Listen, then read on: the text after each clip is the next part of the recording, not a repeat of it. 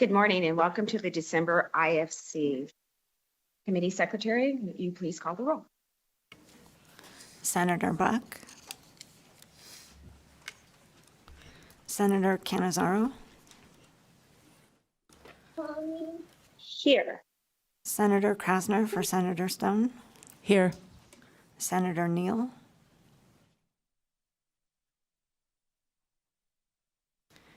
Senator Nguyen, Here. Senator Taylor,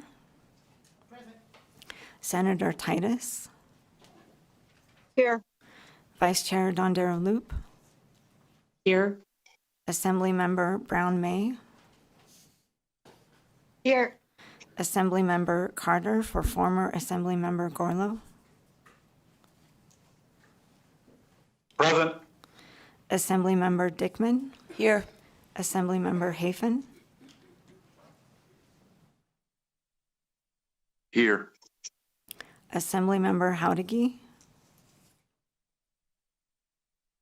Here. Assemblymember Kasama, Assemblymember Mosca, Here. Assemblymember Nguyen for Assemblymember Backus, Here. Assemblymember O'Neill, Here. Assemblymember Orentlicker for Assemblymember Anderson, Here. Assemblymember Torres for former Assemblymember Peters, Here. Assemblymember Watts, Here. Assemblyman Member Yeager, Here. Chairman Romarino. And I am here. Will you please mark Senator Buck and Assemblywoman Kasama as absent? We will have two opportunities for public comment, one at the beginning of our meeting, another opportunity at the end of today's meeting. I would like to ask everyone in the room to silence your electronic devices, put them on vibrate. Members of the committee will be using their computers. Doesn't mean that they're not paying attention. They're following along with handouts and things on their computers and items on their desk. If you are joining us and you'd like to call in to make public comment, the number is 888-475-4499. And today's meeting ID is 865-4881-5922, and then please press pound. We do have some items that will be moving on the agenda because of other things going on that staff members need to get to. And we will be taking a lunch around noonish, depends on how our agenda goes for today. So with that, we will start with the first opportunity for public comment. If you would like to make public comment and you're here in Las Vegas, I invite you to fill the chairs here. And if you are in Carson City, I invite you to the table there, fill the chairs there. We'll start in Las Vegas, go to Carson City, and then we will go to the phone lines for public comment.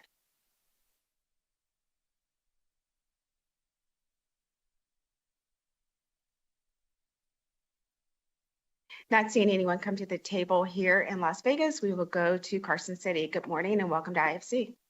You can go ahead. Good morning, Madam Chair and members of the committee. My name is Shane Piccinini, S-H-A-N-E, P-I-C-C-I-N-I-N-I. I am here today to represent the Food Bank of Northern Nevada and 3 Square Food Bank in support of item N82, which is an appropriation for summer EBT.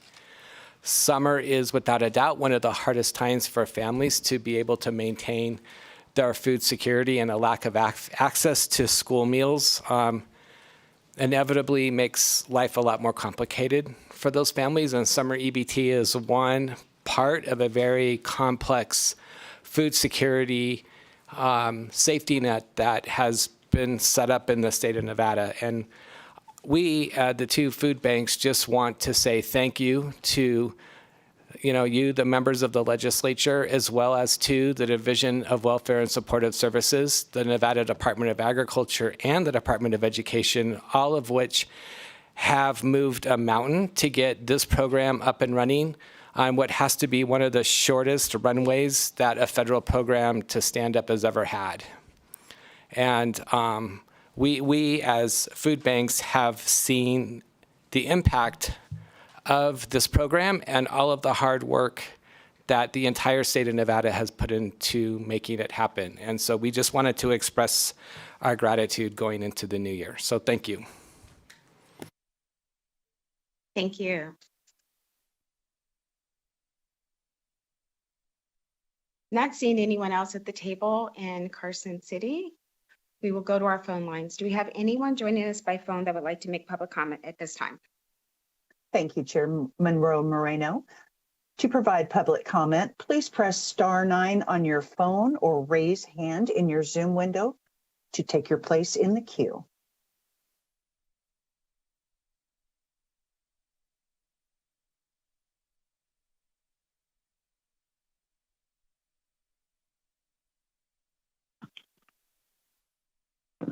Good morning, members of the Interim Finance Committee. I am Dr. Andrea Peterson from Roseman University's Empowered Program.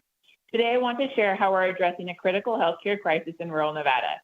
Drug-induced deaths remain a leading cause of death for maternal deaths in our state, with a 38% increase in overdose deaths among women of childbearing age from 2019 to 2020. For pregnant women and new mothers in rural communities struggling with opioid use disorder, accessing specialized care can feel impossible due to distance, transportation, and other barriers. That's why we're launching the Empowered Rural Response Road to Recovery and Resiliency Initiative. Through our mobile health unit, we will bring essential medical services directly to women in rural communities.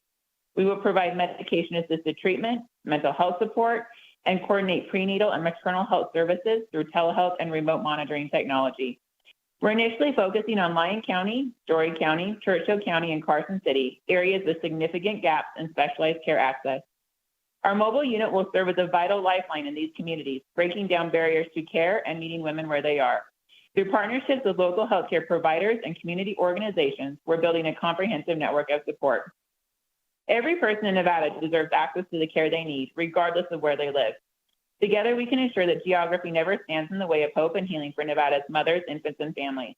I humbly ask that you support funding of mobile opioid units through the use of funds made available through the Fund for Resilient Nevada. Thank you. Thank you. Next caller. Chair, members of the committee, this is Jonathan Norman with the Nevada Coalition of Legal Service Providers. I just wanted to make two comments, one on item R, foreclosure mediation.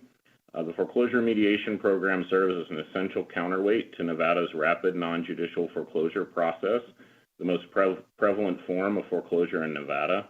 Before a foreclosure sale can proceed, the foreclosure mediation program mandates that a mortgage lender must demonstrate their authority to foreclose by presenting the necessary documentation during mediation.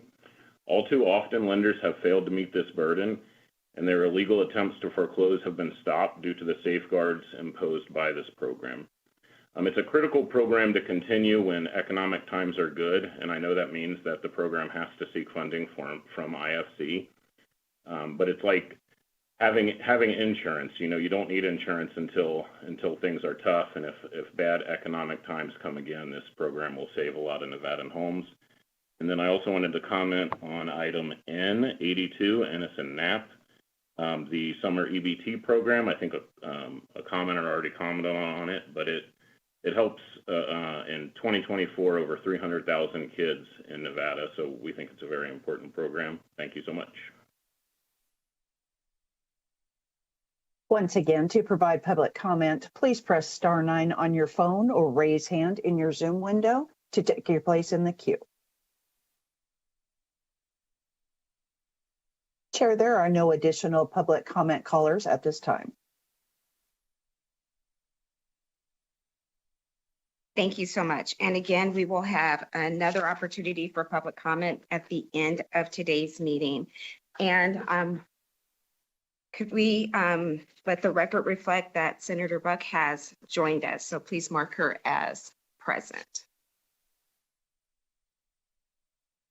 With that, we'll go to the next item on today's agenda. It's the approval of the minutes from the February 8th, 2024 meeting. Members, you should have received those minutes and had an opportunity to review them. Are there any questions or edits to the minutes? If not, I'll entertain a motion to approve. So moved. Second. We have a motion and a second. Any discussion on the motion? Not seeing any. All in favor, please say aye. Aye. Aye. Any opposed? And the motion carries.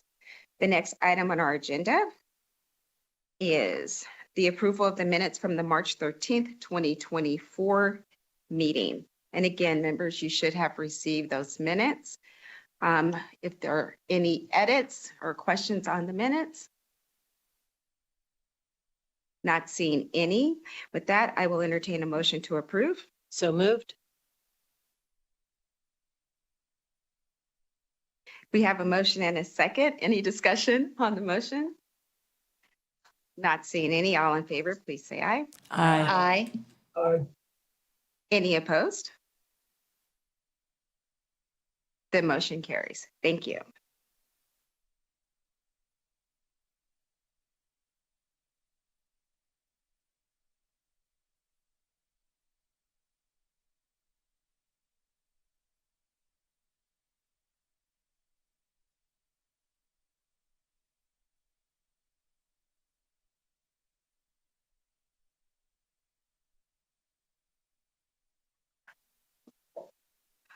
Next, we will go to our staff, Ms. Kaufman, to go through the items to be pulled from list I, M, N, and S. Ms. Kaufman?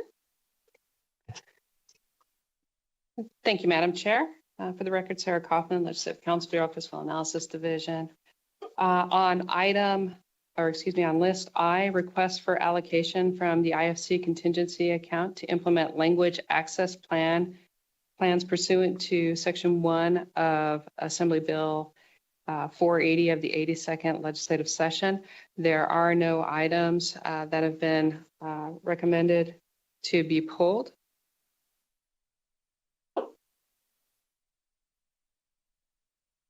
Going on to list M, the approval of work program revisions for the expenditure of American Rescue Plan Act coronavirus state fiscal recovery funds in accordance with NRS 353-220. There are no items on the first page or the second page. On the third page, items recommended to be pulled are items 8 and 9 heard together. Item 11, which is heard with item P6. On page 4, items M12 and M13 heard together.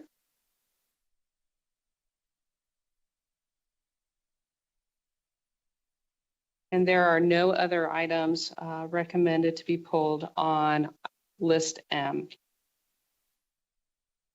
Moving on to list N, there are no items recommended to be pulled on pages 1, 2, 3, 4.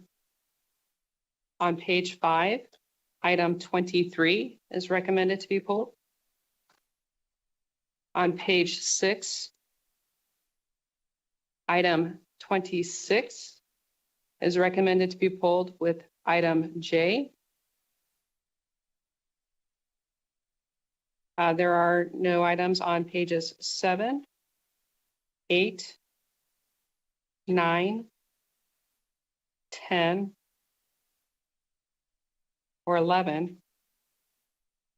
I would note on page 12, we received a request from the Governor's Finance Office to pull or withdraw item 61. So item 61 is no longer being requested. It is recommended to be withdrawn. There are no items on page 13. There are no items on pages 14 and 15. There are also no items on page 16. On page 17, item 86 is recommended to be heard with item F2. Item 88 is recommended to be heard with items F3A, F3B, N88, and N91. On page 18, item 91, again, is recommended to be pulled and heard with items F3A, F3B, and N88. On page 19, item 97 is recommended to be pulled. There are no items recommended to be pulled on page 20. On page 21, item number 109 is recommended to be pulled. There are no items on pages 22 or 23. There are also no items recommended to be pulled on pages 24 and 25. On the last page, under reclassifications, the Governor's Finance Office has requested to withdraw its request for a reclassification of an administrative assistant. And that concludes the items recommended to be pulled for list M. Moving on to list S, informational items. Item number 1B is recommended to be heard with item G. On the second page, item 8 is recommended to be pulled. And there are no other items recommended for list S. Madam Chair, I'd be happy to go through any of those work programs recommended to be pulled again. Members, do you need the list repeated of the items to be pulled? All right. Are there any members that have any other items that they would also like to have pulled for further discussion at today's meeting? If so, go ahead and let me know what those are now.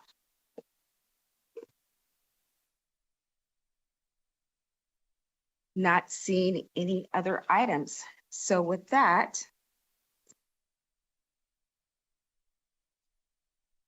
we'll take a motion to approve all of the other items that were on today's agenda that were not pulled for further discussion to be approved now. Thank you, Madam Chair, and I so move as stated. Second. We have a motion for approval and a second of all of the other items that were on today's list that were not pulled for further discussion to be approved at this time. All in favor of the motion? Aye. Any opposed? Seeing none, then it is approved. For those of you that joined us that were on the agenda and you are now free because your items was not pulled for further discussion, we wish you a very happy and safe holiday, and we will stand at ease to give you all an opportunity to go on with the rest of your day, and then we'll get back to the meeting. Happy holidays.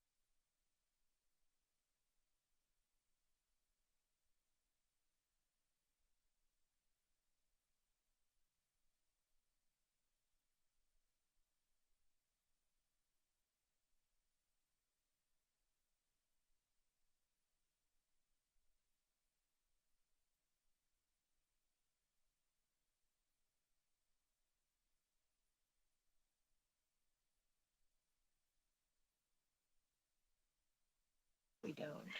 All right. As I stated at the top of the meeting that we would be taking some things out of order. We've got the list together. The first item that we are going to hear today is item O on today's agenda. I'm so sorry.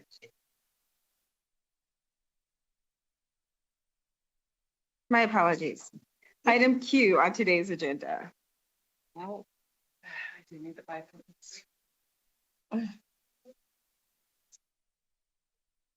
Item Q Yeah. is the State Department of Conservation and Natural Resources. Good morning. I know you have a busy morning ahead of you. Yes. Thank you, Madam Chair, members of the committee. Charlie Donahue, I serve as the administrator for the Division of State Lands. In that capacity, I also serve as a state land registrar. Before you with this item is a ground lease for a piece of state property on Commerce Ave. It's just under an acre. The term is for an initial 30-year period with 2 options for the lessee to invoke for a total term of 50 years. The agency went out through the competitive lease process 321.335. We had 1 interested party, and then we entered into negotiations, and those negotiations lasted about 8 months. And with that, Madam Chair, first off, I'd like to thank you for extending the kind offer for allowing this to be taken out of order. The agency has a rather large mission trying to dispose of the Grant Sawyer building later today. So I really do appreciate your flexibility. And with that, I'd be more than happy to take any questions on this agenda item. Thank you so much. And we wish you much luck on the sale. We know the property across the street, that sale didn't go as well as the city of Las Vegas would have hoped. Members, do you have any questions on item Q for Mr. Donahue? Not seeing any questions here in Las Vegas. Is there anyone in Carson City that has a question for Mr. Donahue?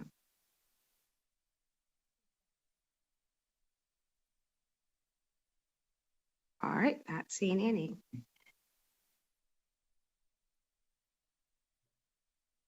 With that, seeing no questions, I'll entertain a motion to approve. So moved. Second. We have a motion and a second. Any discussion on the motion? Not seeing any. All in favor, please say aye. Aye. Any opposed? Any opposed? And the motion carries. Thank you so much. Thank you, Madam Chair and committee members.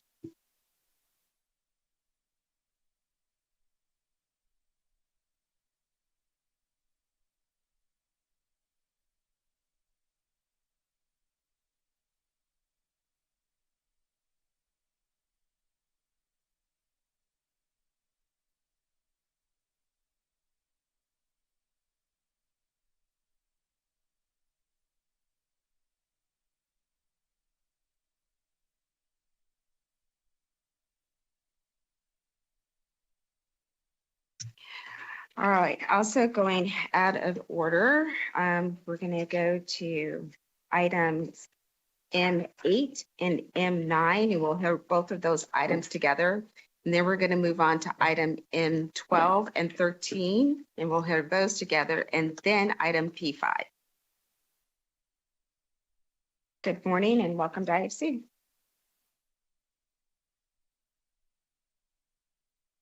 Good morning, Madam Chair. Jack Robb for the record, and I have a team in Carson City and here with me in Las Vegas to answer any questions on any of those projects you may have.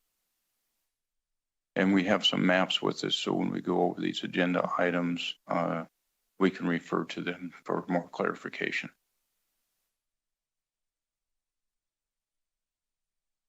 Okay.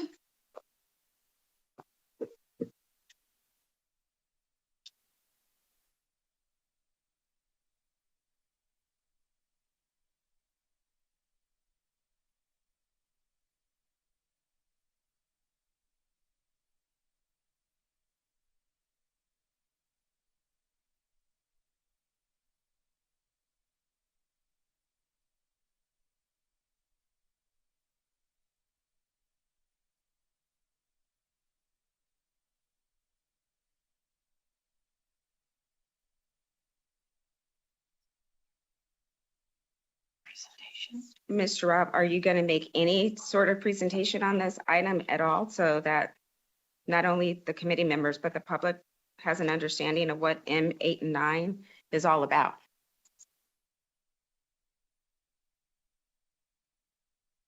Okay, for agenda item 8, the removal of the COVID funds that was scheduled to go on to Building 9.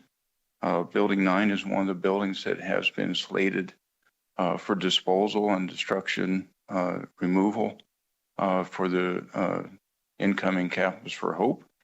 We've been working with the Campus for Hope to take over in excess of 20 acres on that north end of the campus to serve a lot of the needs that the Southern Nevada campus currently fulfills and expand the mission to help keep people out of chronic homelessness or catch them before they get into chronic homelessness. So this is an item that we wanted to go forward with, but when reviewing Campus Hope and best location in town for that and how to make that campus come together, we found it prudent to not go forward with this project and find other ways to meet the need that was going to be in Building 9. So I'm sure there's going to be questions on Campus for Hope and other buildings. So will you bring up a map of that northern end where Campus for Hope is going to go? And I can go over high level what buildings we're looking to dispose of so that you have a good idea of what we're doing. On the left side of the screen, the top one in purple is Building 1. It will be disposed of, and everything. North is Go ahead and state your name for the record. Heather Holmstrom, project manager and architect for State Public Works. North is to the left of the page, and this road right here is transverse. So we're looking at the north end of the property, which is mostly the purple and orange buildings to the left end. And what's that corner? What's the cross streets at that corner? So this is Charleston. Okay. This road here is Jones. Community College Drive and the campus of Southern Nevada is at the lower end of the page. So from where we're sitting, it would be the upper right-hand corners. That what you're referring to? Those, the upper or the upper left, which? The upper left would be Charleston and Jones. Upper right is Jones and Oakey. And so if you're familiar with the Charleston campus for CSN, that's at the bottom of the page. Jack Robb for the record. All buildings depicted north of that transverse drive that intersects the campus there, with the exception of 17, 4, 5, and 6, will become the new Campus for Hope. That is what the plan currently is. So I want to make sure I understand it. Building 17, Building 4, Building 5, and Building 6 would remain. Everything else would go away? That is correct. There is a short time frame why we are getting the new forensic hospital built, that Building 3 and 3A would need to remain in place to accommodate the beds that are required. And even keeping those two buildings in place, we fall far short on the beds that we are required to have. But that's our plan, is to deed those over into the future, but just not at this time while we have the forensic hospital project ongoing. And could you tell the committee how much money has been spent on Building 9 to date that we're now not moving forward? Jack Rupp for the record. My understanding is a little in excess of $80,000 in the planning phase.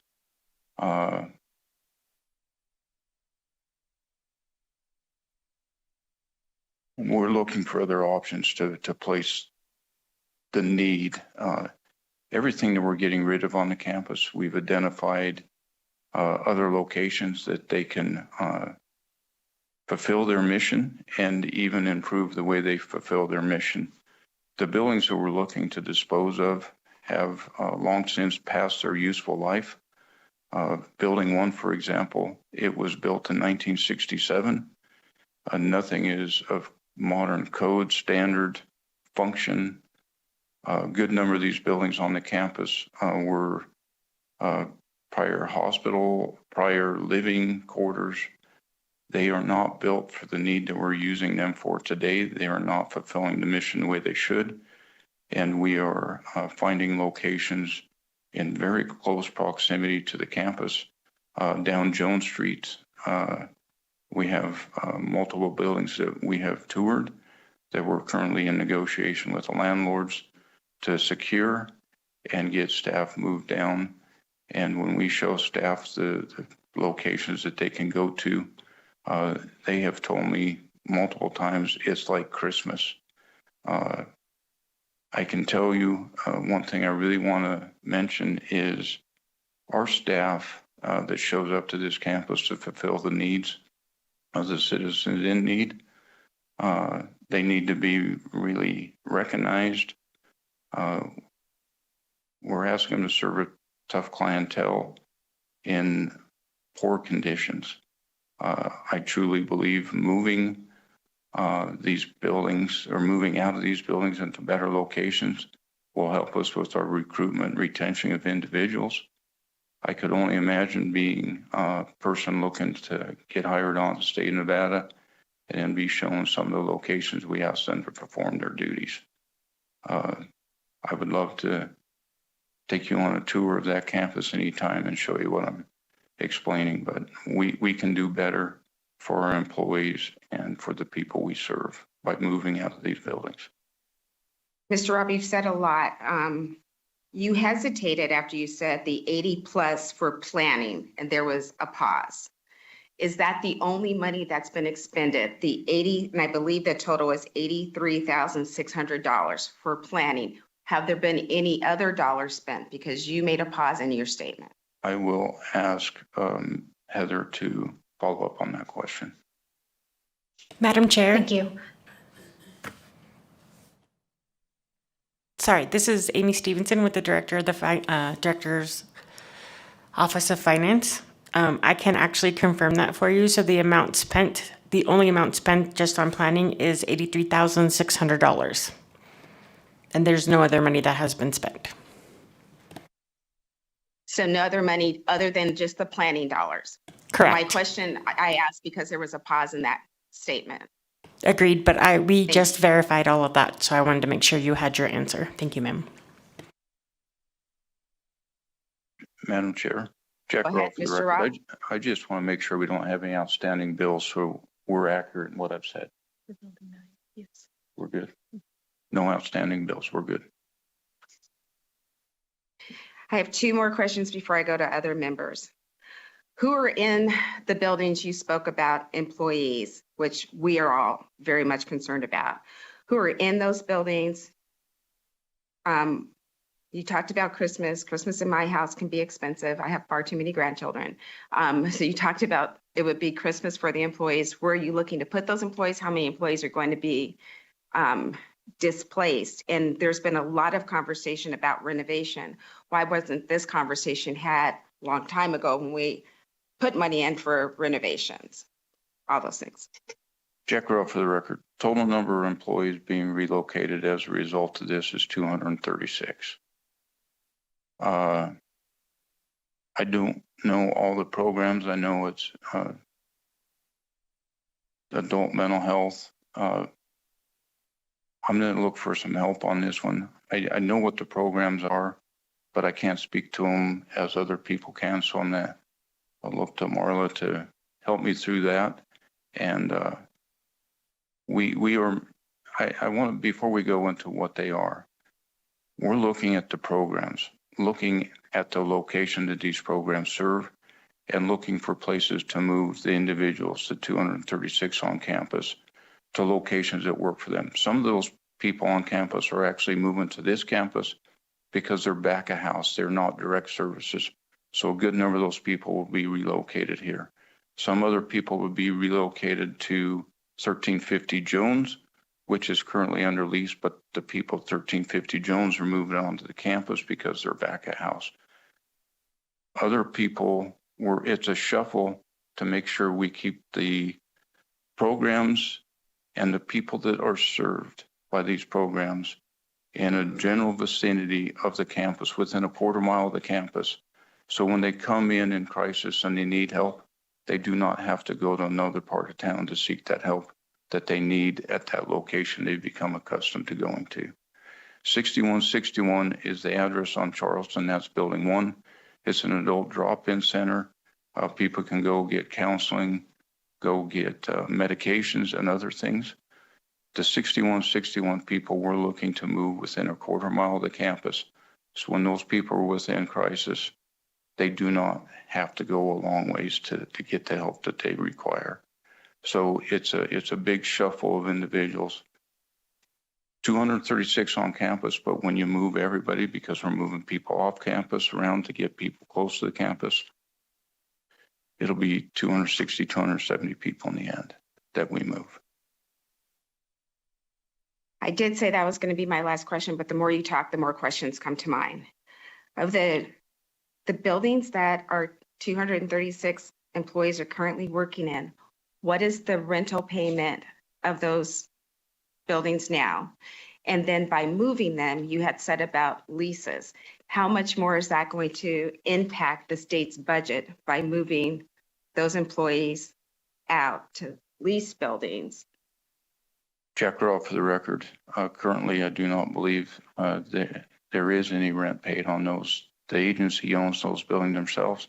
They are not public works buildings. I'm not familiar with how the agency funds buildings that they own themselves. They're not under public works.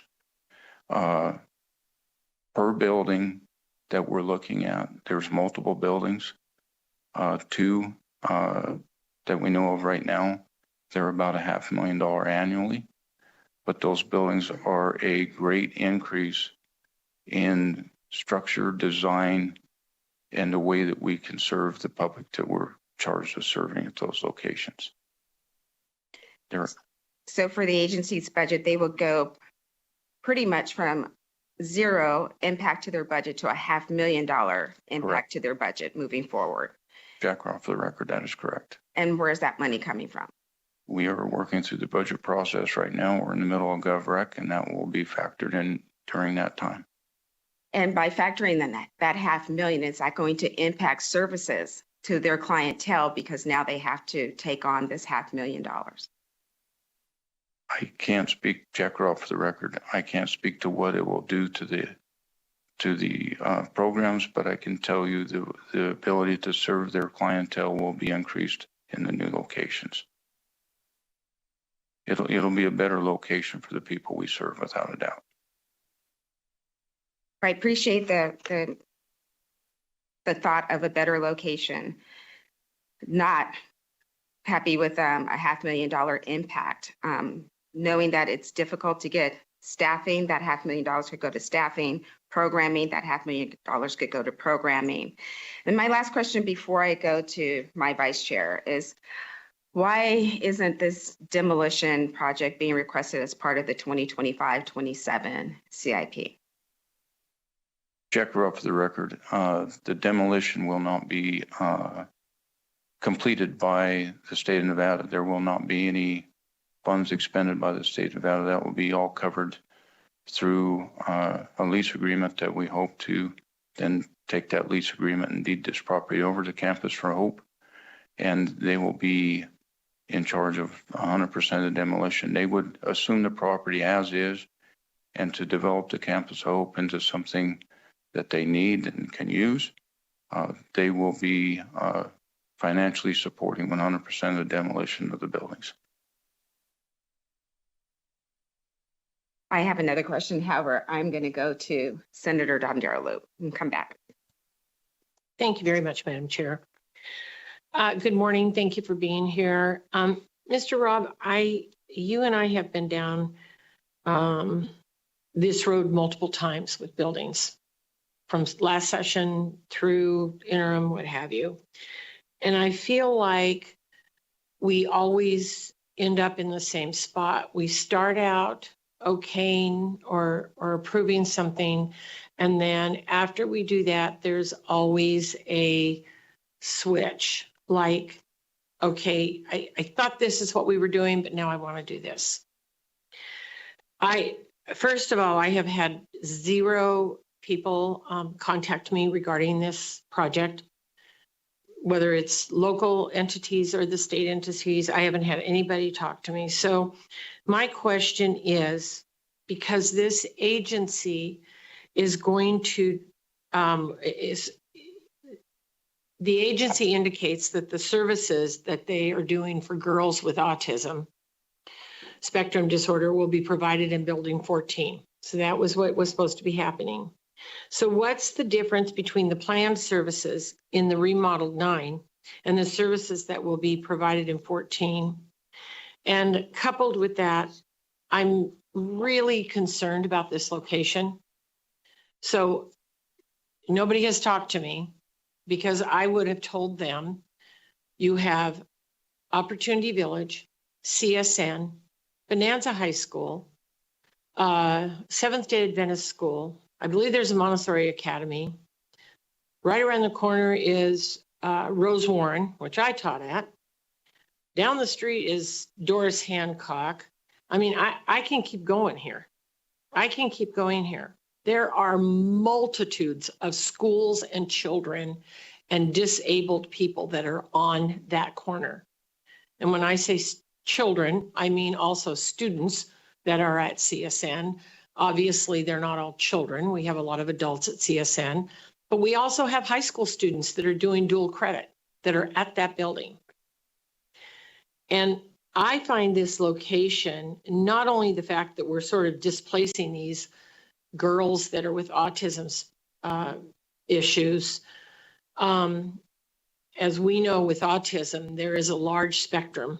So they're not all just in one area. I just find it overwhelming that we are doing this without some discussion. I don't know when the discussion's been, because I can tell you I have not had anybody reach out to me. And I just can't displace girls with autism and put a building, a campus of hope in this location with all those schools around there. That just makes my head come off my shoulders. So I'd like some, I guess my question is you can start with why that location? Why hasn't this been a more public discussion? And please tell me the difference between the planned services in the remodeled 9 and what would be happening in 14. Jack Robb for the record. I apologize for not talking to you sooner. Director of Special Projects, Tony Polito, and myself were put on this project late October. I'm trying to get up to speed on this project. Why the location? It is a location that was 6161 in the drop-in center. The current clientele in the valley, there's a code term on the street. If you're in mental crisis and you don't have the means to get to a hospital or something, there's a code term on the street. You need a 6161. A 6161 is the address on Charleston where these people go to get these type of services. It's already there. It's built in. This, what the Campus of Hope is going to do dovetails very well into the existing use on that campus. I understand about the young women with autism that we're supposed to serve with this remodel. I can assure you we're working diligently on trying to find locations for every function that is covered in every single building that we are trying to remove to make this campus work. I have spent a lot of time since the end of October on this campus. I'm impressed with the staff, but I'm really disappointed in the buildings that we have that we're trying to perform vital functions to the people that need them. One way or another, this change needs to happen so these agencies can serve their public in a proper manner. I probably didn't answer your total question on the autism part. Hopefully I did answer your question on why this location, because it is already seen within that community as the place that you go for help. So I don't think I have a clarity on building 14. And I don't think I got, and I understand what you're saying, that, you know, maybe some of our clientele is going there, whether the address is 5151 or 6161. I get that some of our clientele is going there, but developing a whole campus is different than having some clientele go there. And first of all, I think there's probably another location we might be able to use. But second of all, I'm going to go back to the fact that that area just happens to be a concentration of schools. And I just think we need to think through where the clientele actually is, because that's on the west end of town. And we also need to think about, so maybe a more central location for them. Because certainly if I'm down at the Sawyer building and I have to go to West Charleston and Jones, that's, you know, that's a pretty good little jaunt, bus ride, whatever. So I am just very confused as to why we are doing this and why this wasn't thought out before it all happened. I mean, like I said, I haven't had any conversation with anybody, and I get that you were put on the project in October, but we've spent money and we're switching gears, and I just think it's a bigger conversation. Jack Robb for the record, and I understand what you're saying, and I understand about the money spent. I truly believe spending any money on the buildings north of Transverse Drive is a poor spend of state resources, because we're throwing good money after bad buildings. And we have done that before, by the way. Not a lot, and that's why we're currently sitting in the building we're sitting in. Is we need to change that model. FYI. Yeah. Like I said, you and I have been down this road several times, and I'm kind of to the point where I'm thinking this is like our MO. We say, I'm going to buy 10 blue mugs. I bought 10 blue mugs, then I got them and I decided I didn't like them. So now I'm going to go buy 10 gray mugs. And by the way, sorry that I bought the blue mugs. We'll do something with them. Check her off for the record. We bought the blue mugs in 1967, and those mugs were wore out. Well, no, we bought the blue mugs when we spent the $80,000. Check her off for the record. The $80,000 pales in comparison to what we should be doing to get the proper locations for those services that we provide.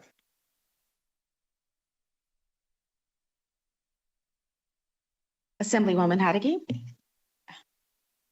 It's funny, those buildings were good enough for young girls in the summer of 2024, right? But they're not good enough now. I have a couple questions, Madam Chair. First, I want to clarify something. Director Robb, you listed building 1, 17, 4, 5, and 6 as the only buildings we were keeping. Am I correct?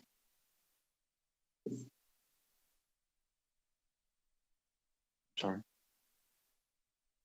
Check her off the record, not building 1. Building 1 is the address 6161. That one 51. is going with. Okay, so the only buildings that aren't being demolished are 17, 4, 5, and 6. That is correct. Okay. I received information saying that you were going to move the displaced young girls to building 14, but building 14 is one of those buildings that's listed as being demolished. Jack Raw, for the record, we're currently working with other entities because some of these buildings are leased to other entities like the county to find suitable locations. And that's what we're diligently working on. We're working to make sure that all people are covered and we will not disrupt service. We're working with the people developing campus, I hope, to work on the timing of when we move people out of each one of these structures to make sure that we do not have a disruption in service. We will not stop a function. We will not move out of a building until we have something to replace that building, if that makes sense. Follow up, Madam Chair? Okay.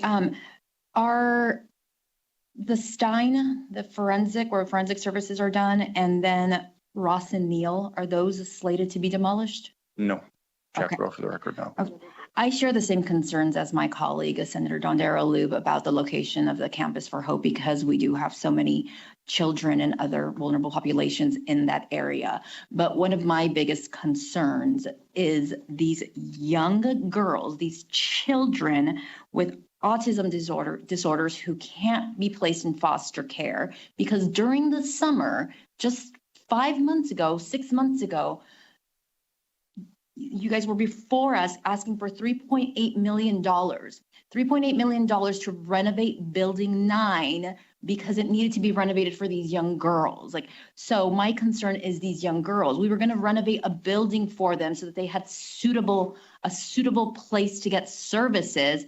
And now we're just displacing them and we don't know where we're putting them. This building was good enough for them in the summer, but now you're telling me it's not. What happens if we put $3.8 million into Building 9 and give these girls what we promised them? What you guys were before us in the summer telling us that there was such a need. You guys were here telling us there was a need for this money, $3.8 million, so we can give them a renovated building and provide them the services that they need. And now it's just not important.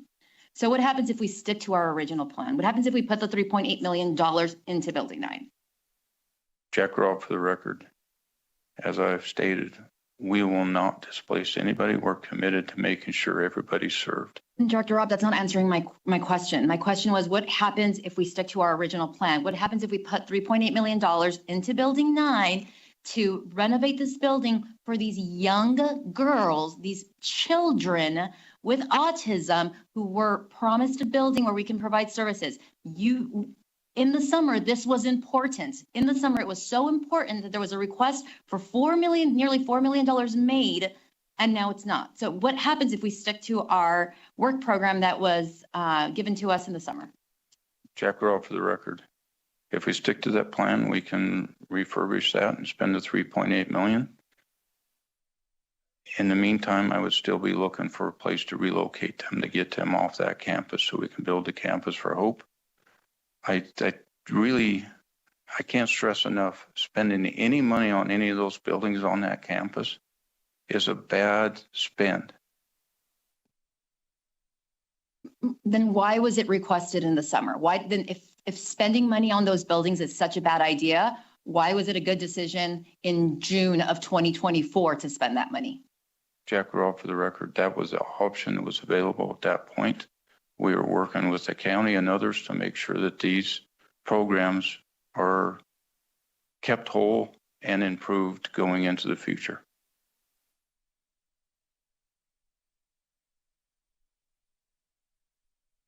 Senator Neal? Thank you, Madam Chair. I just want to go back to some comments that were made because I want to understand. So when you were talking about when the chair asked you, there will be a certain amount of buildings that go from 0 to 500K, right? What is the number of buildings that will go from 0 to 500K? Jack Raw, for the record, at this point, I would say 3. 3, okay. Second question.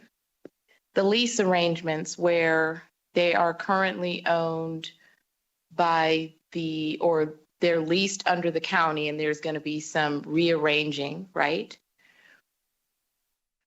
Subpart of that question, who is absorbing the cost of those leases?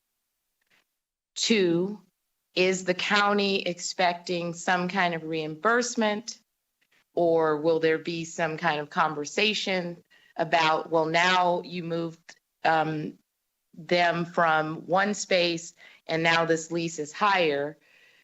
Talk to me about those conversations that you're actually having within that framework of the lease rearrangements, and how many leases?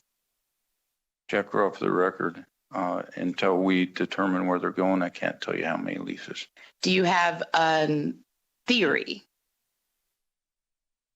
No, but we are working with the counties, and the Campus for Hope has agreements with the counties and City of North Las Vegas, City of Las Vegas, and Henderson's getting ready to do their agreement with Campus for Hope for the services they will provide.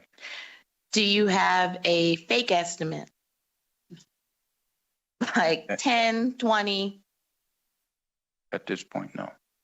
Do you have a projected idea of what those lease arrangements or rearrangements would cost? Is there potentially a double cost? Is it now going to be like just simple math? If it was $1,000, now it's going to be $2,000.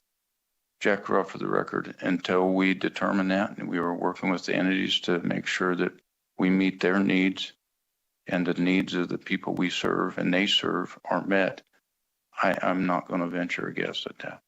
Okay.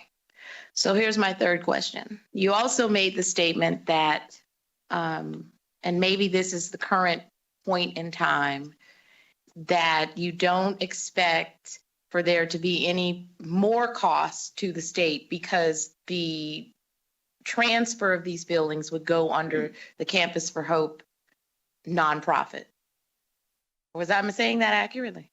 That is correct. At the time that they assumed the lease, all upkeep of that campus, all demo of that campus, everything to do with that campus will be paid for through the funds that were given in Bill 528 and the private funds that the mandatory matching funds, the $100 million in matching funds that they have secured, that money will be used for the demo and the build of the new facilities on that campus. Thank you for that. So I'm so glad that you mentioned AB 528, that you mentioned Section 16, because the state did put in $100 million. Yes? That is correct. So it is not a zero cost to the state because they are actually an equal partner in this bill, because it's $100 million and then a matching. So if the structure of the bill created $100 million from the state and then it was matched, how can you say that there will be no future absorption by the state when the state was equal partner in the funding that is getting ready to do this activity? Jack Rowe for the record. What I was stating was there will be no additional cost. Those costs have already been encumbered through prior legislation. There will be no additional costs, and it is on the Campus for Hope that has their application in with Go Ed right now to be the party that receives that $100 million. Okay. Madam Chair, can I have one more question? So that's amazing, right? And listen, I like you, I respect you. I know you're last meeting, I think in the summer, I called you superhero buildings. However, in this particular circumstance, I'm really trying to understand how, when you're going to take buildings from a 0 to 500K, when we sit in CIP, we talk about maintenance, we talk about all of these things that come up, right? The air conditioner and all these wonderful things that happen to stop working. And then we sit and we talk about who's going to pay for it. And typically it's the state. And then when we talk about these lease rearrangements, we're talking about North Las Vegas, Henderson, and City of Las Vegas and the county doing some kind of rearrangement. And the question I want to ask you there on what you have not theorized or what you have not projected and what you don't know at this moment in time is that what I understood was in the bill AB 528, the entities, the cities, were expected to give up to 15 million in their share of this work. And that when it came down to them being asked, right? I think it was a month ago, I sat and I heard it, that they said, oh no, we're not giving up any money. Actually, we're going to do zero. We're not giving up the 15 million, up to 15 million. And so within that conversation, right, having that as a backdrop where they sat with the entities who are part of the Campus for Hope and said, you know what, I know I came to the table and testified and I said, amen, and thank you, Jesus, for this project. And then at the end, I said, I am giving zero for the 15 million in the bill, although not mandated, but strongly and deeply encouraged. Now you're saying that these entities will then rearrange their leases and not have one word to come back to the state and say, you know what, by the way, we incurred a cost because of the state and therefore we're seeking dollars because we took on this risk because the state asked us to. You're believing that that won't occur? Jack Robb for the record. In working with the individuals that are bringing the Campus of Hope to fruition, I have full confidence in them. And I have stated that I have full confidence in us being able to work with our partners to find suitable locations to fill the needs of the people we serve currently on that campus.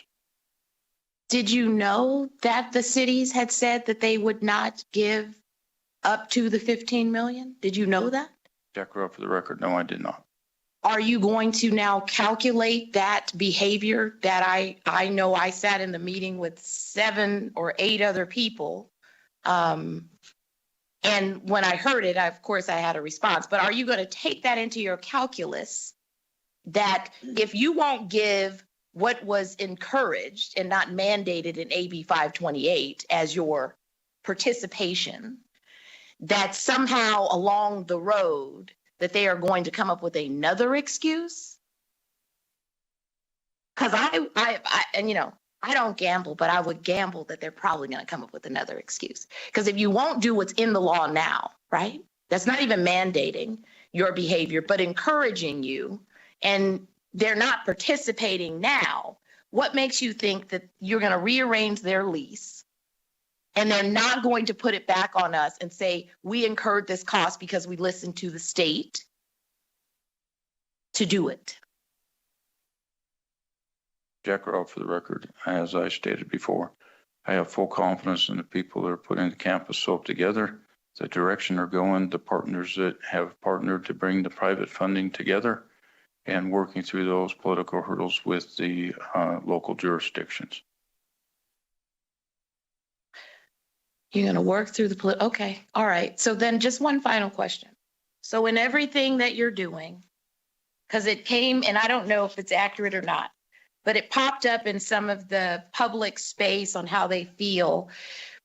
There's a question on, because they say there's this DOJ finding on mental health related to children, and that this activity on this campus is somehow could be impacted because the DOJ is saying there are services or failure to perform services in this space.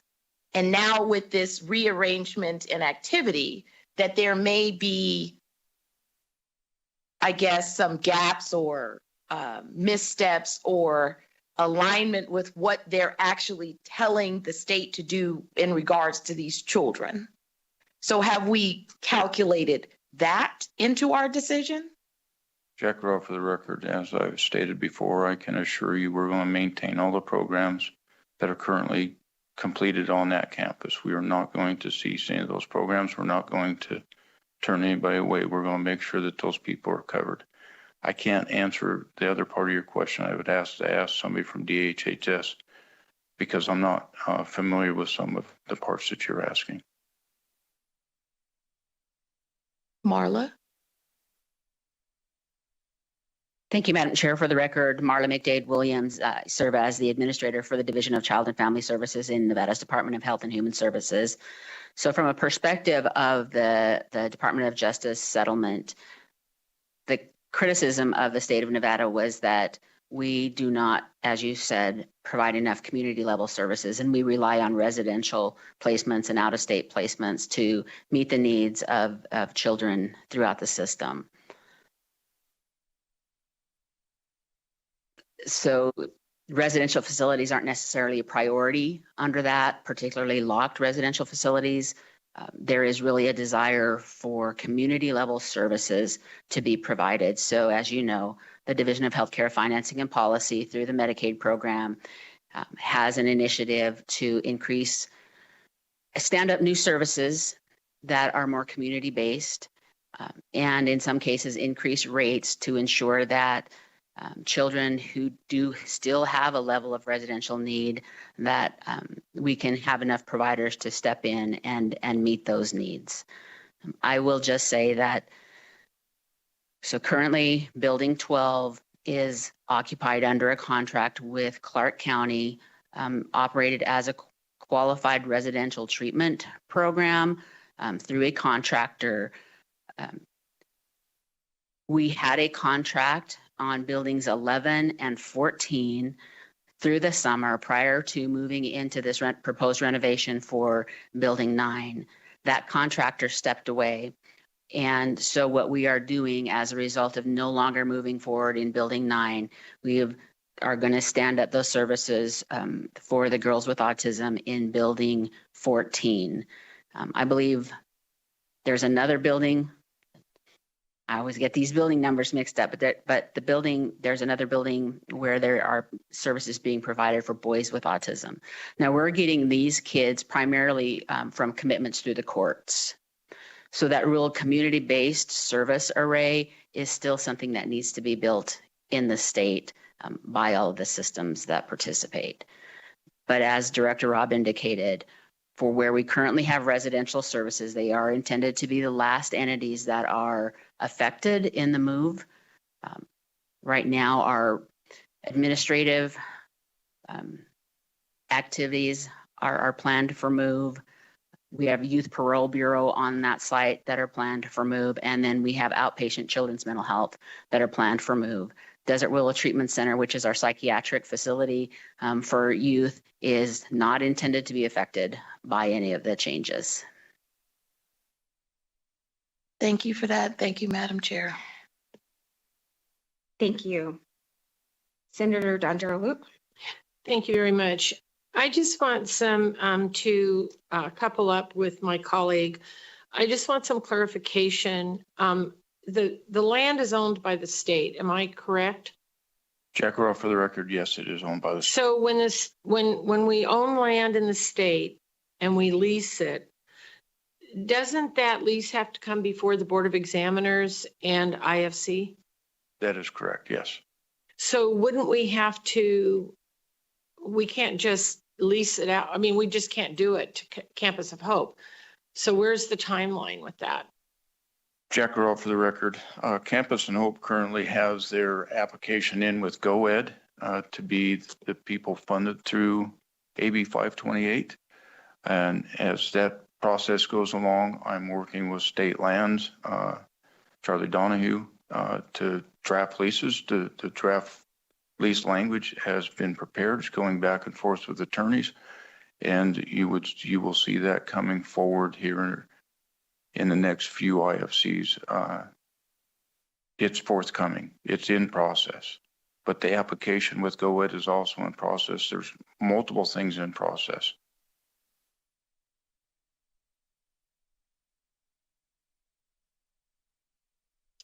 I understand there's multiple things in process. I guess it just goes back to the original question of the confusion of how we got here. How we started out with one idea, one process, and now we're clear over on the other side of the process. And if Campus for Hope has submitted those applications, are they on a website? Like, is there someplace I can go look at them? Because isn't Campus for Hope considered a nonprofit? Jack Rowe for the record, yes, Campus for Hope is a nonprofit. So is there someplace that you said that they had already submitted their applications? And you said that they're already there. So is there someplace we can go look at those? I will find you where you can get those, and I will get them over to LCB staff. Yeah, and I don't mean next week. I mean, like, if they're already there and ready, I'd love to have them today while we're doing this meeting. I will get a hold of Director Burns and see how we can get that accomplished. Thank you. Assemblyman Hafen? Assemblyman Hafen? Yes, thank you, Madam Chair. And I just want to, there's been a lot of discussion and it seems like I'm starting to get more and more confused. But I think that what you guys are trying to do is fulfill the obligations under AB 528. And I think some of the conversation maybe is the location, it appears. And so I just want to confirm that your goal here is to fulfill the obligations under AB 528, correct? Jack Rowe for the record, our goal is to not only fulfill the obligation of 528, but to do it in a location that population is very well accustomed to going to. Like I said, the street term, if you are in mental crisis, is I need 6161. That is a very common term within that population that they know those services are provided, and it is consistent with what the Campus of Hope is trying to do. And if the Campus of Hope cannot fulfill that individual's needs, we will have another location a half mile down the road that is operated by the state that can fulfill those needs of that individual. And then I know we had the conversation of having to relocate some of the individuals. But if I understand correctly, we were going to propose to rehabilitate the building, and now we're talking about just permanently relocating. If we were to rehabilitate the building, we'd have to relocate them anyways, correct? Currently, a couple of the housing units are vacant, so there is no relocation of those individuals.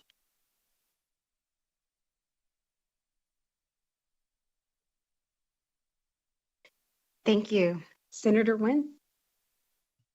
Thank you. Obviously, you can feel some of the frustration, and I think a lot of it has to do with the lack of communication. I know in particular, I became aware because this sits in the middle of my Senate district, that this was being proposed as a possible location for this Campus for Hope project. And that was in late 2023, early 2024.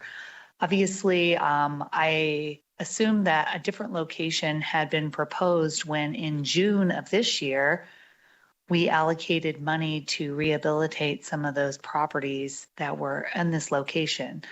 And while I appreciate that we are not going to rehabilitate a property that potentially would be demolished in some time, and we can potentially reallocate that money to other projects, I do have some of the same concerns that my colleagues recognize. That's something that was so important for not only just a vulnerable population with young girls with autism that are autistic. These aren't just like children that have challenges. This are our highest risk, highest needs, like individuals, and we still haven't found a solution for them. So there's a couple of things going on there. Obviously, I want to know what we are doing for those individuals. And then second of all, I think that also highlights the communication problem that we're having here, that just like in June of this year, we were asked to allocate this money to a project that would potentially be demolished if this goes through. I guess my other question is as soon as recently as a couple of months ago, I sat in that same meeting with Senator Neal, and it was indicated that Obviously, some of the municipalities were not contributing what they had initially testified and promised to. One, we're also told that there were potential other locations for this property. It sounds like from what you have testified today in this hearing in this committee, that this is the location. Has this been finalized as the location for this Campus for Hope project? Jack Robb, for the record, yes, I would say this is our primary and preferred location. As I've stated, with 6161 and the population we currently serve and the services provided on that campus, it is consistent with those services. It's consistent within the community requesting those services to come to that location. So it is hands down in town the most consistent use of that property and the most consistent way to keep that clientele serviced in the way they need so they don't fall further into crisis. And so when I had talked to some of the people that were taking the lead on, on the nonprofit side, when I first heard of this location, they said they were going to be undergoing like different conversations with stakeholders and there would be different meetings. Obviously, I know you're new onto this project. I think you said in October. So just a couple months in on trying to get up to speed. But can you share what kind of like meetings took place in determining that this met the best needs for this clientele, for the lack of disruption of services, to consolidate these services, to like fulfill the mission of this bill for this Campus for Hope project? Because I wasn't aware of any public meetings. I don't know of any things. Obviously, it sits in the district that I represent, and I know that none of my neighbors, none of my constituents have ever had an opportunity to be a part of these conversations that are in there. So do you know, or can you share with us what type of community engagement, what kind of interaction with even the communities that serve this potential population were had to know that, to make that determination that this was the ideal location for this project? Jack Rowe, for the record, I cannot speak to what happened prior to my involvement, but I can speak to what I've learned since I've become involved. And working with staff on that campus, meeting with multiple individuals, touring every building multiple times, seeing the clientele that comes there. I don't know what meetings occurred to choose that location, but I can say beyond a shadow of a doubt, dealing with staff, seeing the clientele, seeing what goes on that campus and the services we provide, there's no better location in town because it's consistent with where people seek that type of help. That is consistent with the Campus of Hope mission, which is consistent with the services the state provides and which will be provided. The state services will be provided within an approximate, not too far from the campus. We don't have the negotiations done, so I don't want to call out addresses and then have something fall apart. But I can tell you, these buildings do not serve the public correctly. They do not house our staff correctly. They're failing to meet our missions. We need to do better. And by removing these buildings and starting over with something new is the best thing we can do. And providing those services that are critical in close proximity is a huge step forward. May I ask a follow-up, Chair? So it's fair to say that we don't have, at least on the state perspective, we don't have a timeline per se at this point because we have to wait to see whether or not GOED awards, who they award, I guess, this project to. I'm assuming it's going to be probably the only organization that put in an application or is putting in an application for that Campus for Hope, like nonprofit.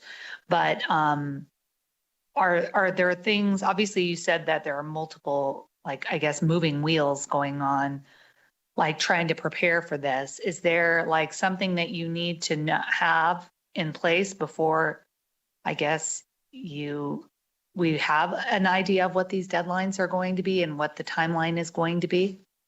Jack Robb for the record. When it comes to timeline, I'm not quite sure what the timeline is with GoEd, but I do not see another nonprofit bringing $100 million to bear. I don't see much competition in nonprofits bringing $100 million to match that type of money. The casino industry's bought in, people have bought in. There's a lot of hope around this campus for Hope of being able to put the $100 million of private money into solving a need in this valley.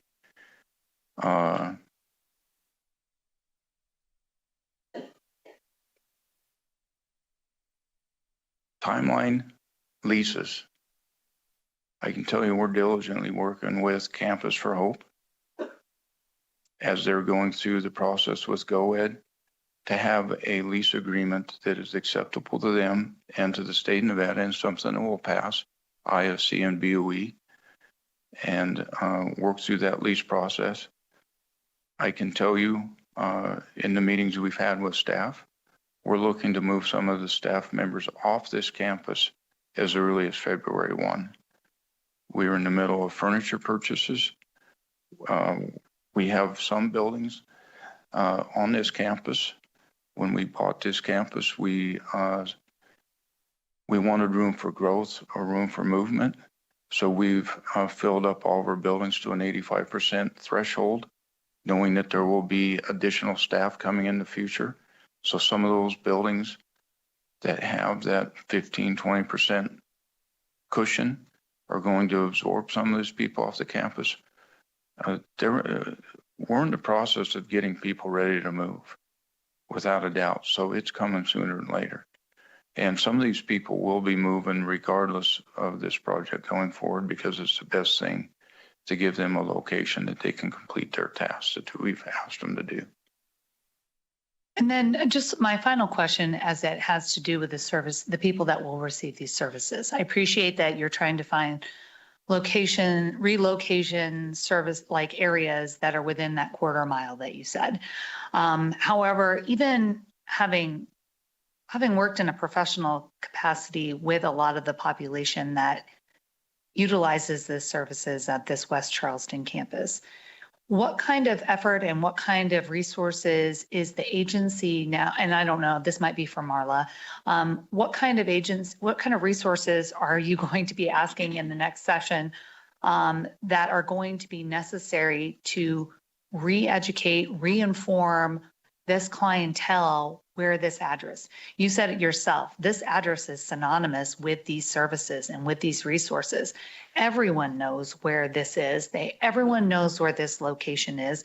You have an extremely high risk, vulnerable population that has difficulty even under the best of circumstances, and moving any of their resources even a quarter of a mile or even across the street, if we're being honest about this, can cause huge heartache and can mean life or death situations for some of these individuals that are seeking immediate services in an area where they know to go. So I'm curious, and this may be a future question for Department of Health and Human Services to be able to look into on what kind of outreach are we doing to clients, other providers, jails, prisons, probation officers, school districts, hospitals, all of the people that know to send people to this address are now going to have to send them to potentially a couple different addresses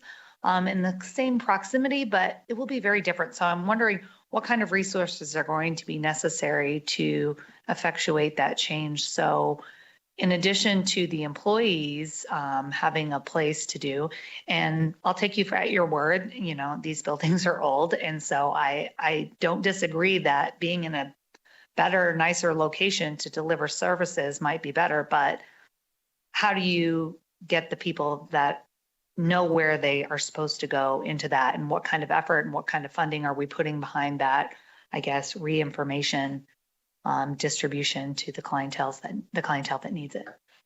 Jack Rupp, for the record, I can't answer that question sitting in my seat right now, but I do want to follow up. You said better, nicer facilities to meet the need.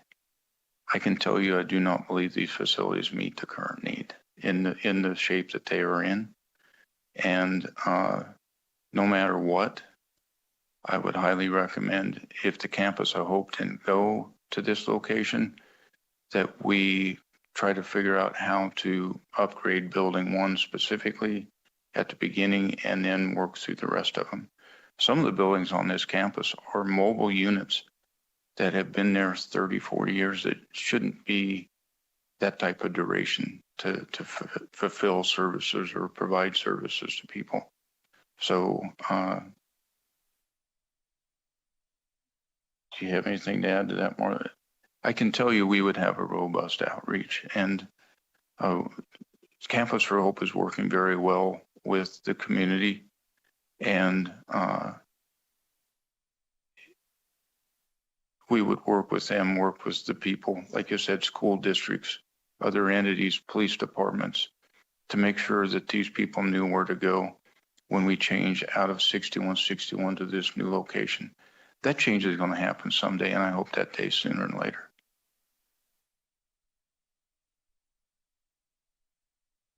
Thank you.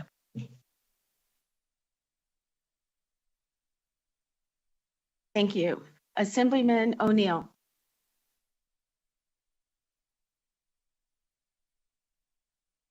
Thank you, Chair.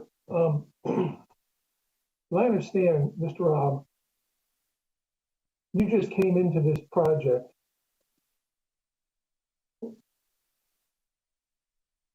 Okay, now I think I'm working. I apologize. I understand, Mr. Rob, you just came into this project in the last couple of months. And so when we talk about what had been proposed back during the summer, the multi-million-dollar upgrade for it, your analyzation was that that wouldn't have been a proper use of the money, as Senator Don Darrell Loop said, we'd be buying blue mugs and then not needing blue mugs. So we want to move them to better locations to better fulfill the services. And this money is, if we don't de-obligate the money out of the ARPA funds, it's going to cause ripple effects down through that on the expenditures. And we have to have that done by the end of the month, if I'm not mistaken. So help me just understand that difference between what was that summer and what we're trying to do now. Because I think you have the best of intentions, and I agree with you that this is actually a cost savings to us. But if we don't pass this today, it will affect other obligations in that ARPA or the whole ARPA spreadsheet. Jack Rupp, for the record, when it comes to the ARPA funding, there are other items such as kitchens at correctional facilities that need to be taken care of so we can meet modern health standards. And we do have places to get this taken care of and make sure we do not revert any of that money. Okay. Thank you. I just wanted to make sure I understood part of it then. Thank you, Chair. Thank you. Assemblywoman Brown Bay. Thank you, Chair, for the opportunity. It's really important to try to get some of this stuff on the record. I appreciate all of the hard work that's been done relative to these previous conversations and what the Campus of Hope stands to do. Really enjoyed having the opportunity to consider that bill during session and look forward to really serving this at-risk population. Back in 2014, the federal government passed the federal settings rule, and states were given an opportunity to transition. The federal settings rule identifies that home and community-based services that are Medicaid waiver funded must be done in a community-based setting, and there are exclusions to congregate care. The property that we're talking about right here has a mental health hospital on one side, right? A children's psychiatric hospital on the other. And we are proposing to locate a homeless mental health population that requires crisis care and intervention. So we have multiple populations that are being served that have high risk on one concentrated area that also includes children and Desert Regional Center, which is intellectual and developmental residential care. So it's considered, and many in the state don't like when I say this, but it's the state's institution, right? It's the only one we still have for intellectual and developmental services, but it is our state-run institution. The settings rule tells us that we can't co-locate services and that we must be home and community based, right? So to Ms. McDade Williams' statements earlier, we really have to find community-based solutions. I bring this up because it's a federal provision. Is there a waiver process that we could potentially go through as a state? There is. It's pretty involved with regard to the federal government. But you know that there are lots of other services for multiple populations. In my experience, folks with intellectual and developmental disabilities are very different than folks who have mental health diagnoses and require crisis intervention. We started this conversation talking about care for youth who are on the autism spectrum, who require significant and intensive services. And now I'm confused because while there's a number of buildings on that property, I heard that the building that we're moving folks are proposing to redo to care for this program is one of the buildings that's slated to be demolished. So is that in fact the case? I get that we need to redo it. My concern is federal prohibitions against what we're doing for congregate institutional care on the site and mixing multiple populations. I don't know, Ms.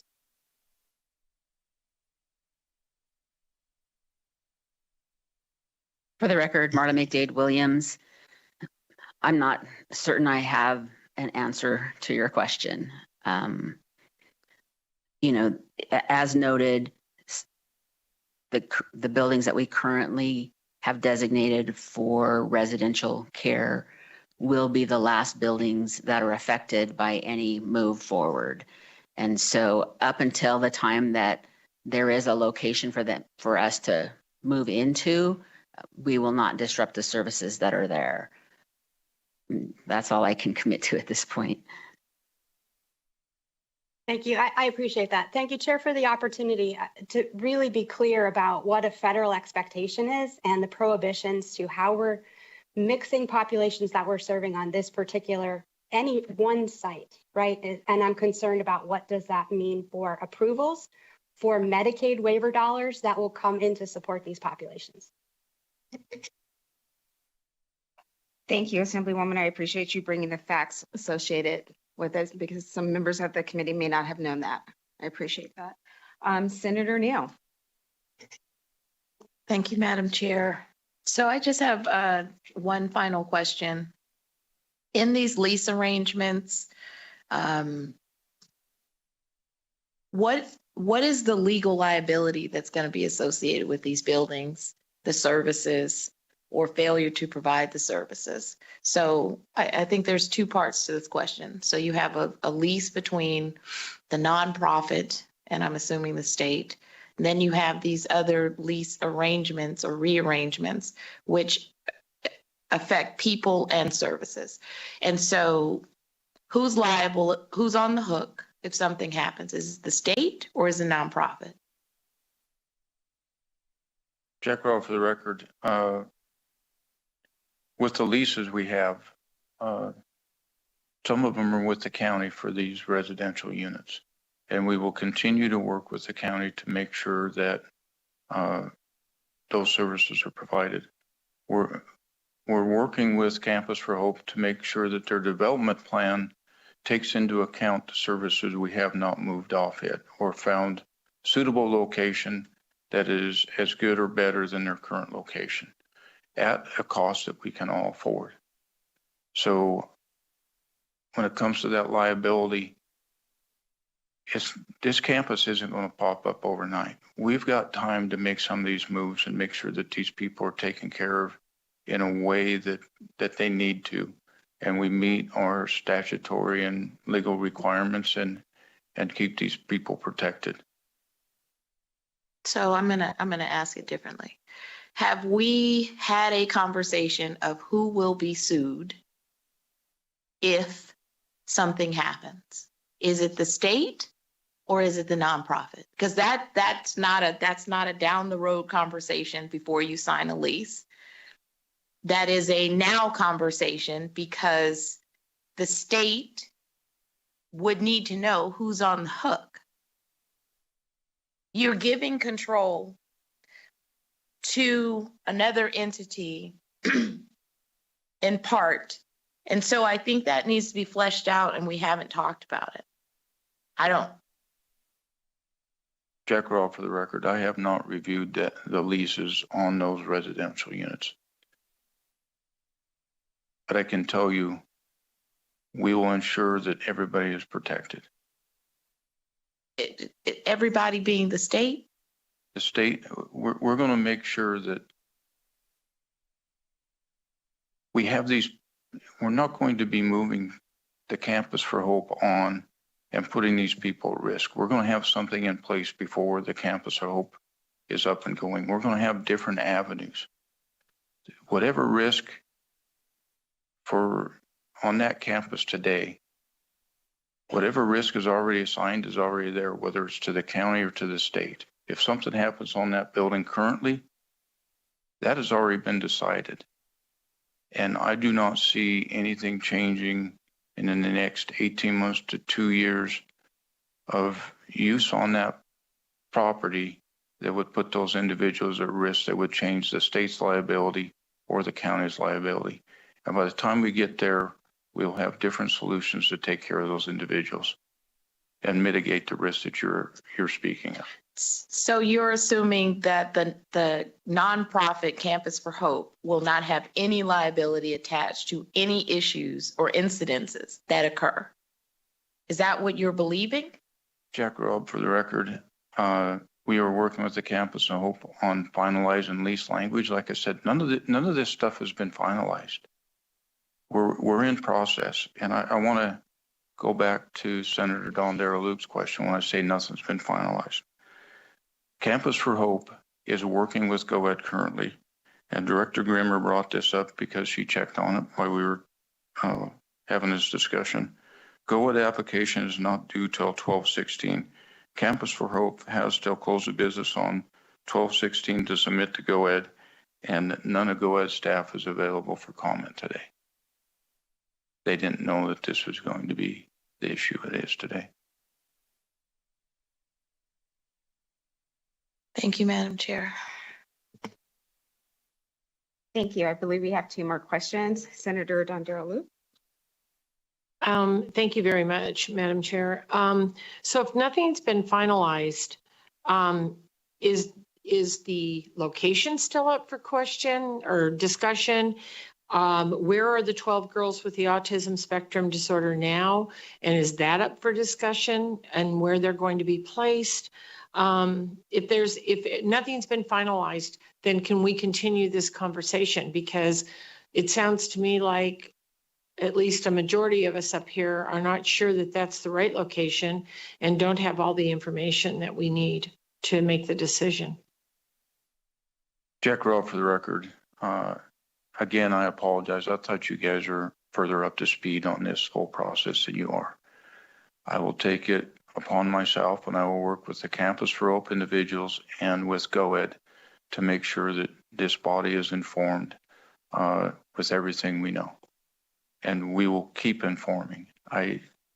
If I didn't know you were more up to speed, I would have been having these conversations before.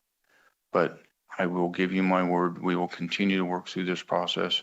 We will continue to work with GoEd, work with the Campus for Hope, work with the nonprofit, the people that are bringing the $100 million to bear to make this project go forward. We're going to do a better job. I can tell you that. I don't think my question was answered. I'm sorry. I guess if I get that we weren't brought up to speed, I get all that. And I appreciate you giving that apology. But if we are in the discussion era is it possible that this can be placed somewhere else? And coupled with that question, I'd like to know where the girls with autism are currently located. Can it be located someplace else? Yes, but at what cost? And when you increase cost, what does that do against that? $100 million of state money and $100 million of private money. How far does it go then? If we look someplace else that you have to purchase and have other things go on, it becomes real costly. There's the Grant Sawyer 12 building that's up for, I don't know, maybe there's spot, maybe Cashman Field. I don't know. Jack Robb for the record.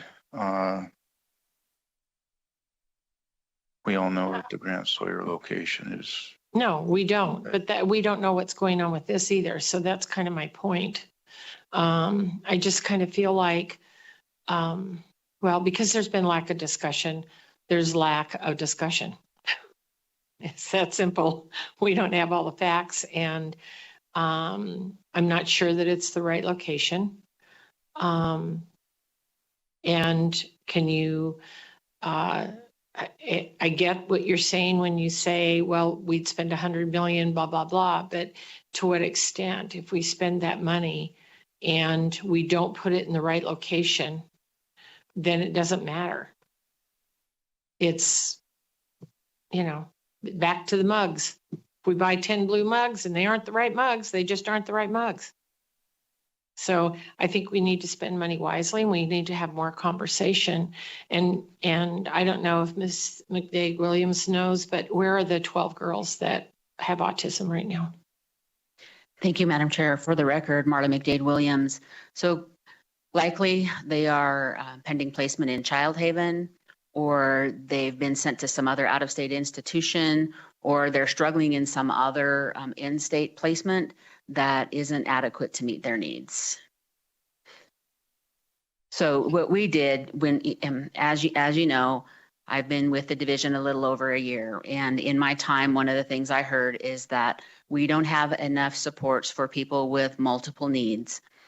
And so we took advantage of the buildings that we have on campus to figure out how do we fill gaps? How do we prioritize the real challenging children in the system? And this was one of the groups that we identified. And so, you know, again, when we moved forward with the plan to renovate Building 9, I moved out staff that we had there, and it had to, all of the buildings that we occupy were formerly some type of a residential setting.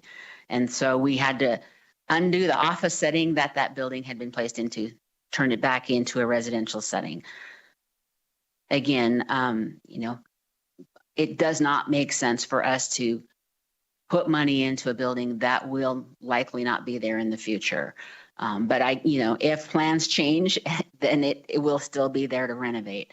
And then we still have, again, Building 11, Building 12, I believe it's 13 and 14 that are, you know, are currently available for residential placements. Now, you know, going into a policy discussion about that, there are challenges to actually staffing and all of those other things that come with it, which is why, you know, we do our best to contract out those services so that, because, you know, we continue to have those vacancy rates that make it very difficult for us to staff. But again, we're just looking to fill gaps in the system.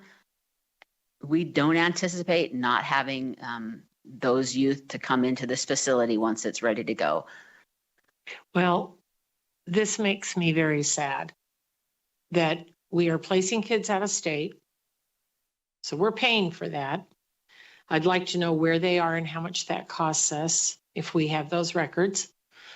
I don't believe, my recollection and my knowledge of Child Haven is that they would not have the resources to work with those children.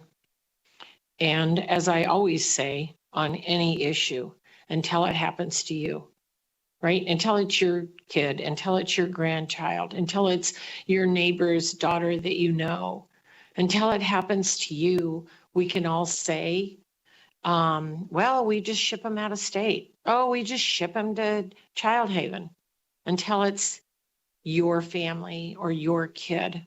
And This is just an incredibly sad conversation to me because of the lack of knowledge, what we're doing, the location, and most of all, the 12 or more autistic children that we're putting at risk.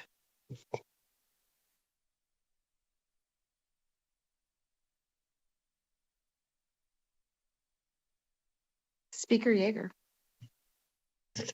Thank you, Madam Chair, and I will try to keep this brief. I think the difficulty we're having is we're being forced into a discussion about the Campus of Hope when that's not even in front of us right now. What's in front of us right now is the deobligation of the money that was going to be used for, I'm going to get the building numbers wrong, but for the building that was going to be renovated. And so I guess, sort of here's my question, and I appreciate that we're having this discussion because we're faced with a December 31st obligation deadline that comes from the federal government. But here we are 2 weeks before that deadline, and we're having this massive discussion about a transformational project on this location when previously we did have plans and we approved to remodel a building for a specific purpose. And now we're being told that's not a good use of money because we believe the building is going to be demolished. But there's a lot of contingency here. We don't know how this is all going to play out. So my question that I hope will help us come up with the right decision today is if we rejected the deobligation of this money, do we anticipate the remodel of the building would go forward, realizing that we don't know what will happen with that building in the future? The second question is, if we decided we wanted to agree to this and deobligate this money, is there a similar use or purpose to which this money can be used? Because when you came before us in June, the idea was to help these youth with autism spectrum disorder. And what I'm not seeing in the rest of the IFC agenda is a similar work program where we would try to use that money for something similar in purpose. We haven't gotten to this agenda item yet, but it looks to me like the money is being asked to be transferred to purchase equipment for the Nevada Department of Corrections, culinary equipment. So twofold question. If we say no, is the remodel going to happen? And if we say yes, is there a possibility before the end of the month to find a different way to repurpose this money so it's going to something similar in purpose? Jack Earl for the record. If you say no, I would highly recommend against spending that money at that location. Like I've stated many times, those buildings have far exceeded their useful life to fulfill the mission they're required to fulfill. I believe when it was brought in front of you, it was the only option on the table. And I think we can find better options. I don't think, I know we can find better options. And I'm committed to make sure that these individuals that need this care, we work with this body and make sure that they are provided the care that they deserve and need.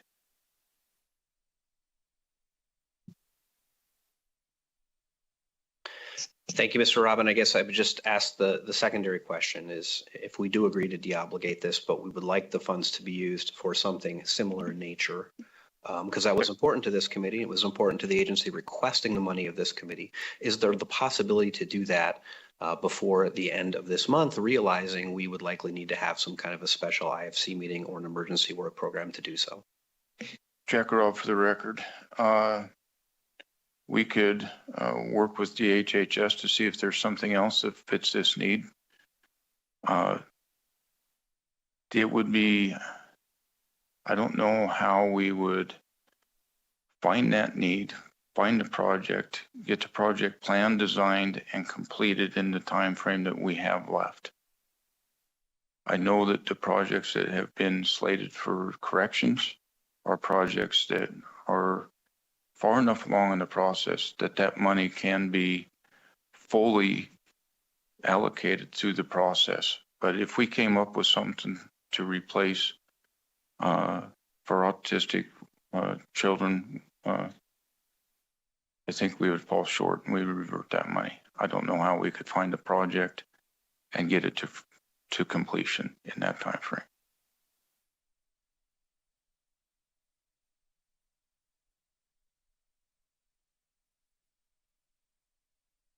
Mr. Rock, were you saying that brings up another question, and you may not be able to answer it.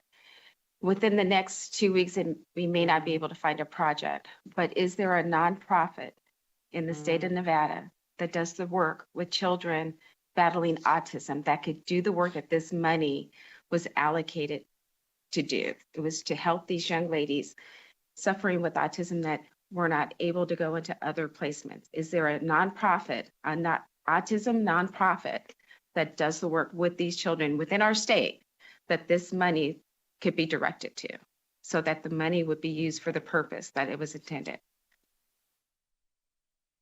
For the record, Marla McDade Williams. Madam Chair, I would have to check with my staff. My sense is that there is not, and which is why we stepped in to fill the gap for this. But you know, if they had additional supports, right, could they do it? I will ask that question. Thank you. That would be good to know. Before we go to a vote, we're going to take a short recess.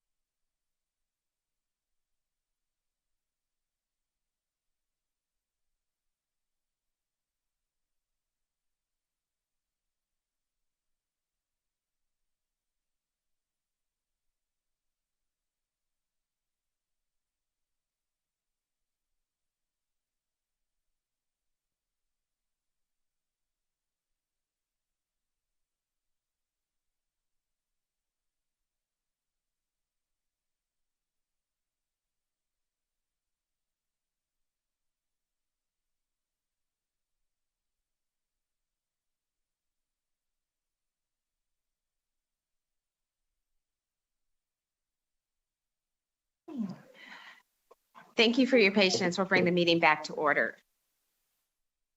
Mr. Robb, as you can see, as I indicated to you, there was a lot of discussion and concerns about this work program, which is why I wanted to take a recess and gauge the feelings of the committee from the hearing that we've had.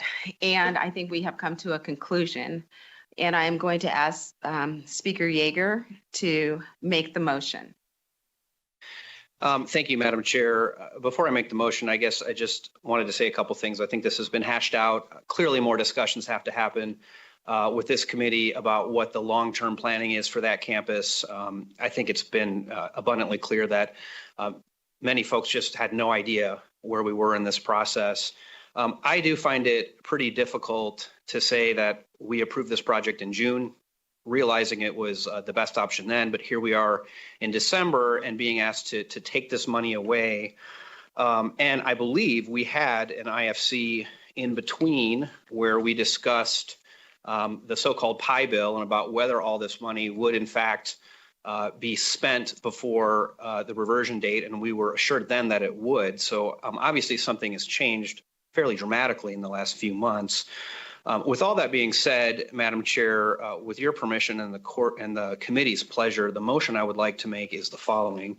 I would move to not approve item M8 and 9. And I want to be clear, I know we're under the gun right now, but my request, this is not part of the motion, but my request is that we all work together in the next 19 days to figure out if we want to deobligate this money and not to be spent on this project. We've got to be able to find something that fills the need that we were trying to accomplish back in June. And I believe that we can do that in the next 19 days. I know there are holidays in there. We have a lot going on, but we are as committed as always to making this work. So my motion is to not approve, but to work together to come up with something on an expedited and or emergency basis that this committee can approve before the end of the year to make sure that this money is obligated appropriately and does not revert to the federal government. Second. Members, we have a motion and a second. Any discussion on the motion? Assemblyman Hafen. Thank you, Madam Chair. I just want to make sure that we're looking at a very, very short window. If that is going to give staff enough time to ensure that this money does not revert back to the federal government. Exactly who are you directing your question to? Actually, it would be both for Director Robb and our own staff. Jack Robb for the record. I understand your motion and understand the direction I've been given, and I'm committed to work in that direction. My biggest concern is I happen to have somebody that I share a house with that works in this type of field. And some of the biggest constraints is lack of private people to perform services and lack of capacity within those entities to provide the services that we're looking for. I believe if there was additional capacity this time, those services would be provided. I think we're lacking the availability to provide those services. We're going to go ask for something in short order that I don't think anybody's staffed up to do. That's my honest opinion. And I've lived in this world for quite a while, not personally, but through my spouse. And so that's my biggest concern with this motion is our ability to find somebody with the capacity to take this on in short order. Speaker Yeager. Thank you, Madam Chair. And I mean, just to be clear, I am moving to not approve 8 and 9. So the money will stay obligated as it is now.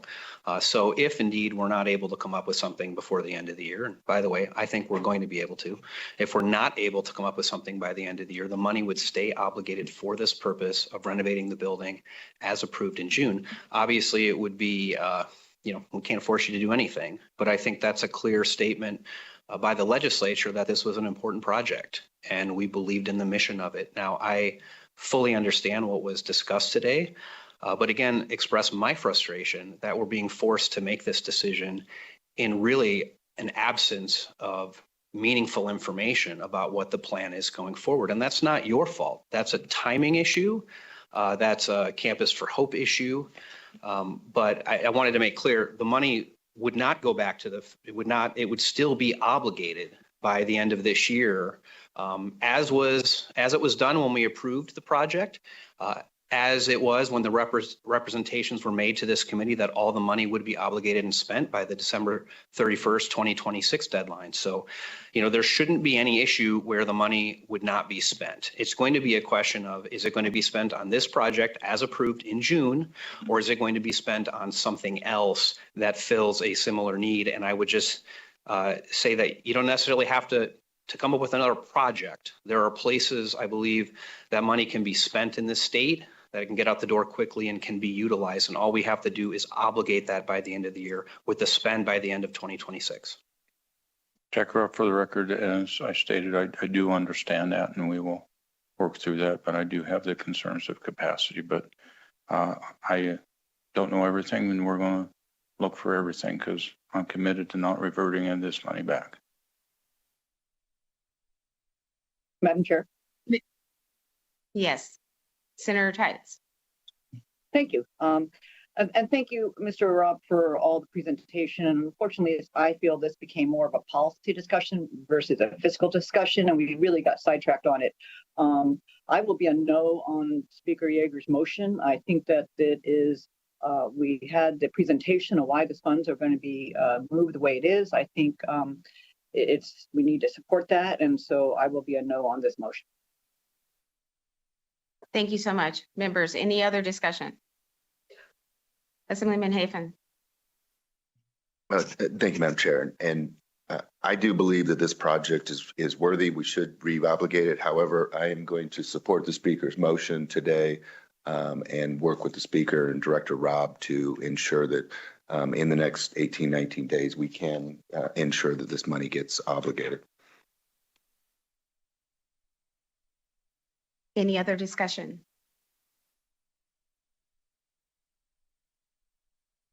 Seeing none, all in favor of the motion, please say aye. Aye. Aye. Any opposed? Nay. Nay. Could you state your name for the record, because I believe those in opposition are joining us virtually. Senator Titus, nay. Assemblyman O'Neill, nay. Senator Krasner, nay. Thank you so much. And the motion does pass.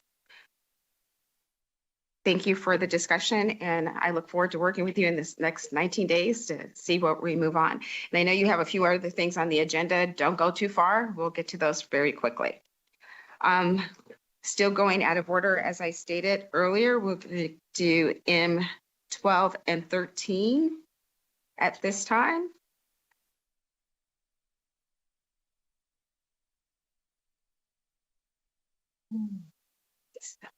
The Office of the Governor COVID-19 Relief Programs and the Department of Corrections Director's Office.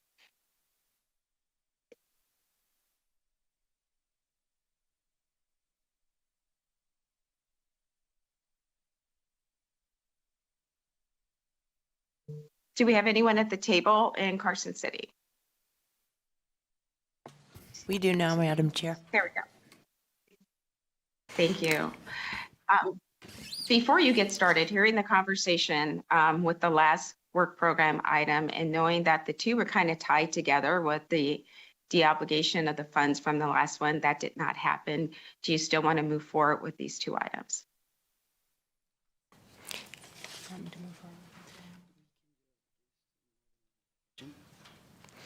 Thank you, Madam Chair. For the record, my name is Amy Stevenson, and I serve as the Director for the Governor's Finance Office. We would like to move forward, but revise it down to the amount of $1,131,329.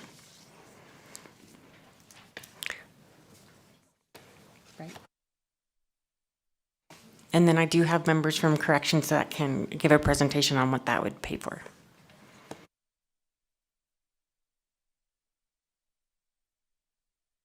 Thank you so much for the revision. And if we could have the members from corrections go ahead and give a presentation on that. Yes, Madam Chair, members of the committee, Kitty DeSocio, Deputy Director of Support Services for the Department of Corrections. On the fly, we've discussed that our reduced ask would be going to Northern Nevada Correctional Center, as Northern Nevada Correctional Center culinary facility is in dire need, and there are state health risks there, and it would be best in the interests of corrections and the state to do that. And the other, we will address that some other time. And if you have any questions additional, we'd be more than happy to answer them.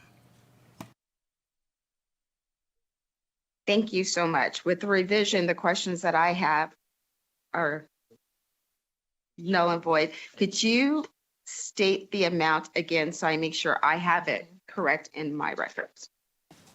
Thank you, Madam Chair. For the record, Amy Stevenson, Director for Governor's Finance Office. That number is $1,131,329.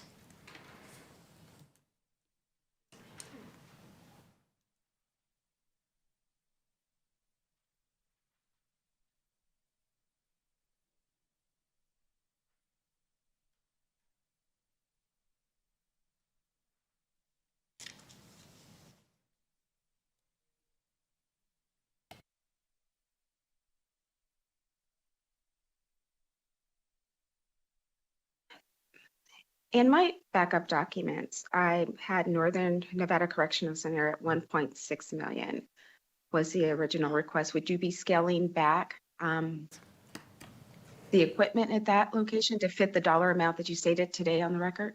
Yeah, Kitty DeSocio, the Department of Corrections, that is correct, ma'am. We would scale back at this point. I wouldn't be able to tell you what on that quote would be pulled, but yes, we would scale back to meet the funding, approved funding. Perfect. Members, any other questions? Not seeing any questions here in Southern Nevada. Are there any questions up in Northern Nevada?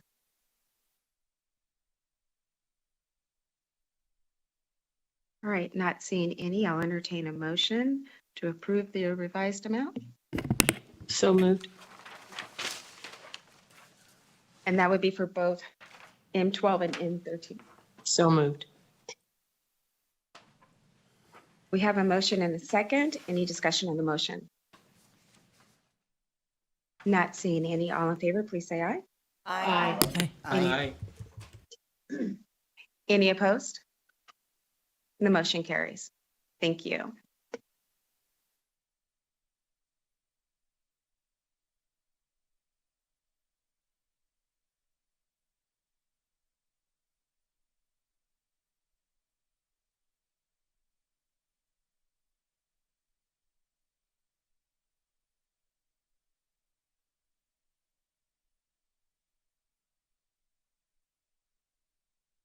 Director Rob, I know that you have another location to be at, so we'll go ahead and go to your other items later in the day. We'll go back to the top of the agenda so you can go ahead and fulfill that other obligation you have. Thank you.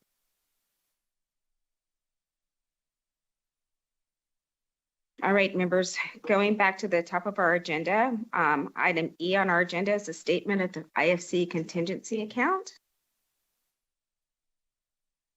Ms. Kaufman, if you can give us that. Thank you, Madam Chair. There was a withdrawal last night for one of the IFC contingency requests. And so there has been a revised statement that has been posted to Nellis, and there is a separate document at the dais for all of you for the IFC contingency.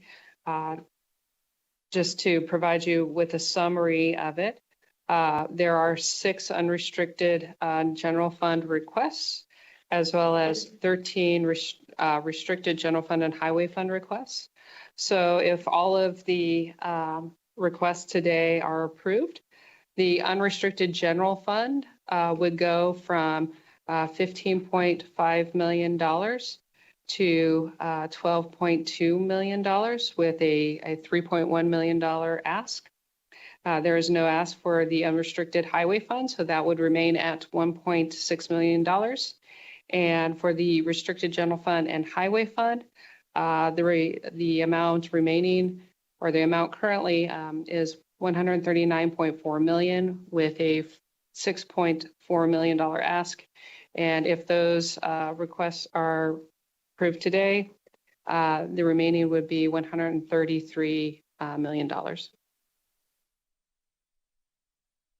Thank you so much for the statement. Members, this is not an action item, but does anyone have any questions on the presentation from Ms. Kaufman? All right, not seeing any, then we will move on to the next item on our agenda, which will be F2, and that will be heard with item N86.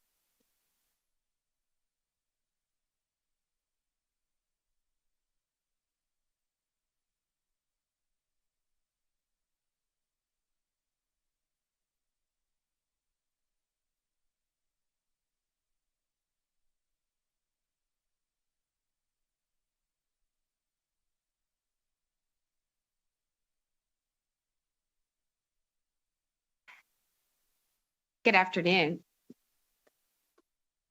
Good morning, Madam You Chair. can go ahead. Okay. Good morning, Madam Chair and members of the committee. I am Tiffany Greenemeyer, Deputy Administrator for the Division of Child and Family Services. And here with me, I have Betsy Crumrine. She is the Deputy Administrator for Child Welfare. Would you like me to introduce both of these items at once? That would be great. And then Yes, take questions? thank you. Okay. Yes, that would be perfect. Item F2 before the committee today requests an allocation of $823,120 in IFC contingency funds to support the shortfall in the adoption subsidy program within the rural child welfare budget. These dollars will serve as a match to the Title IV grant funds, which in the next item is N89, requests the addition of $1,110,258 in federal Title IV grant funds to support the total shortfall of $1,933,378 through year end. The adoption subsidy program provides assistance to adopted parents for children with special needs who are eligible under the federal Title IV funding under the Social Security Act. With that, we stand to answer any questions the committee has.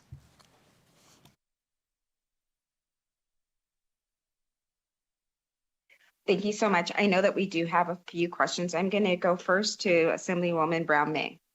Thank you, Chair. Thank you for the presentation and really for your good work. It looks like caseloads are continuing to increase with regard to these foster placements.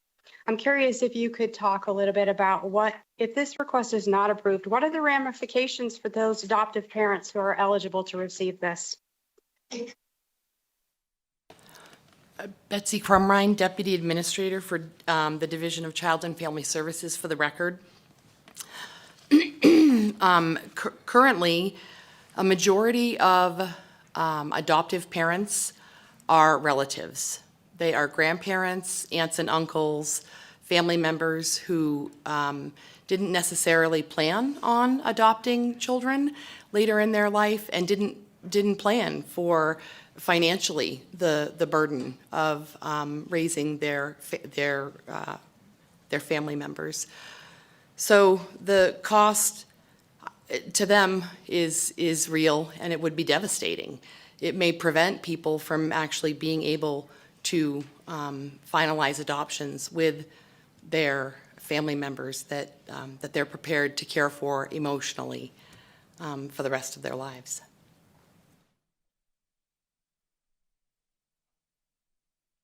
Wow, thank you for that. connecting real families with the dollars that we have the ability to allocate and really help raise healthy children, I think is really important. So I appreciate that. Could you just tell us, I see your caseloads. What are you, and you're projecting, it looks like 585, which is an increase of 41 individual placements. Do you have any idea what percentage of them are families that are working to adopt family members? Anecdotally today, I can tell you that approximately 70% of our finalizations are with family members and relatives. Thank you for that, and thank you for your really good work. Thank you, Chair.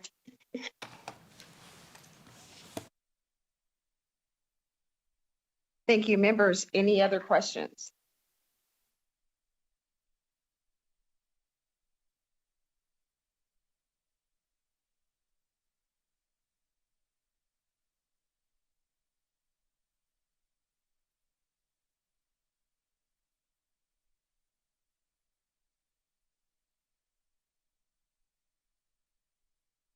Not seeing any questions for anyone here in Southern Nevada. Do we have questions from any of the members in Northern Nevada on F2 and F3A and B, which is also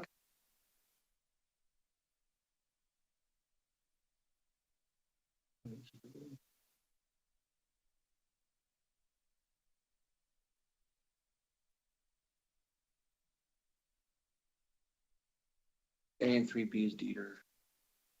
correction. F2 and N86. Any other questions? Seeing none, I'll entertain a motion. So moved, Madam Chair. Second. We have a motion to approve. Any discussion on the motion? Not seeing any. All in favor of approving F2 and N86, please say aye. Aye. Aye. Any opposed? And the motion carries. Thank you so much.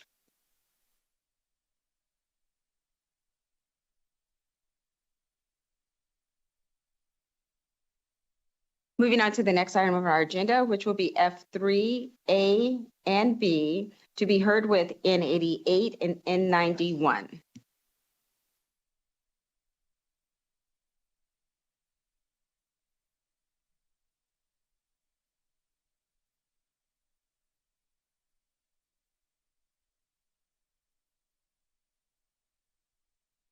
Good afternoon.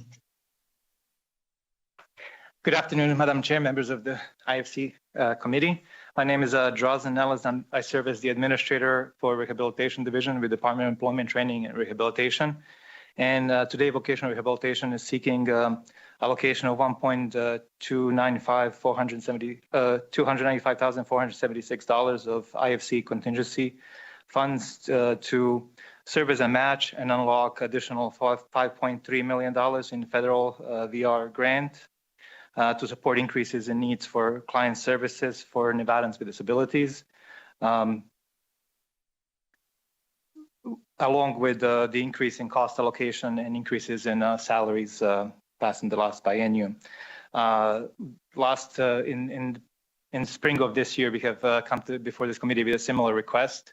Essentially, our budget was built off of the base year for our budget was 2021, and since we have had about 229% increase in clients seeking our services.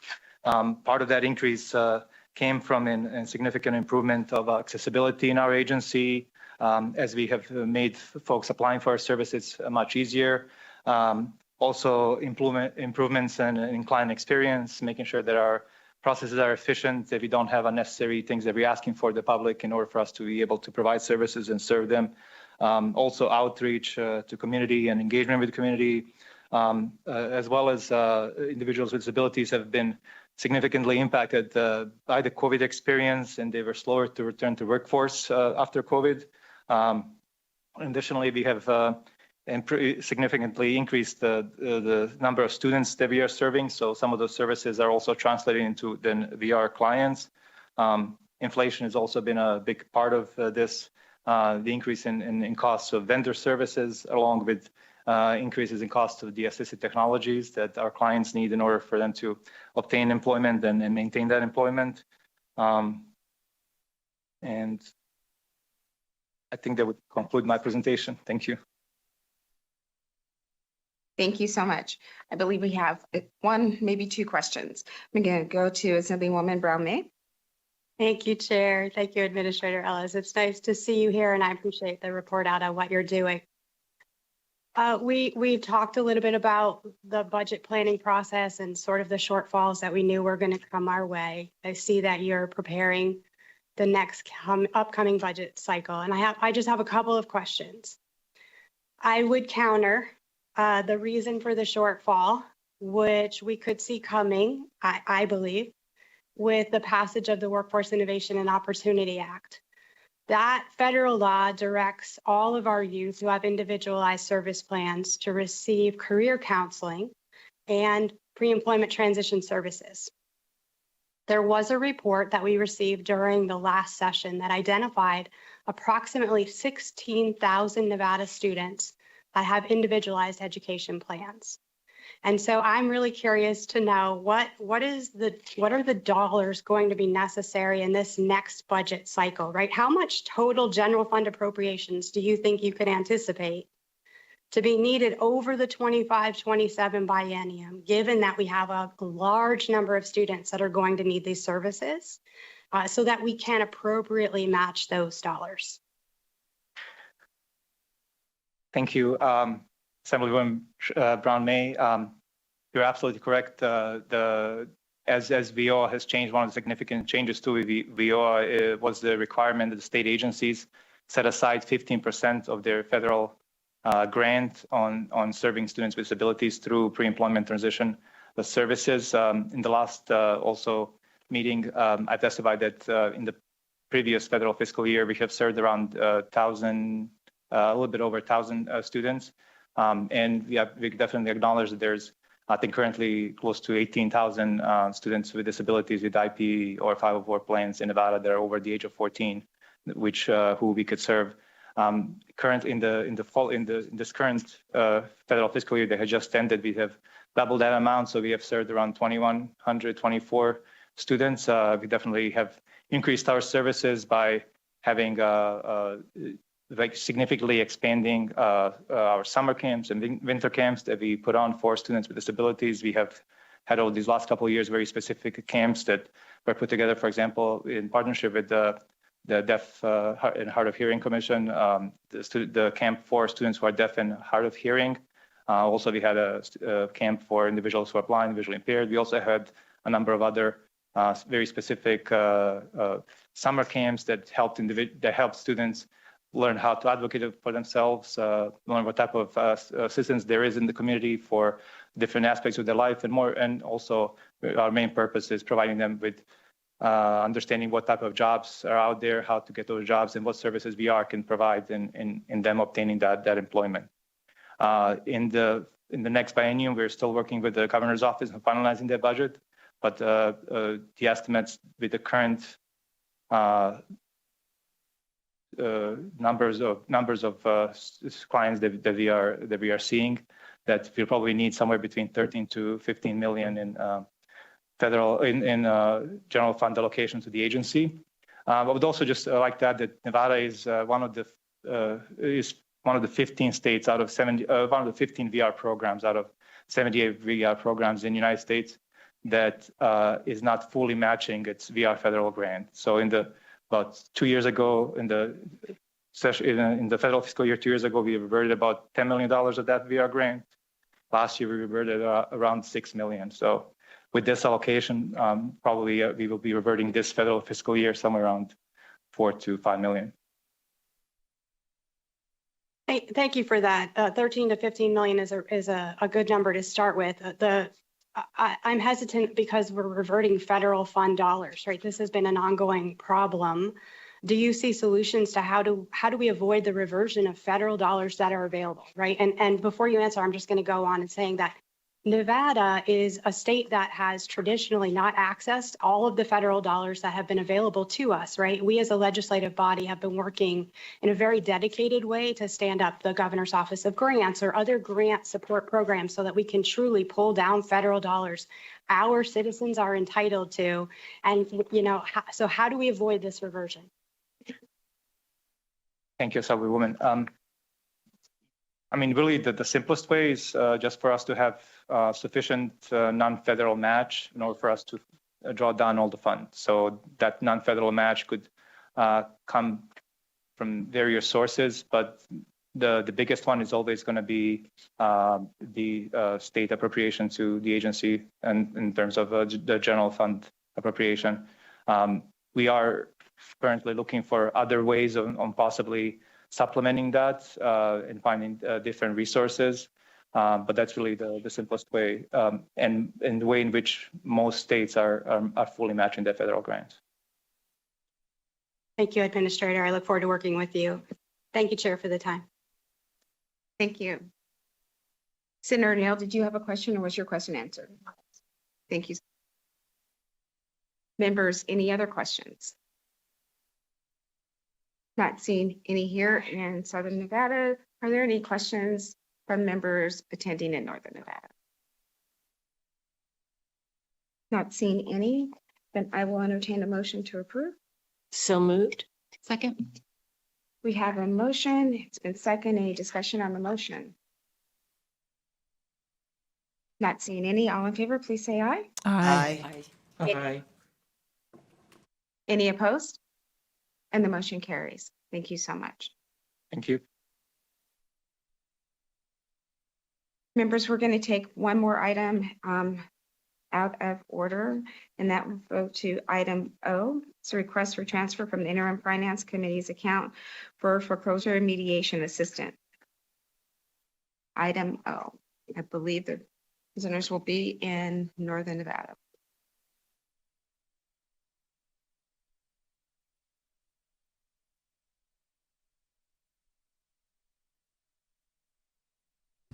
Madam Chair, there's no one coming to the table here in Carson.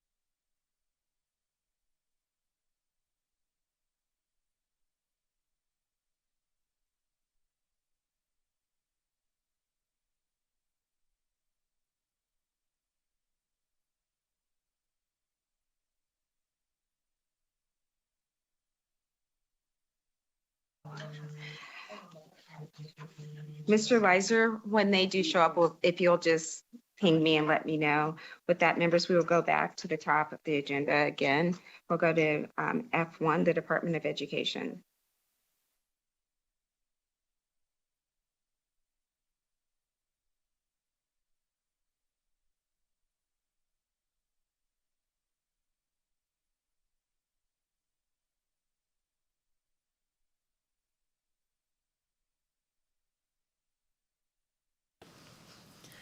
Good afternoon.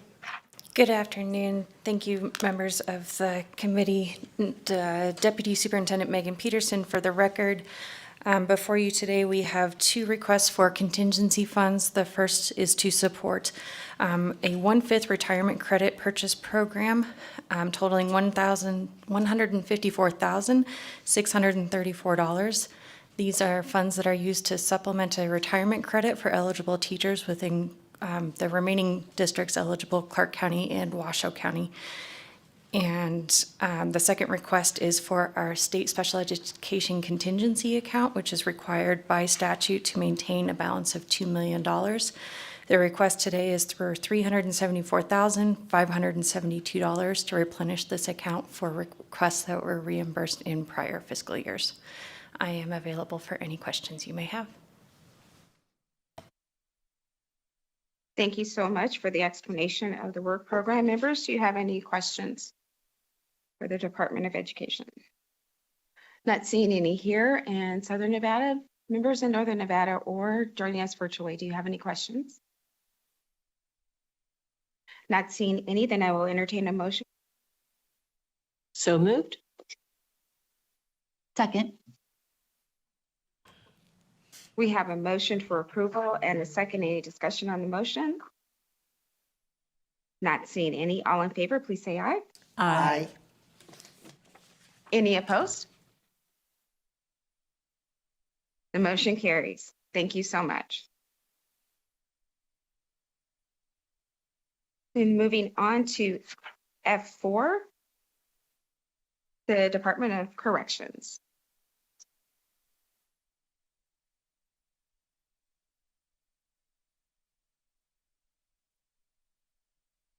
Good afternoon.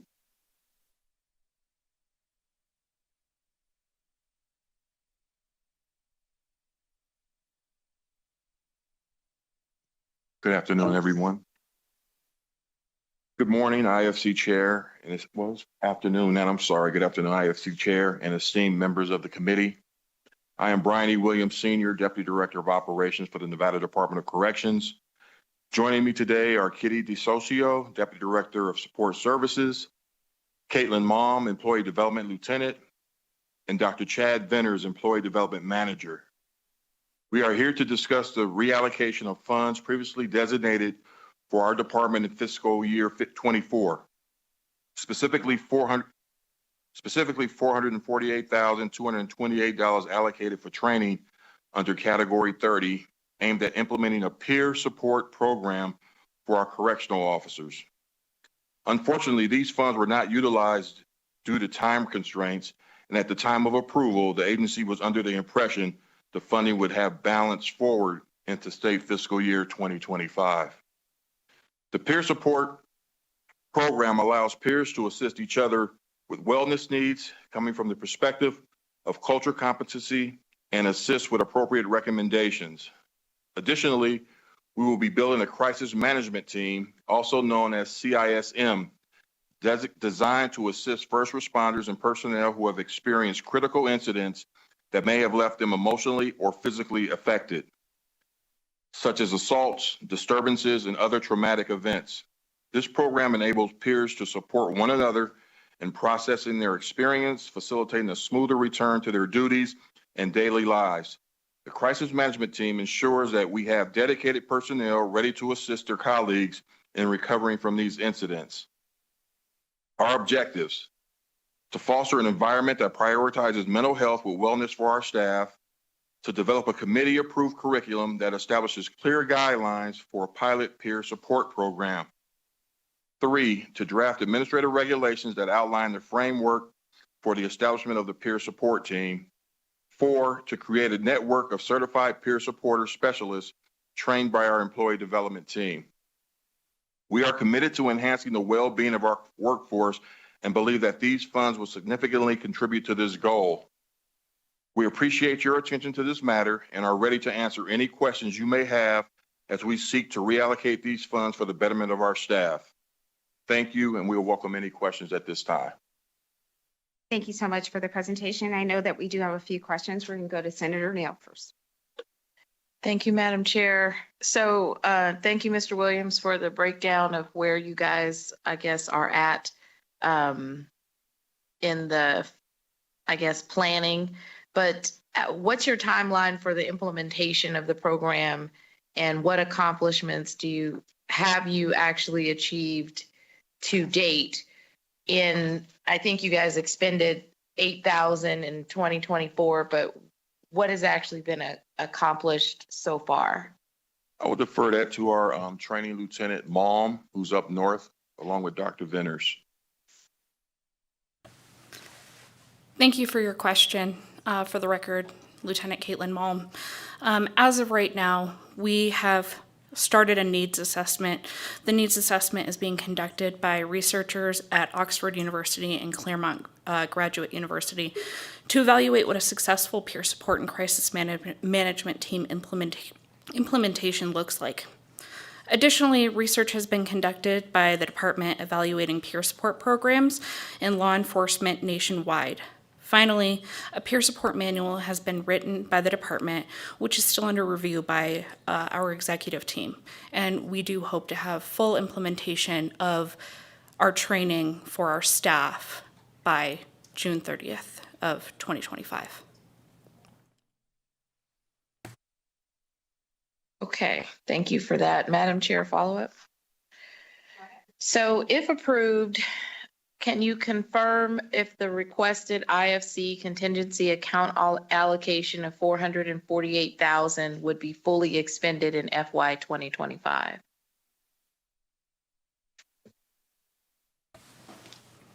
Yes, for the record, sorry, Lieutenant Caitlin Malm. Yes, those will be expended through our needs assessment as well as the implementation of our curriculum. And do you expect any additional funding that you're going to need in the future for the peer support program to implement the recommendations that you currently have being reviewed and assessed? Excuse me, for the record, Lieutenant Caitlin Malm. We foresee that there may be expenditures in the future. However, we plan on building that into our budget for the following biennium. We believe that the current funding will get us through the biennium.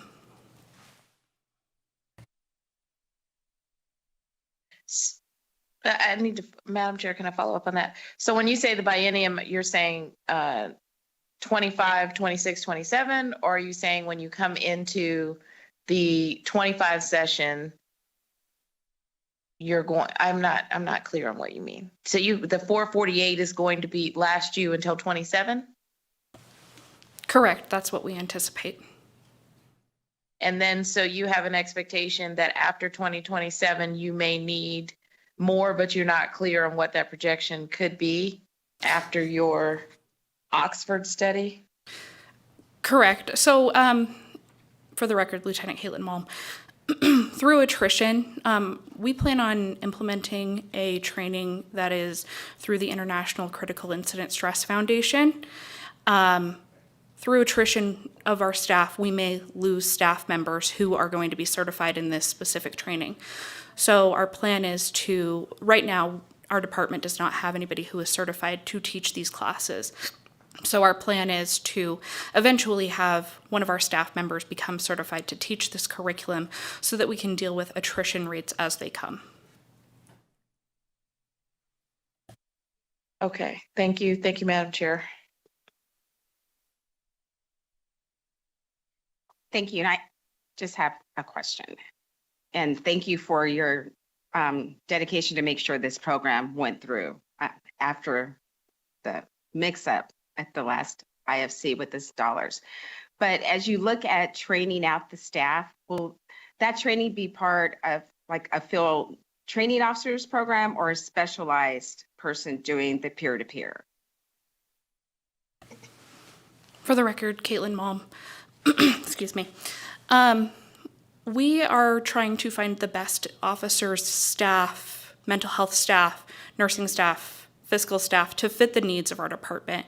A wellness program isn't just built on dealing with somebody in crisis. It's about building resiliency within our staff so that they may move forward and be successful through uses of, being financially responsible, learning how to become healthy themselves so that our attrition rates become lower within that scope. With that being said, sorry, I lost my train of thought. With that being said, we will be moving forward to implement this curriculum in the future. And I'm sorry, can you repeat the question? I'm sorry. I just wanted to know if you're looking to have a specialized unit that would be doing the peer-to-peer and training folks for that, or would you be utilizing some of your field training officers or people that are already in your training division to get them trained to be specialists in peer-to-peer support? For the record, Caitlin Mom, I apologize. So it would be up to the discretion of our wardens to pick the best people they think would be suitable for this program. An application process will be started for anybody who wanted to join this team. We want people to join this team for the right reasons and understand that peer support is a program that can be very demanding on the peer supporters who are providing care. And that means that, they need to know that they may be called while they're, off hours to help somebody who may be in crisis. So we're evaluating a plan to find the best people for this within our department. Additionally, yes, our training division will be implementing this and be trained on how to implement this. Does that answer the question? It did. Thank you so much. I appreciate it. Members, any other questions? Not seeing any here in Southern Nevada. Is there anyone in Northern Nevada or in our virtual room with questions? Not seeing any, then I will entertain a motion to approve. So moved, Madam Chair. Second. We have a motion and a second. Any discussion on the motion? Not seeing any. All in favor, please say aye. Aye. Aye. Any opposed? And the motion carries. Thank you so much. Thank you.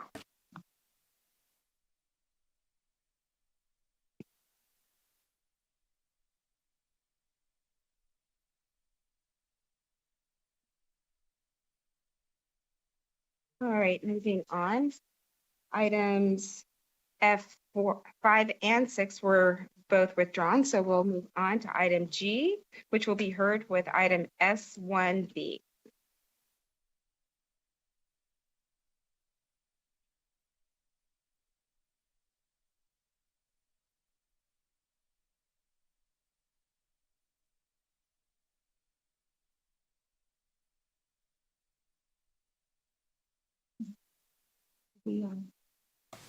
Good morning, Madam Chair.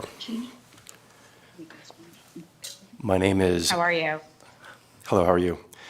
My name is Brian Bowles. I'm the Project Director for the Office of Project Management and the Core NV project.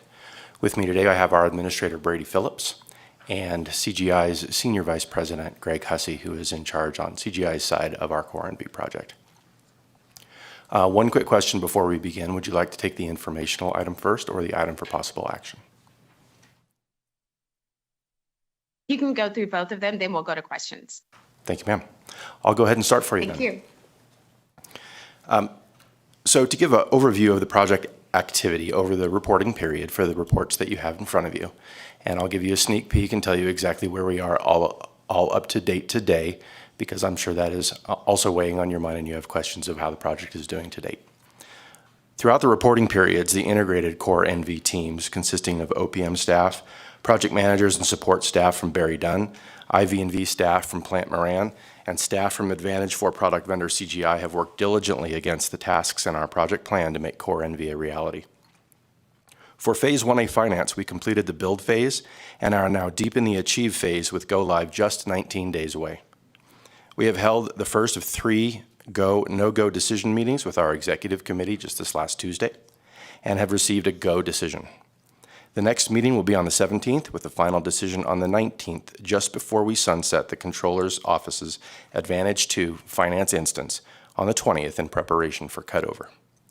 I am pleased to report that as of this moment, we are on track to go live with Core NV Finance on January 1, 2025, and on track to go live with Core NV HRM, as well as bring NDOT into the finance system on June 30th, 2025. Meeting our within the biennium goal we communicated to you during the last legislative session. I'd like to take a moment to thank our team for the incredible hard work and perseverance they have demonstrated thus far to get us this far and let them know that they are the reason that we are able to report this anticipated success to you today. Here are a few highlights from the quarterly reports you have before you on activities, decisions, and accomplishments of the Core NV team. In the first reporting period of April, May, and June, the following things were accomplished or decided. IV&V vendor Plant Moran was onboarded during the months of April, May, and June. We initiated governance plan work to determine what this project is going to look like in the steady state of the future. Change request 8 was added, which made CGI responsible for delivery of end user training to all of our end users throughout the length of the project. The build stage for the human resources management in phase 1B was initiated. Cost accounting and accounts receivable functionality were moved to phase 2 for all but the Nevada Department of Transportation at that time. Our iterative user acceptance testing was initiated. Our finance team continued their build and established a chart of accounts and budget structure for the state. We made the decision to maintain the human resources help desk staff and personnel within the office of the CIO, where they had been previously for the long term. And we began hiring contract programmers for interface and data warehouse work to augment our staff.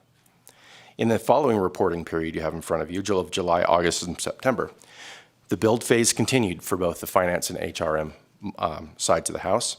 IV&V finally fully integrated onto project with the first 3 reports to CIO Tim Galuzzi.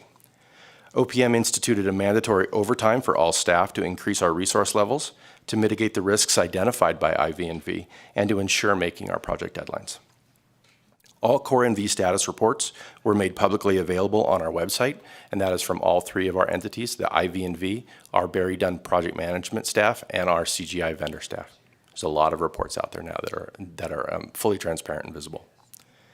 Our training room in Carson City was outfitted with technology and made ready for use during the reporting period for end user training, while the Las Vegas training room was under construction and completed in early October to meet our goals of getting end user training done on time. Our iterative UAT completed and transitioned to the final end-to-end user acceptance testing during this period, which has now since been completed. And the decision was made during this period to move the Nevada Department of Transportation finance participation out of January 1 to June 30th of 2025. We are here available to answer any questions on this informational period. Thank you. Thank you so much for the presentation. I know that we do have a few questions for you. We will go first to Assemblyman Watts. Thank you, Madam Chair. Thank you for the update. So just to make sure that we have it absolutely clear, you are currently on track to meet all of the go live dates as previously laid out. Is that correct? Thank you for the question, sir. For the record, Brian Bowles. Yes. Great, thank you. I want to touch briefly on the NDOT aspect. So can you please explain why they withdrew, and why they were moved to that later date, and what other impacts or effects are going to happen besides them moving that 6 months down the timeline? Are there any other impacts that we can expect from those changes?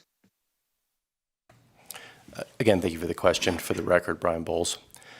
The decision to move NDOT off of this date was due to the massive amount of work that it would have taken to give them functionality that they expect day one from their finance system. As you may be aware, there are 2 instances of Advantage 2 finance that exist within the state. There's the controller's instance that takes care of the vast majority of our executive branch agencies and others, and the Department of Transportation's instance, which they have for their in-house finance system. It was our task to build Advantage 4 and the Core NV system to integrate both of those instances into one. We did so with what we called an MVP methodology, that is meeting the minimum viable product so that we can continue to do business tomorrow exactly as we can today in this first phase 1 of our project. We realized that over the last month of the diligent hard work we've been doing, that those MVP methodology means different things for the controller's instance than it did for the Department of Transportation's instance. Most notably, the cost accounting functionality that the Nevada Department of Transportation used Advantage 2 to complete their critical functions. the controller's instance does not use a cost accounting functionality of Advantage 2. That amount of work was an incredibly large amount of work. And with the help of our IV&V vendors, Plant Moran, and our project managers from Barry Dunn, we quickly were able to realize that the amount of work that we had the resources to complete for that cost accounting was potentially insurmountable by January 1st. Thankfully, because of the existing infrastructure of having those two instances of Advantage 2, it made the decision possible to continue to have NDOT continue with their instance of Advantage 2, build the necessary temporary interfaces for the intervening 6 months between January and June 30th, and continue them with business as normal while we could bring Advantage 4 on for the rest of the state. As far as what further impacts we will have going down the line, whether it be in the next 6 months or further, we are still diligently working on the cost accounting piece with NDOT. In fact, I was just speaking to Deputy Director Felicia Denny out in the hall about that thing just a moment ago. We anticipate bringing them on in June, and we think that there will be no lasting impacts. We're still working on tying up the last bits of ribbon on our project, and some of those has to do with those interfaces with NDOT that we had to pivot to, but we don't anticipate any further negative impacts.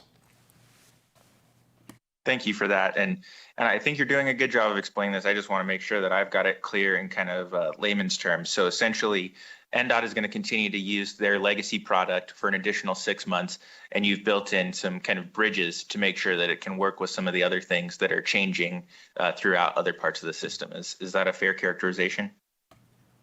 For the record, Brian Bowles, yes, sir, you've got it right on. All right, fantastic. Also, I want to thank you, your team, and everyone that's working on this.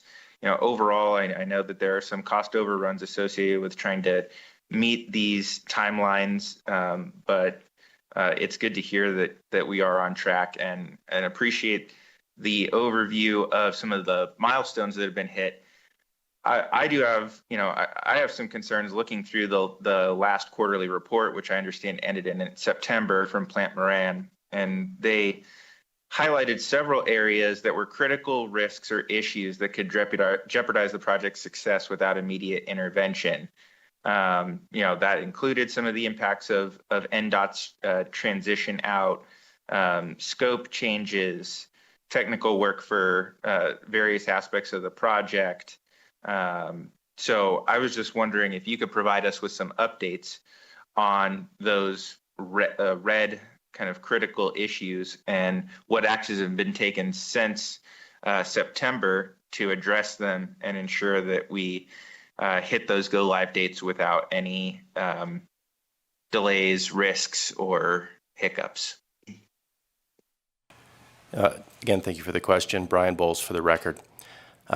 Those reports certainly were concerning to us as well, but they were doing the exact thing that they were intended to do, and the reason why we brought Plant Moran with their IV&V efforts on board. And that was to arrive with unbiased eyes, but with a very critical bias as to what we were doing, to show us the things that we needed to pay attention to that we perhaps could not see, given that our horizons are normally, what are we doing for the next sprint? And we're really, eyes on our computers doing the work. They have that 90 to 180 day vision to be able to show us the risks that we may be coming upon in the future. Plant Moran staff have been absolutely great in integrating with our staff, and they hold us accountable for that best practice project management methodology. Obviously, with a crash project timeline like this, we have to make decisions that remove delays and get things done immediately. That doesn't always take with what the book says, the project management, which is what we're being graded against from Plant Moran. That being said, just because something is in red and is identified as a critical risk doesn't mean that we're going to fail in that particular area.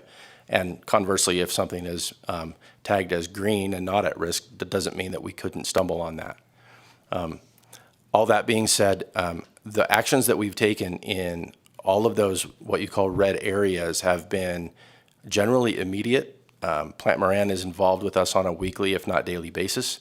Our project managers from CGI and Barry Dunn are involved with the project team, as you can imagine, hourly. They're just a part of our team, as is Plant Moran. We move on these items when we can see the risk coming and we have mitigating strategies. I couldn't speak to any one of the individual items that you're speaking about because there are so many and they are so down in the weeds, I don't know that it would bear diving into. When we get a risk from Plant Moran, our project management team immediately takes that and adds it to what we call our RAID log. That log provides the visibility to the entire team to see what it is that's been called out and have that back and forth between our team and theirs to come up with a plan to mitigate that risk.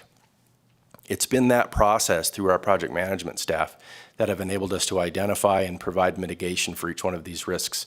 And it's why when we got to our go, no-go decision on Tuesday, we were able to present our executive committee with a plan that looked very favorable to success with no red items on the project health rubric that were presented, and mostly greens with a few yellows and plans to mitigate those that were still in a cautionary state. So without getting into all of the weeds on those specific items, there are literally hundreds. I hope that answered your question, sir. Thank you. And is Plant Moran involved in those go, no-go decision conversations? Brian Bowles, for the record, yes. Thanks. And then there's just three items, since I know you said there are many in there. Can you give us an update on where things stand with the completion and testing of interfaces, data conversions, and the data warehouse components to address some of, again, I understand, you don't need to get into a granular level of each component, but just discuss where you're at and how you're feeling, since those were highlighted as red items in the last quarterly evaluation. Brian Bowles, for the record, so that was data warehouse work, interfaces, and the third one, sir? Data conversions, data warehouses, and interfaces. All right, thank you, Brian Bowles, for the record. So for data conversion, we go through mock cutovers with that conversion data and then iterate on that data as we find inaccuracies. And we are currently in our final mock cutover 4. And I might have to ask Mr. Hussey to chime in on where we at with those mock cutovers, as he is deeply in the weeds with his team on those. With respect to the data warehouse work that is ongoing, I believe the last time I saw our rubric, we were approximately 87% done with just a handful of work left to go. With interfaces, I believe we have 3 or 4 that are still being worked out and tested and validated with those agencies. And one nice thing about the interface work and the data warehouse work is that it is independent of our code freeze and cutover. And so that work can continue until the end of the month prior to go live, and we feel confident that those will be done on time. Mr. Hussey, if you had anything to add for conversion. Thank you very much. Greg Hussey with CGI. So we've gone through 3 mock cutovers. The intent of the mock cutovers is to execute these conversion programs and then to do data validation across those source tables. We've done 3 of those. Along with that, when we executed the end-to-end UAT, there was converted data in the application that was being used as part of that test process.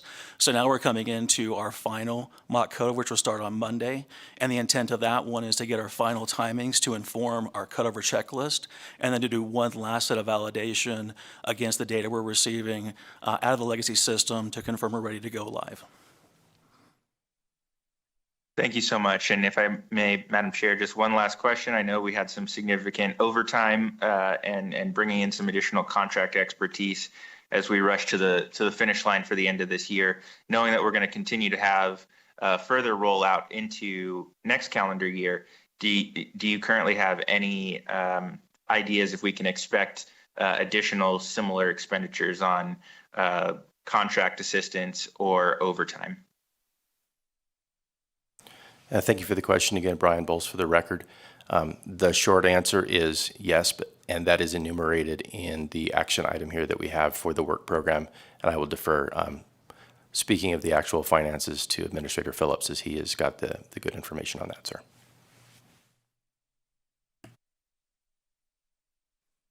Good afternoon. Brady Phillips, Administrator for OPM.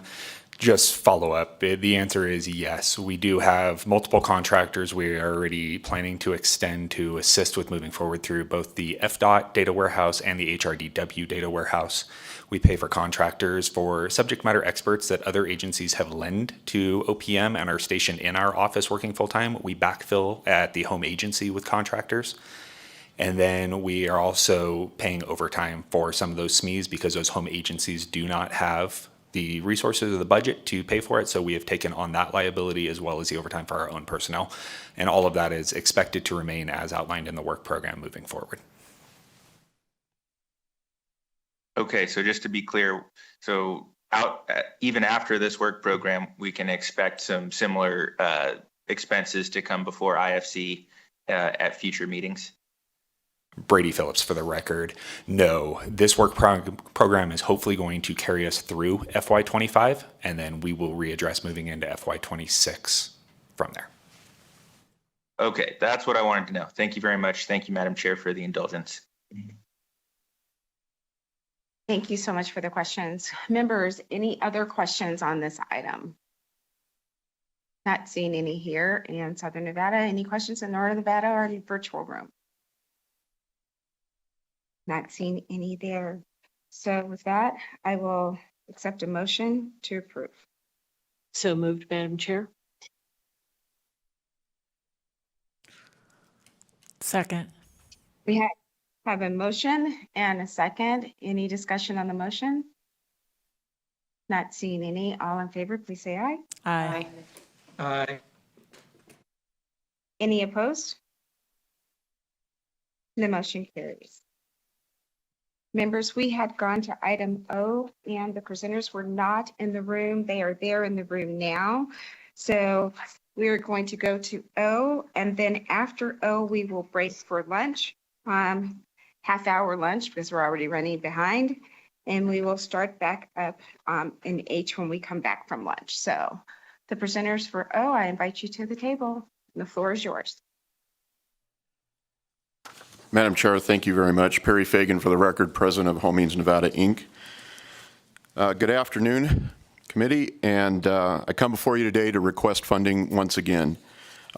First, I would like to express the financial situation of Homeings Nevada, Inc. and the foreclosure mediation program. In April of this year, the Board of Directors voted and recommended that the foreclosure mediation program be transferred to another entity such as an existing nonprofit or other organization. A letter was submitted with our IFC request at that time, and over the past year plus, we have also been asked several times in these meetings how we're going to deal with the funding situation, to which I have stated publicly that based on current law, Homeings Nevada, Inc. does not control notices of default filed, the fees paid, or the account to which the fees are paid to. This is a legislative concern, and we have met with some interested parties and presented ideas. However, it does not appear that there is a concerted effort at this time to make any changes regarding the legislation as it stands. As you may remember, this bill was brought in the last session, or there was a bill that was brought in the last session, but it did not receive a hearing. The only option for funding is either the LCB-owned account for foreclosure mediation assistance or contingency funds. There is no sunset clause for the program due to the lack of continued funding. Based on the current numbers, we will need contingency funding on a regular basis more than likely moving forward. We don't believe this is what was intended when the program was initiated back in 2017. There are better options, and changes should be made this session, if at all possible. Should funding not be allowed for payment of the salaries, the expenses, and HMN ceases to operate, banks and other such lenders will be unable to foreclose on a home in the state of Nevada. NRS 107.086 requires that Homeings Nevada issues the certificate in order for the foreclosure to proceed. Without the certificate, they cannot do so. As such, the banks and other lenders would likely have a cause of action to seek court action to impel Homeings Nevada to issue these certificates and potentially request damages because of Homeings Nevada not issuing the certificate. I am hoping that members of this body or the legislature would be willing to meet with me to discuss here in the very near future how this program will be able to continue with some potential simple changes is what I would hope. With that, I'm here to request the approval and transfer of $15,964 from the account for foreclosure mediation assistance and answer any questions that you may have. Thank you. Thank you so much for the presentation and the comments that you made. Yes, I think a number of members would be willing to sit down and have a discussion of how we can make improvements to this. It is much needed.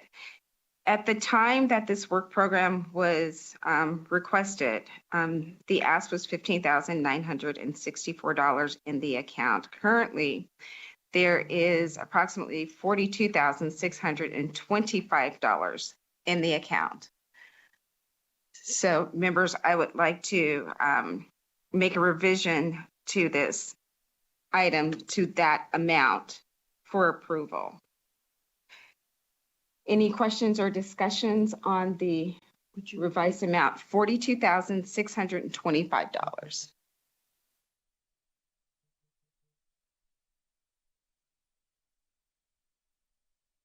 See no questions, I will entertain a motion to approve the revised total. Thank you, Madam Chair. I would move that we increase the amount to $42,625. Second. We have a motion and a second. Any discussion on the motion? Not seeing any. All in favor, please say aye. Aye. Aye. Any opposed? The motion carries. Thank you so much, and I look forward to the conversations about this fund. Thank you. Members, thank you, and happy holidays. We're just after 1 o'clock. I'm going to ask your lunch that you ordered is here. Ask that everyone be back in their seats no later than 1:40. We'll be in recess for lunch until then.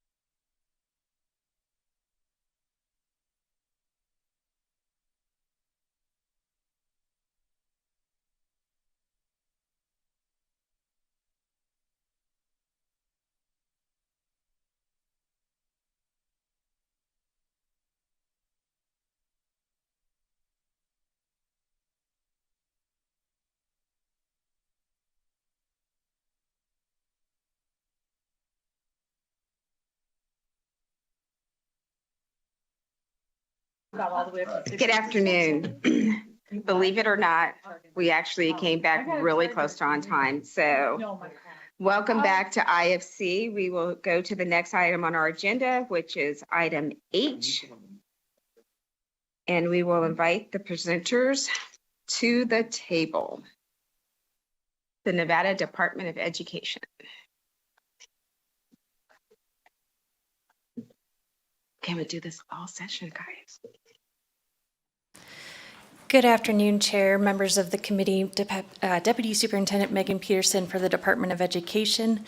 Before you today, we have a work program providing authorization for advances from the Education Stabilization Account to provide funding for the Pupil-Centered Funding Plan account. Throughout the year, revenues may not come in as needed in order to facilitate the monthly payments. And so this advance would provide the funding that is needed to meet those monthly obligations. And with that, I stand ready for any questions that you may have.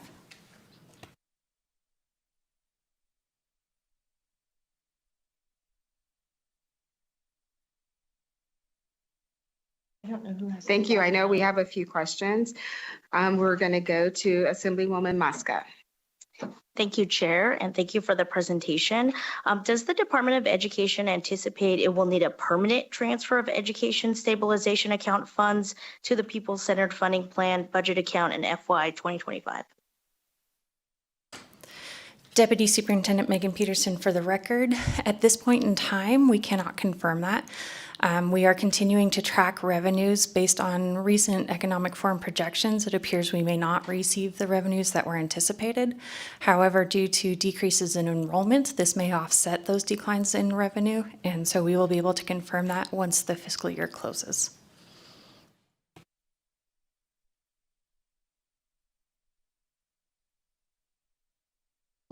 Members, any other questions? Not seeing any here in Las Vegas. Are there any members with questions in the virtual room or in Carson City? Not seeing any. So with that, I'll entertain a motion. So moved. Second. We have a motion and second on item H. Any discussion on the motion? Not seeing any. All in favor, please say aye. Aye. Any opposed? The motion carries. Thank you.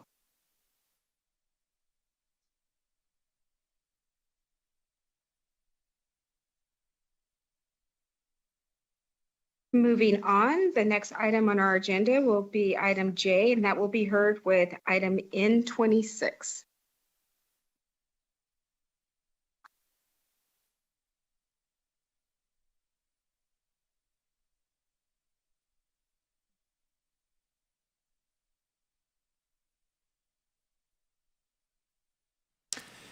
Yes, good afternoon, Madam Chair and members of the committee. I'm Paul Hauptmann, Dean at the University of Nevada, Reno School of Medicine. I'm joined by Senior Associate Dean Philip Clark and Stacy Weeks, Administrator for Nevada Medicaid. Item 26 asks for the addition of $12 million, or approval for the addition of $12 million in academic support payments and authorizes the University of Nevada, Reno School of Medicine to pay the non-federal share of certain Medicaid supplemental payment programs. I'd like to ask Mr. Clark to read a statement regarding that ask. For the record, Philip Clark.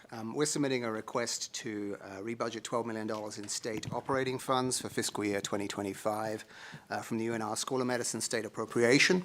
This request is to provide intergovernmental transfer to the state's Medicaid program to facilitate supplemental matching federal dollars to increase funding and access to care. This request follows a similar item presented in June 2024 to the IFC for rebudgeting funds amounting to $12 million for FY24. I'd like to ask if there's any questions.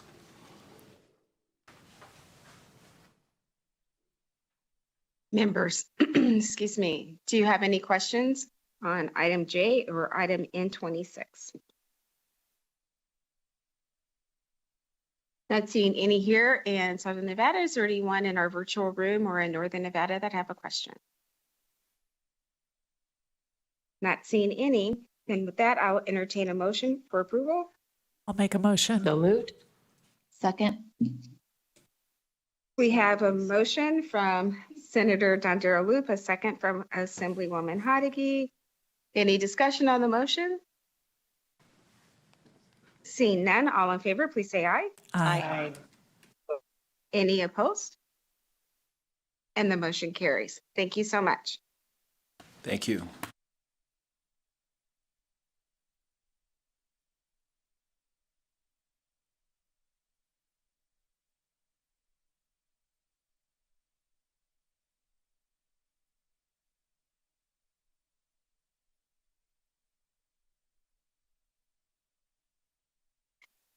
Next on our agenda will be N23. Oh, excuse me. We're going to go to K1 followed by K2. It's the American Rescue Plan Act Coronavirus Recovery Fund. And we'll invite Mr. Leiser to give his summary first, and it'll be followed by GFO Stevenson. Thank you, Chairman Moreno, members of the IFC. For the record, Brody Leiser with the Fiscal Analysis Division of the Legislative Council Bureau. I'll walk through agenda item K1, the Statement of American Rescue Plan Act, Coronavirus State Fiscal Recovery Fund obligations and remaining unobligated balance, as well as summarize the items submitted for consideration today by the committee. I've tried to amend my notes to account for some of the actions that have already been taken. So the table has been provided as a separate handout outside of the meeting packets. Members should have a hard copy, and it is also available on the committee meeting webpage listed under meeting material agenda item K1. At the top of page 1 is a high-level summary displaying the actual expenditures for fiscal years 2022 through fiscal year 2024. The amounts currently authorized, inclusive of requests that were submitted before the committee today, and the remaining unobligated balance. Through fiscal year 2024, the state has expended approximately $1.4 billion, or just over 52% of the total $2.7 billion award. That does not account for any fiscal year 25 expenditures to date. As a reminder, these funds must be obligated by December 31st, 2024 and expended by December 31st, 2026. The table generally lists program descriptions and amounts in chronological order based on the budgetary approval date. And as with prior practice, any revisions or updates to existing rows on the table following the October IFC meeting are identified in red text. As discussed at the October IFC meeting, with the deadline to obligate these funds quickly approaching, we anticipated that the Governor's Finance Office would be submitting work programs for consideration at this meeting to identify any savings and/or authority that would go unused to ensure that those funds can be repurposed and obligated by the deadline. As reflected at the top of page 1 on the table, with all items submitted for consideration today, 100% of the funding authority would be obligated. I would just note that with the previous actions taken earlier by the committee, this still holds true. Pending, there's one agenda item still yet to be heard. That will be heard, that's agenda item M11, and that will be heard with agenda item P5. Before I summarize the work programs for consideration today, which began on page 25 of the document, I did want to point out that there's one new item that has been added to the table under the row labeled number 283 that we just wanted to make the committee aware of. This is an award that was issued in January of 2023 to UNLV to support a climate advisor position. The Governor's Finance Office did make LCB Fiscal aware of this award in October, and it does not appear that any prior communication to the Fiscal Analysis Division occurred to identify this award, nor was there a separate work program process to establish the authority for this award. Therefore, it was not previously being tracked by our office. There were 20 work programs submitted for consideration today by the committee, and those are listed on row numbers 284 through 298, beginning on page 25. However, agenda item M1 was withdrawn by the governor's finance office. The 19 remaining work programs would facilitate the following. There's 4 work programs that would align previously approved budgetary authority with the award. There were 5 work programs that would deobligate funding that was previously approved and either realized as savings, or the agency and the governor's finance office are requesting to not move forward with those projects. Two of those agenda items were M8 and M9 that the committee's action denied those requests earlier. With the savings identified through the remaining deobligation requests, the governor's finance office was requesting to repurpose those funds through the following. There was 2 work programs that would authorize new funding for the Department of Corrections. Those were heard earlier this morning by the committee. And based on the actions to deny agenda items M8 and M9, the request for the Department of Corrections was reduced from $4.9 million to approximately $1.1 million. And would focus, as the department testified, would now focus on equipment to be purchased for Northern Nevada Correctional Center. There's 2 work programs submitted to authorize additional funding for support of the Lieutenant Governor's Office of Small Business Advocacy to address a projected shortfall. And there are 6 work programs submitted that would provide authority for unfunded portions of awards issued by the Governor's Finance Office. These awards have been partially funded through prior work program requests and or funded by the 82nd Legislature. However, authority to fully fund the awards issued by the Governor's Finance Office was not previously requested. Mainly, this impacts requests for the Department of Conservation and Natural Resources, staffing for the Controller's Office, funding for the Governor's Office, and funding to continue support for the ARPA team at the Governor's Finance Office. Madam Chair, that concludes my remarks, and I'd be happy to address any questions. Thank you so much, Mr. Leiser. Members, this is an informational item only, but does anyone have any questions for Mr. Leiser on his report? Not seeing any here in Southern Nevada. It doesn't appear there's anyone in Northern Nevada with questions. Anyone in a virtual room? All right, thank you so much, Mr. Leiser. So moving on to K2.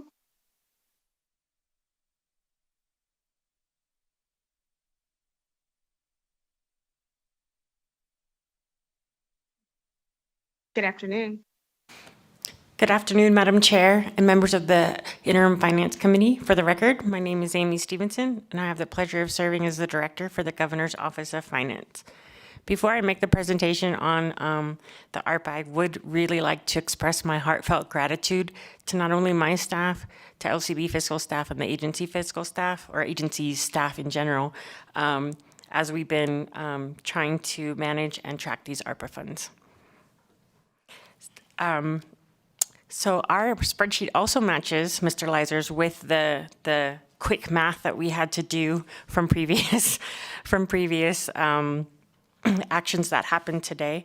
The only thing that I would add is that the expenditures for 25 that we have as of November 30th, 2024 is $167,729,934. We have completed about 36.7% of the notice of allocations. I don't want to say projects because some projects have several notice of allocations. The Governor's Finance Office has implemented monthly communications with the agencies to check on status of projects and to ensure projects are on track to be spent. One of our big overhauls was actually we were reconciling notice of allocation awards with work programs, and this is how Mr. Leiser and myself came up with the discrepancies and fixed them. So I appreciate him more than he knows. So I'm going to give him kudos throughout this presentation. There has been, so for the advances for 2025, we considered the needs on a case-by-case basis as there was a significant amount of unspent cash in 24 that we balanced forward to 25. And with that, I stand for any questions that you may have.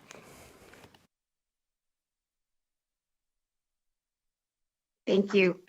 I do have a few questions, and they come from the presentation that Mr. Leiser presented. As you heard him say that in October of this year, your office made us aware that there was an award of payment to UNLV for the climate advisory position that was approved by your office in January of 2023. But since the process to issue that award does not require legislative approval or prior communication, this award was not being tracked by the LCB fiscal staff. Could you let us know and please confirm whether there are any other awards that have been issued for programs that are not currently identified on the K2 tables as presented today? Thank you, Madam Chair. For the record, Amy Stevenson, Director for the Governor's Finance Office.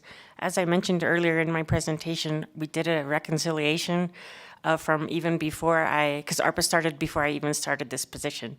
And when I assumed this position, I just picked up and assumed everything was correct from behind. That was a wrong assumption. We know what assuming does. So I am very thankful that I went back and reconciled them. And I can say as of today that we are tracking, LCB Fiscal and my office are tracking exactly the same thing, and there's no other projects out there. Thank you for that. And then could you also confirm whether 100% of the awards issued by the GFO would be accountable for within the state budget if the requests submitted today are all approved? Thank you, Madam Chair. For the record, Amy Stevenson, Director for Governor's Finance Office. That is correct. That would all be accounted for.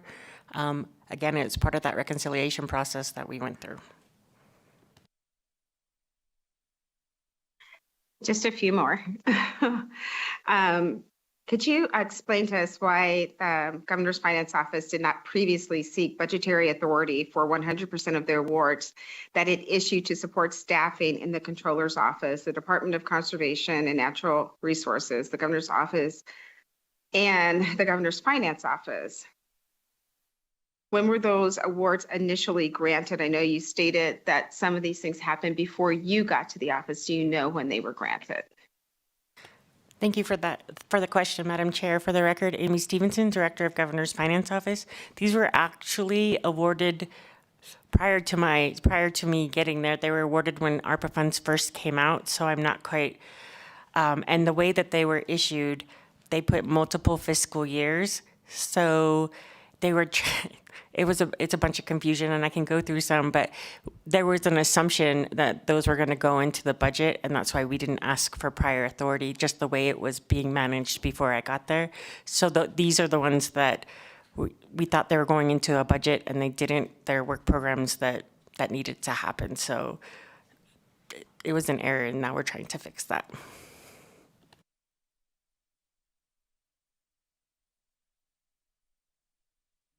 Okay, well, that's good. Are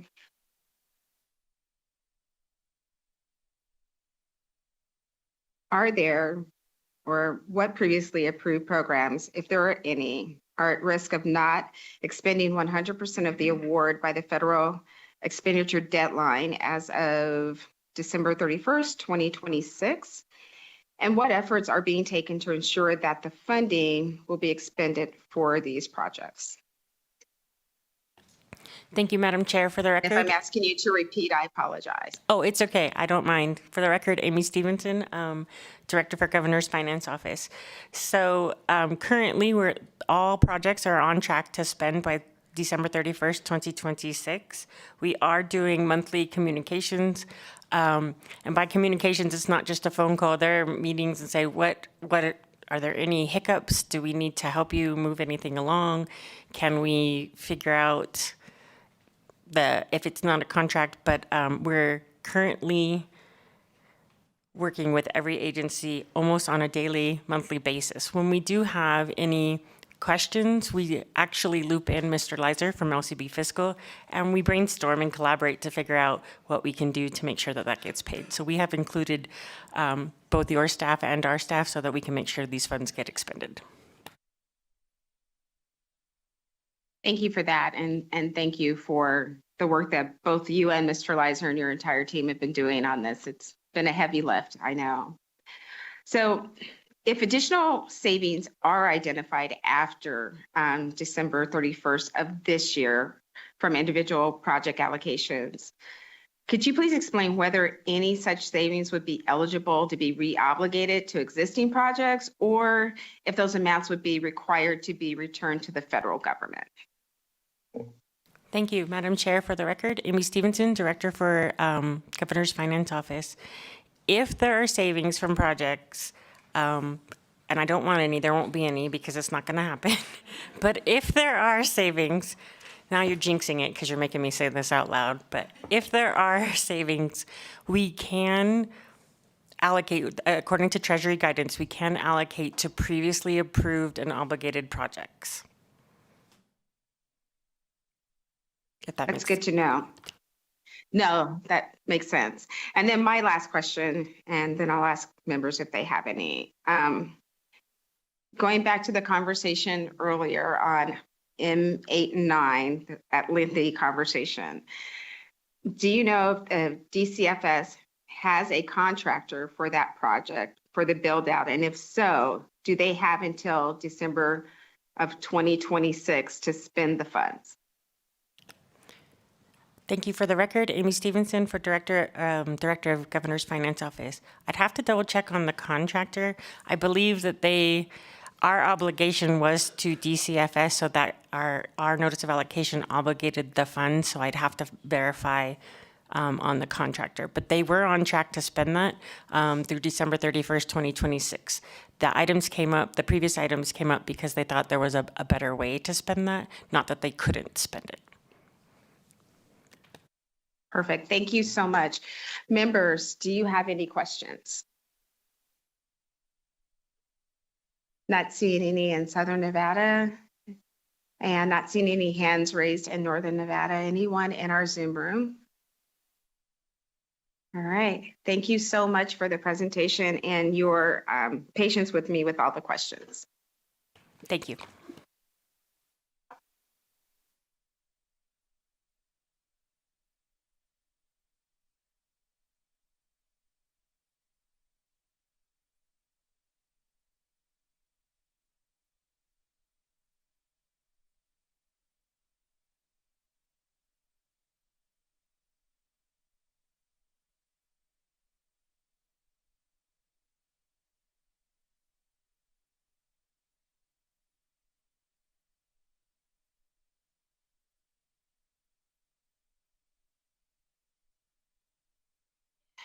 All right, moving on to the next item on our agenda, that is item L, informational only.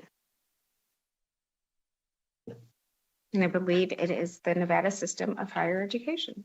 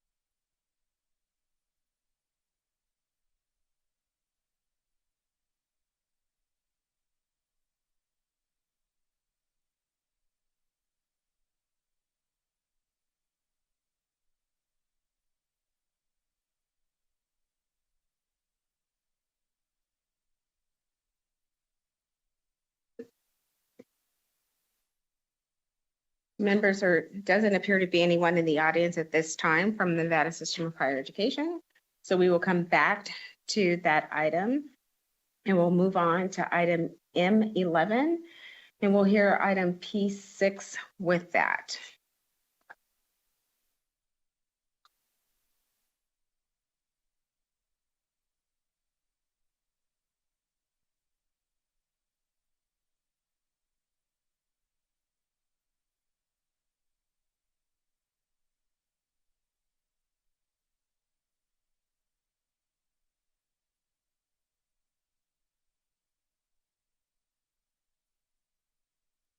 Good afternoon.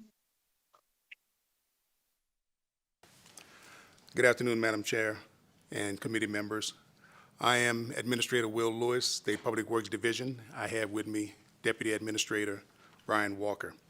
I also have Project Manager with State Public Works, Heather Holstrom, up in Vegas. I am here ready to present item P6 if we're good to go with that. Yes, we are. You Okay. can proceed. So pursuant of NRS 341.145.1F, State Public Works Division requests to cancel CIP Project 19C16, renovation of collection storage building, Building 19 at the Stewart facility, and to allow for expenses only through the advanced planning phase of the project will require returning $710,947 in federal, in ARPA funds on cash on hand, as well as the remaining $1,242,270 of ARPA authority. And with that, I'll pause if you have any questions.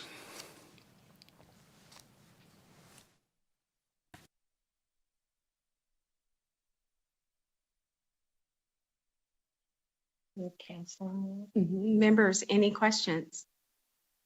Maybe we can use that money. Okay. Not seeing any here in Southern Nevada. Members in Northern Nevada, do you have any questions? Not seeing any and not seeing any hands raised in our virtual room. So with that, I'll entertain a motion to approve. So moved, Madam Chair. Second. We have a motion and a second. Any discussion on the motion? Not seeing any. All in favor, please say aye. Aye. Aye. Any opposed? Then the motion carries. Thank you so much. Thank you, Madam Chair.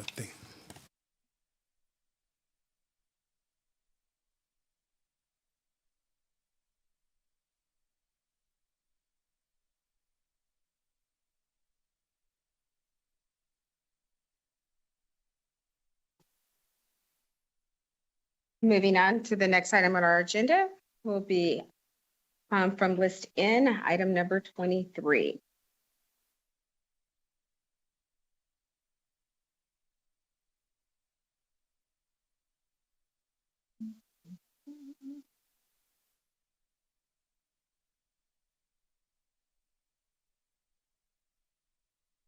Good afternoon.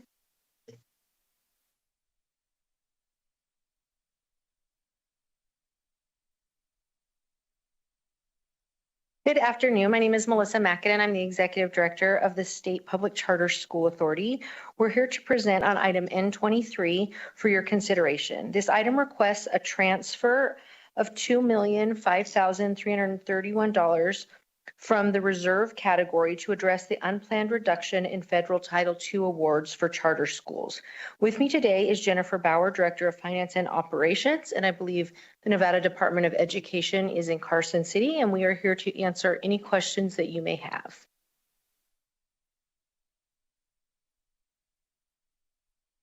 That was very short. We do have a few questions, and I am going to start the questions with Assemblyman Carter. Thank you, Chair. Yes, ma'am. Can you kind of expand on and discuss the error in the department's methodology for allocating the federal Title II Part A grant funds to local education agencies, and how the department plans to stop this from happening again. Melissa Mackinnon for the record. I can only address it from our side. I think probably NDE is better to address it.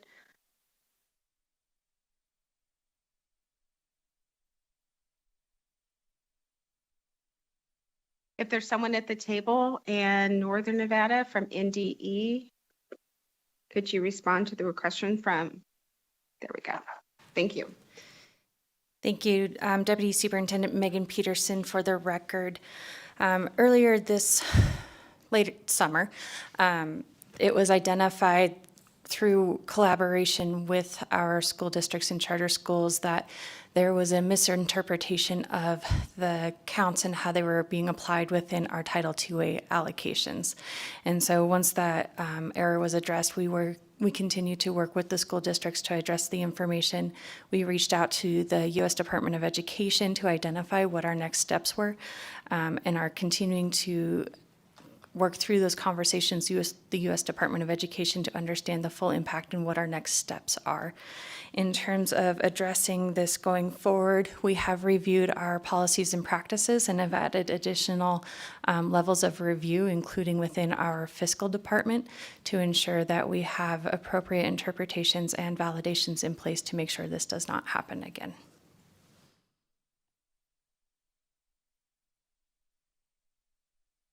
And you alluded to part of what my follow-up was going to be, and that's how are negotiations going with the Department of Education, with the federal department, to address the allocation errors in prior fiscal years, and what possible solutions are being discussed, and finally, what are the ramifications for our local schools, for our state and our public schools?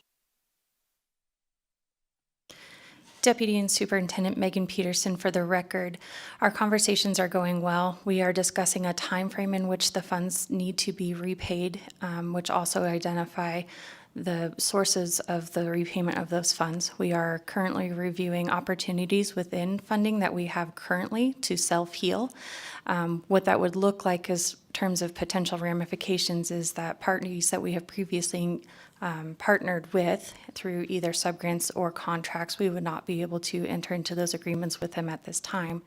But that would serve to support the offset of districts that were previously underfunded as a result. So is there a clawback on this going, and how far back is it going to impact the charter school authority? Megan Peterson for the record. We're currently in negotiations with the U.S. Department of Education. We're looking at approximately a 5-year timeline. There's not a clawback, but we would be revising allocations going forward, and we are still continuing to identify which opportunities exist for reallocation within existing funding. Thank you. Speaker Yeager? Thank you, Madam Chair. I have to admit, in reading this item, I was quite disheartened to realize that this is an error that hasn't just happened this interim, but look, it's going back several years. And, you know, in my mind, it was an error obviously in favor of the state public charter school authority, but by definition of the way the funds were distributed, it came at the detriment of our, you know, traditional school districts, I guess.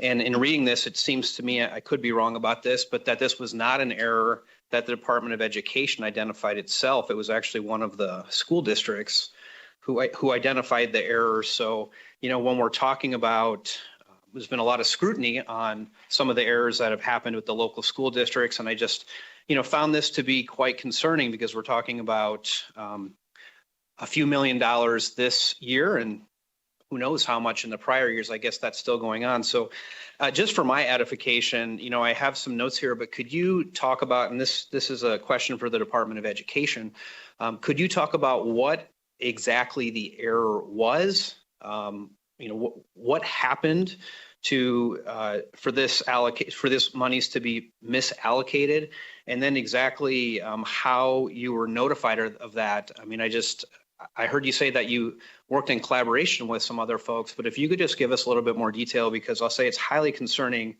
that we're looking back potentially 6 years and having to claw back money. It's not fair to the charter school authority. It's not fair to the local school district. So if you could provide some additional information about the error itself and how it was identified, please.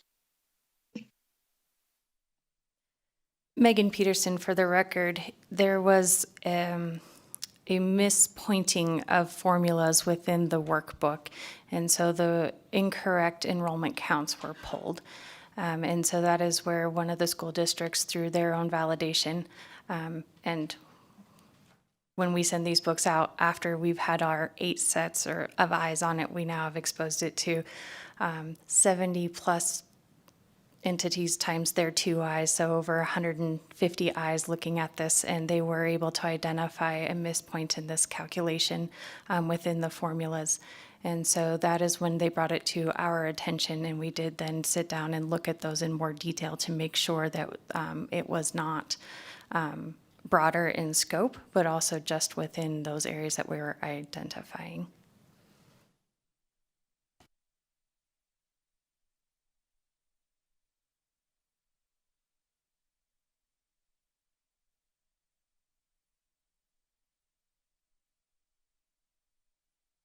Assemblywoman Torres.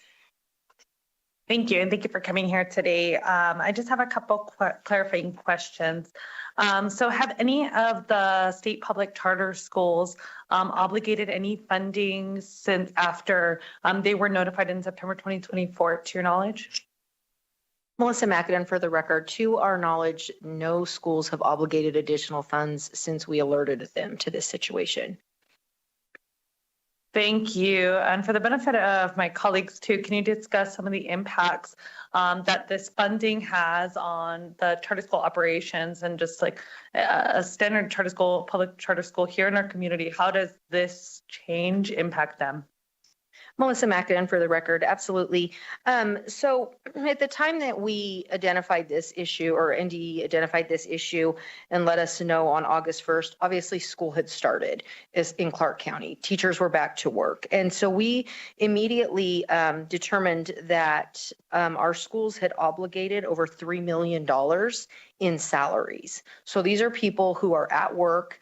In most instances, those are learning coaches that are hired at charter schools to do the job of a learning coach. In some instances, they're also mentors, stipends that teachers are being paid to support, say a teacher on alternate route to licensure. Additionally, they were used as, or they were obligated to be used for retention incentives and stipends. So that, those are major. And in addition, there was about $220,000 that were allocated for professional development on things like recently adopted curriculum or other identified areas of need in school improvement plans or school performance plans. So vendors that they had contracts with to come in and provide PD. Thank you. I appreciate that. And I just think about the impact that this is going to have on those students, right? And on school directors that are putting together their budgets and they're planning for this money in their budget, right? And so now they're dipping into other pots of money, possibly their SGF, possibly other funds, other grant funds, or they're cutting and eliminating positions and they design the school year. And I think that sometimes, with my education background, that's my frustration with this process on our side, right? And I think it's something we have to consider because we're constantly making these changes. And, principals, they're spending their summer planning and they create their budget around that plan. And so a last minute change like this has a significant impact on a school. I mean, we're talking that positions could have been cut as a result of these errors. And I hope that the NDE understands the gravity of these concerns and of these issues.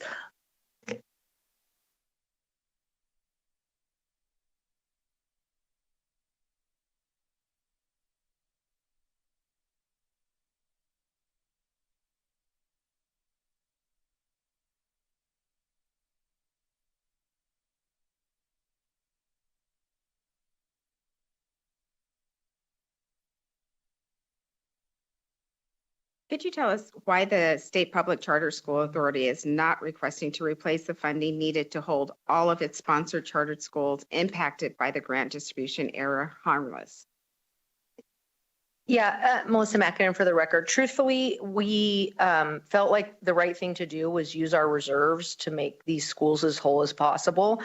And really, we just believed that a more conservative ask would have a higher probability of approval.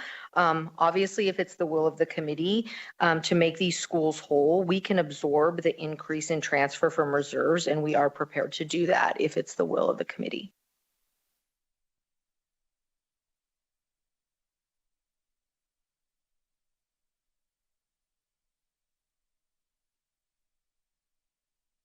And I think my next question then would be also, why isn't the State Public Charter School Authority not requesting to reduce its sponsorship fees in lieu of utilizing its reserves to provide relief to all sponsored charter schools for the reduction in the federal Title II Part A grant subawards?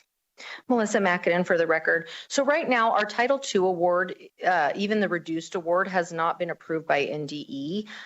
So our schools have had no access to Title II dollars, and we're halfway through the year. So by creating this special use category, we can disperse these funds to schools immediately once the state system comes back online in January and get them access to these dollars. Whereas a reduction in fee would be honestly overly complicated. We would have to work with other agencies. We would have to reduce the fee. Then we would have to up it, move it back up.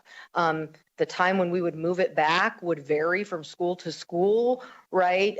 It would just be really complicated and overly burdensome for both the SPCSA and the Nevada Department of Education. And we need to move those reserves. We can't leave them at a lower rate indefinitely because we have identified, projects going forward that they're necessary for.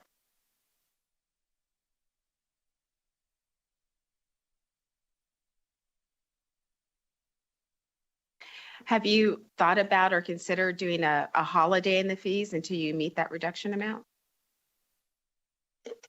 Melissa McInerney for the record. No, we have not considered that. But again, I think it goes to the special use category seems like the fastest way to get the money in the school's hands and start giving them reimbursements right after winter break.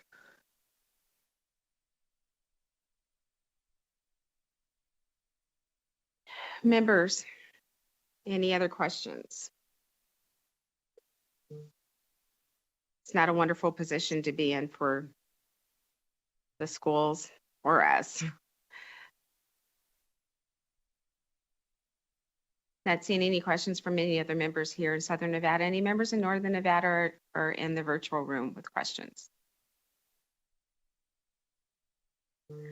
Not seeing any, then with that, I will entertain a motion. Senator Dondero-Luke. Thank you, Madam Chair. And I would move that we deny the request for the reserve reductions of the $2 million to partially replace a reduction in allocated federal Title II Part A grant funds to the State Public Charter School Authority sponsored charter schools. And I would direct the Nevada Department of Education to provide an update to the IFC at its January 2025 meeting, discussing the progress it has made in its negotiation with the Federal Department of Education, and direct the State Public Charter School Authority to review its reserves to determine if a reduction to the sponsorship fee charged to all sponsored charter schools could be implemented to provide relief to its charter schools for the reduction in federal Title II Part A funding. If a sponsorship fee reduction is approved for this purpose, the State Public Charter School Authority should submit a work program or report back to the IFC the sponsorship fee reduction. I'll second, Madam Chair. Thank you. Long motion. We have a motion and it's been seconded. Any discussion on the motion?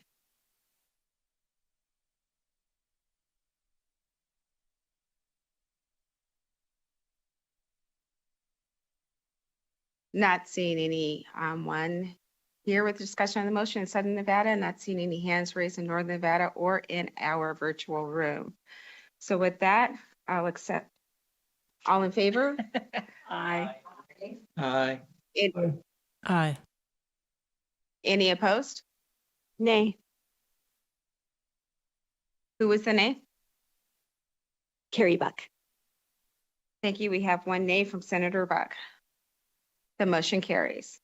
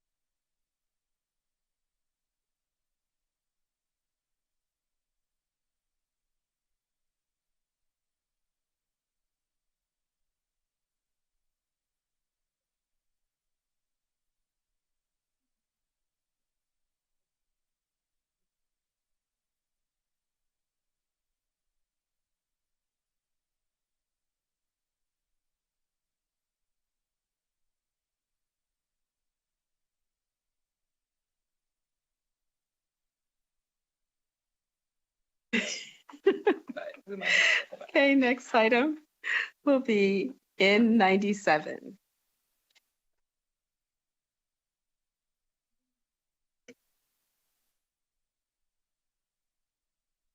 Good afternoon. Good afternoon, Dr. Williams for Department of Correction. I'm joined by Kitty DeSocio, Deputy Director of Support Services for the Department of Correction, as well as Stephanie Cook, Deputy Bureau Chief for the Division of Behavioral Health and Wellness Prevention.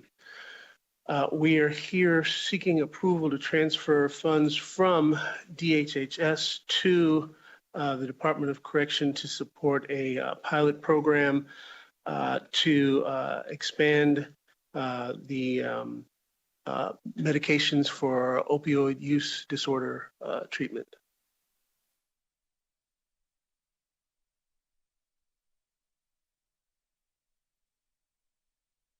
Thank you. I believe we have just a few questions. We'll go to Assemblywoman Hodgie. Thank you, Madam Chair, and thank you for being here. Just a couple quick questions for me. Can you discuss the Department of Corrections' future plans for medication-assisted substance use disorders treatments? Yes, we currently have access to treatment provided by a community partner behavioral health group. This partnership is funded directly from DHHS, and it allows us to continue medication-assisted treatment for offenders that transfer from the jail into the prison system. Our future goal is to expand that opportunity and be able to offer treatment to the offenders that are already in our custody. This program, this pilot program, will provide funding for 6 temporary staff members, 2 recovery specialists, 1 in the north, 1 in the south, and 4 licensed practical nurses to be assigned to Northern Nevada Correctional Facility, Southern Desert Correctional Complex, High Desert Correctional Complex, and Florence McClure Women's Correctional Complex. This will allow us to offer treatment to those individuals that are already in our custody, not just the ones that are coming into our custody from the jail or leaving. And it will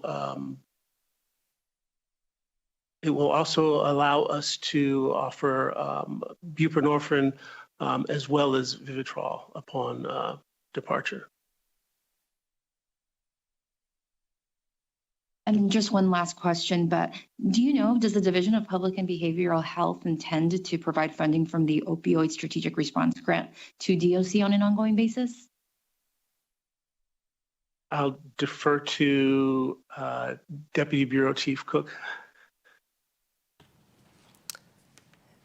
Good afternoon, Chair and members of the committee. My name is Stephanie Cook, and I am the Deputy Bureau Chief of the Bureau of Behavioral Health, Wellness, and Prevention within the Division of Public and Behavioral Health.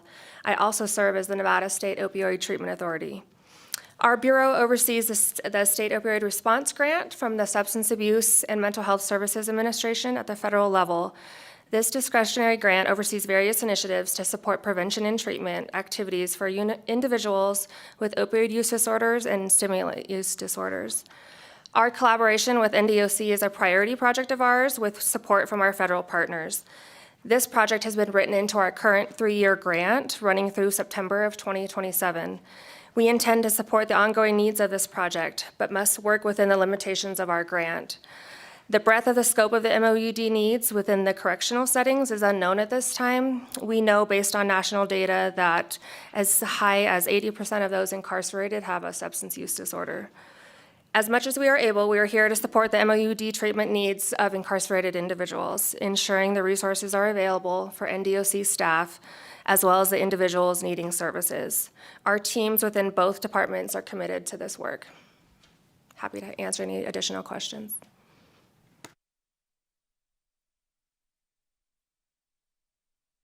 Members, any other questions? Not seeing any from anyone here in Southern Nevada. Is there anyone in Northern Nevada or in the virtual room with questions? Not seeing any. I thank you so much for the presentation, and with that, I'll accept a motion. So moved. Second. We have a motion to approve from Senator Dondero Loop, a second from Assemblywoman Hodeggy. Any discussion on the motion? Not seeing any. All in favor, please say aye. Aye. Aye. Any opposed? And the motion carries. Thank you so much.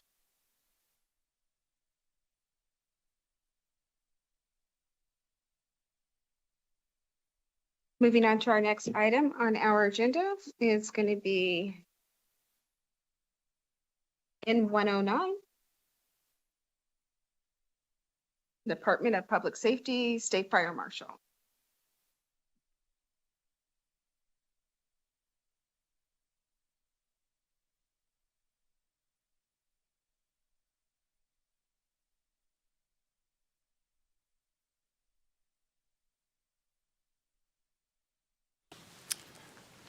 Good afternoon, Madam Chair and committee members. Ready? Good afternoon. Good afternoon. Yes. Alrighty. So basically, I understand there's some questions going on. I'm sorry. My name is Joe Rodriguez. I serve as our Assistant State Fire Marshal, your Assistant State Fire Marshal, and Deputy Administrator for the State Fire Marshal Division. I do understand that there's a series of questions possibly from this committee, but overall, getting things started, we're looking to move some reserve funding into our operations and covering a series of things, a new fire and life safety inspector position, and as well as some COLA adjustments that were granted last session that we're accounting for. And with that, I also have our Fiscal Bureau Chief, Jennifer Jenkins, here as well. Thank you so much. And as you stated, we do have a few questions for you on this agenda item, and we'll go to Senator Nguyen. Thank you, Chair. I have a couple of questions. I know that we are informed of, as of July 1st of this year, that the 3 local fire agencies had discontinued fire inspection services for childcare facilities in Washoe County. And can you kind of discuss what led to those 3 local fire agencies no longer performing the fire inspections at those childcare facilities? Yes, ma'am. Well, to some degree, I can't speak for the city of Reno Sparks and Turkey Mountain Fire Protection as far as to necessarily what caused them. I can't speak for them as to why they stopped. However, through NAC, through the Department of Health and Human Services, it does fall to us through that NAC that they will consult with us or a designee. So, for instance, the city of Las Vegas, they take it upon themselves to provide this service. However, other areas do not. So that obligation and commitment falls to the State Fire Marshal Division. I also had some follow-up questions around this. I mean, we were told, or the information that we were given is that since resuming these fire inspections, duties for childcare facilities in Washoe, 9 out of 10 failed to meet fire code, and approximately 50% of them exhibited serious violations. Is there not some sort of common inspection requirements? So yes, Like, ma'am. why would those be so different? Ma'am, so as of July 1st, when this was brought to our attention that these obligations and commitments were falling onto our division, we've conducted about 86 inspections as of right now in Washoe County, and those numbers aren't too far off. About 75% of them do have some serious fire code violations, and so that's where we were trying to work with them. For nearly 2 decades, these agencies were providing this service, so this is new to us, and I'll just be honest with you, ma'am, it's a little bit shocking to see some of the violations there.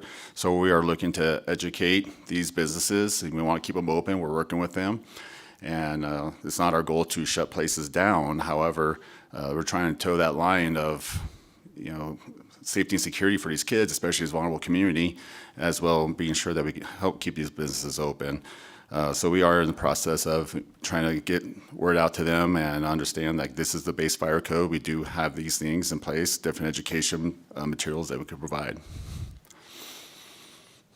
I guess my question is there a different standard that these county agencies and county fire code were held to? So, ma'am, so with the state, we do set the base fire code. So that goes throughout from Reno to Elko down to Vegas. However, local agencies do have the ability to be more stringent than the base fire code, and that is up to those local agencies to see if that's something they want to do. However, there is a minimum fire code, absolutely, and that is what we inspect by when we go into these facilities. So the standard is the same throughout the state when we do inspect these child care facilities. So if the states or the city or the local municipalities have like more stringent, potentially at least base what you guys have and more potentially more stringent, they would have been failing all of those. I mean, on one hand, I have serious issues with the fact that you potentially have all these county fire inspectors that have been okaying childcare facilities at, according to your records, at an alarming rate that they don't meet fire code. Is that something that your office does as far as evaluating these other agencies across the state that are doing these inspections? Does that make sense? I know I was rambling on a bit there. No, ma'am. It's just shocking. The numbers are shocking. As a resident of Washoe County, I agree, ma'am. To some degree, so if we do have an interlocal agreement, say with a rural community, let's say, or a fire protection district, Lyon County, Douglas County, things like that, we do run audits. So they're doing these inspections on behalf of the State Fire Marshal Division. So we try to do every year, we're running audits to make sure that they are in compliance and doing things by our standard.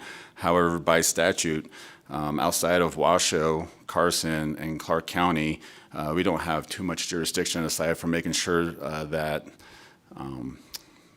they are adhering to the base fire code that we set. So if we have approximately 50% of these have exhibited serious violations and 9 out of 10 have failed to meet the fire code, what kind of steps is the state fire marshal taking to assist these childcare facilities to achieve compliance with this code? Yeah, so that kind of circling back around, ma'am, to we're trying to educate these businesses because sometimes people don't, they don't understand that something could be very minor from a standpoint of locked doors or things like that. So those are things we could spot correct. But overall, we tried to, for less serious violations, we give them about 30 days notice and we let them know like here's what we're seeing and work ways out to be sure that they can correct them. For more serious matters, it's kind of dependent on the inspector or the bureau chief that oversees that bureau. For more serious violations, it could be, you need to get this fixed within 7 days. depending on what the violation. For instance, a fire alarm control panel that has been disarmed and is not working. That could be a very serious matter for a child care facility. Well, in this case, you said that 50% of them were serious violations. Other than informing them of what the violation is there any other steps or programs that you use to educate these businesses? Right. We do Where have. they get shut down, or kids are injured or hurt? Yes, ma'am. So for more serious violations, we can look at fines, and we can look at shutting down these facilities if that's what is needed, if it's an imminent threat to the community. So we do have plenty of different mechanisms in place to gain compliance, to enforce compliance, although it is more of our goal to educate and make sure that we can keep businesses running, again, while maintaining that healthy line of making sure that these children are safe. So this kind of answers my next question. The consequences for a child care facility that fails to meet these fire code or exhibits these serious, I guess, violations could be either a fine or completely shut down. And the timeline is somewhere between 7 days and 30 days, depending on the type of violation. Overall, yes, ma'am. Again, if we have an inspector that goes to a facility that has not been inspected in some time, in Washoe County, or really anywhere for that matter, if they see some egregious violations, they know to run up the chain, especially if we're looking at shutting down a place like a child care, because that can cause a ripple effect in a community. And we discuss what they are seeing, and we try to, again, if we're able to gain compliance, but if it's an imminent threat, we won't hesitate to shut a place down in the matter of protecting life and property. So we do have policies in place for those, inspectors out there. Sorry about that. I didn't mean to interrupt you. Thank you so much. Thank you, Chair. Yes, ma'am. Assemblywoman Dickman. Thank you so much, Madam Chair. I just was wondering, did these cities and counties notify you in advance they weren't doing the inspections, or was there a period of time where you just kind of found out and they just weren't being done for a long time? I mean, is that possibly part of the reason there were so many that failed? Ma'am, we finally did them? I'm sorry, ma'am. I didn't mean to interrupt you. We found out in the beginning of July. So due to the Department of Health and Human Services, they'll send over inspection requests to our division. And at that point, staff is like, okay, well, this is Washoe County, they forward it there, or the city of Las Vegas, they forward it, or if we have it in local, and they shuffle it to the right agency that's going to handle that. So again, in the beginning of July, we found out Washoe County was no longer serving or conducting these inspections. So that was news to us. I'll just be honest, kind of through the game of telephone, it was just decided that my understanding is Health and Human Services was going to defer to us by the NAC to conduct these inspections in Washoe County. And so honestly, to answer your question, ma'am, we were given really no notice. Wow. Thanks for that. Speaker Yeager.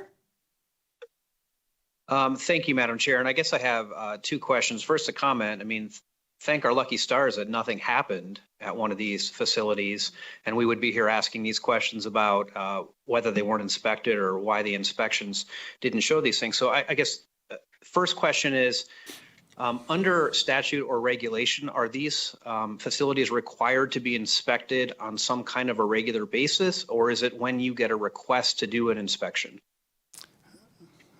Thank you, sir. So we are required to do them annually. Or if there's a new facility, a new build, or a new business that stands up, we'll conduct an inspection, an initial inspection as well. Great. And then if I could, Madam Chair, so my question is sort of this. I mean, it looks like under your analysis or your inspection, you're finding a lot of potential violations, a lot of failures. I think it raises the question of whether the inspections that we thought were taking place actually took place. So the question I have is, do you have to put something in writing? Is there a report that talks about the inspections? Is there a checklist? Is there anything that we would be able to access to look back in time to figure out what the potential breakdown was here with why some of these errors or some of these non-compliance issues weren't identified earlier? I can't speak for other agencies as far as like what type of lists or how they go about conducting their inspections, whether it's paperback or technology. I can only speak for I know how we conduct our inspections. We do have lists. We go different field guides, and we're actually in the process of implementing technology starting next month. But I would venture to guess that there would be a record, for these other agencies, especially agencies like Reno, Washoe, Sparks. I would venture to guess that they would have some sort of record. But again, that's set by statute actually, and by the International Fire Code, that they actually are mandated to have some sort of report. But how they go about implementing that in their policies, I can't answer to that.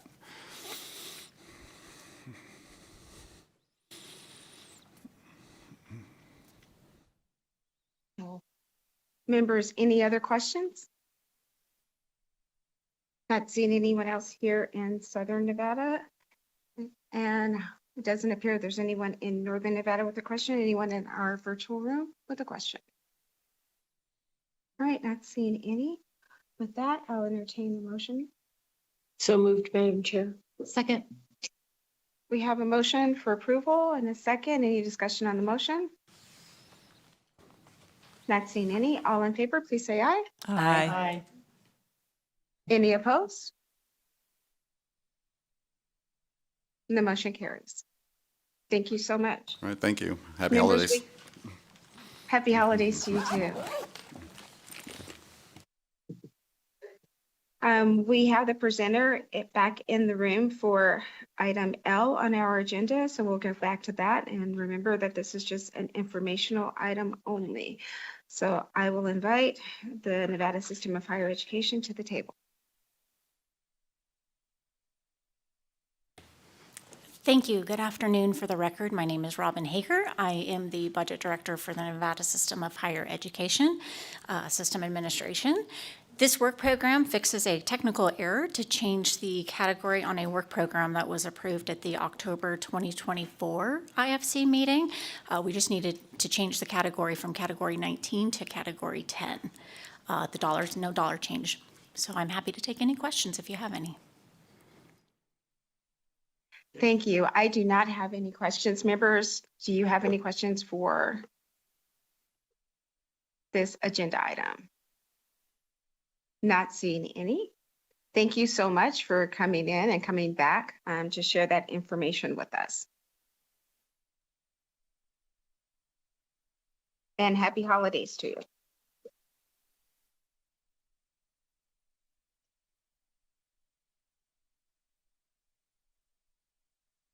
Moving on to the next item on our agenda, that will be item number P1. It's the State Public Works Division.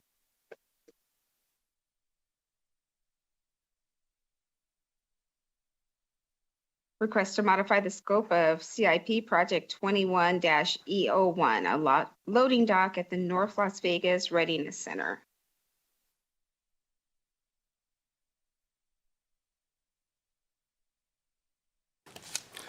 Good afternoon, Madam Chair, committee members.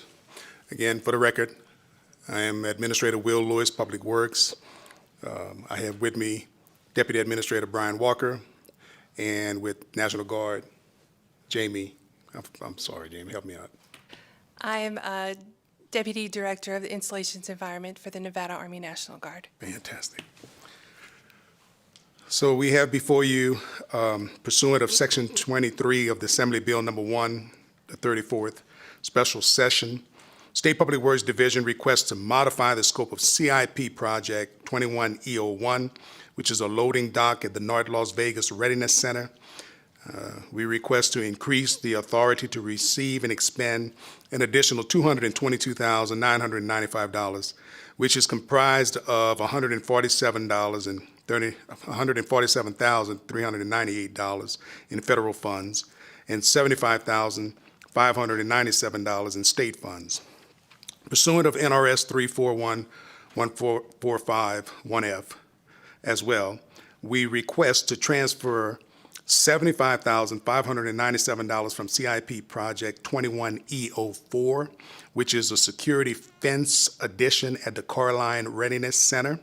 And as a side note, that Carline Readiness Center is complete, and it has available projected savings available for transfer with your approval. And with that said, I'll entertain any questions you have. Thank you so much for the presentation. I know we have one or two questions for you, and we're going to go to Assemblyman Nguyen. Thank you, Madam Chair, and thank you for being here this afternoon. Appreciate the information on the changes, but I'm kind of curious. The additional site work that you state here in this proposal, it's kind of an increase of about 46%. That's a big jump. So the additional site work stated here, about 8,300 square foot of concrete paving, that somehow was not identified during the original project scope. Can you tell us why?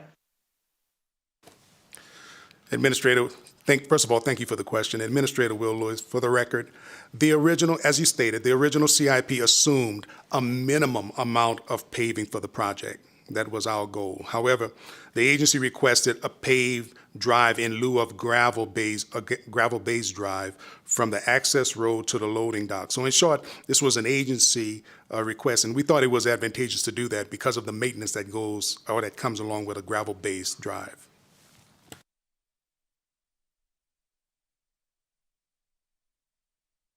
Thank you.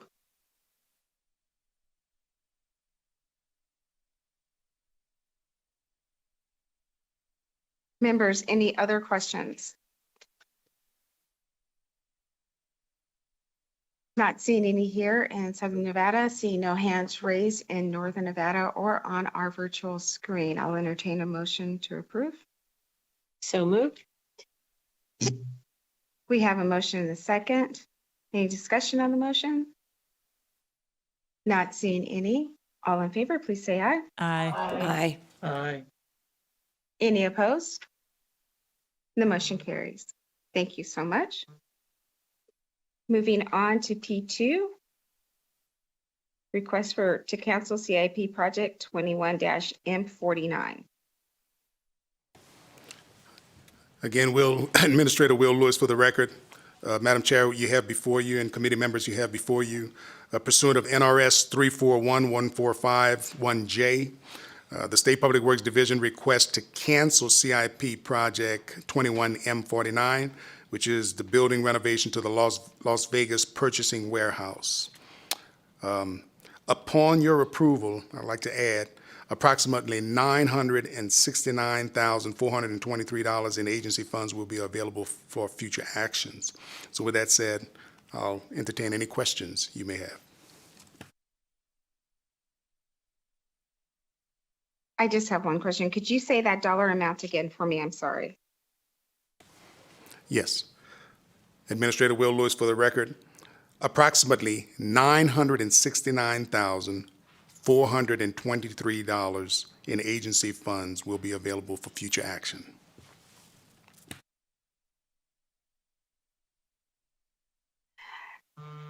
Thank you so much. Members, any other questions? Not seeing any. With that, I'll accept a motion to approve. So moved. Second. We have a motion and a second for approval. Any discussion on the motion?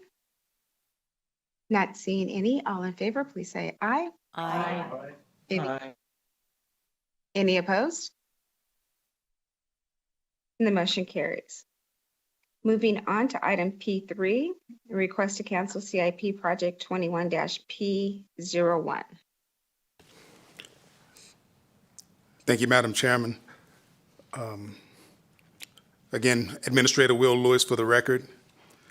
So pursuant to NRS 341-145-1J, State Public Works Division requests to cancel CIP Project 21P01, the advanced planning of the Grant Sawyer office building.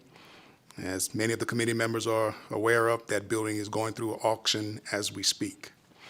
Upon approval, approximately $873,848 in state funds will be available for future actions. And I'll entertain any questions you may have.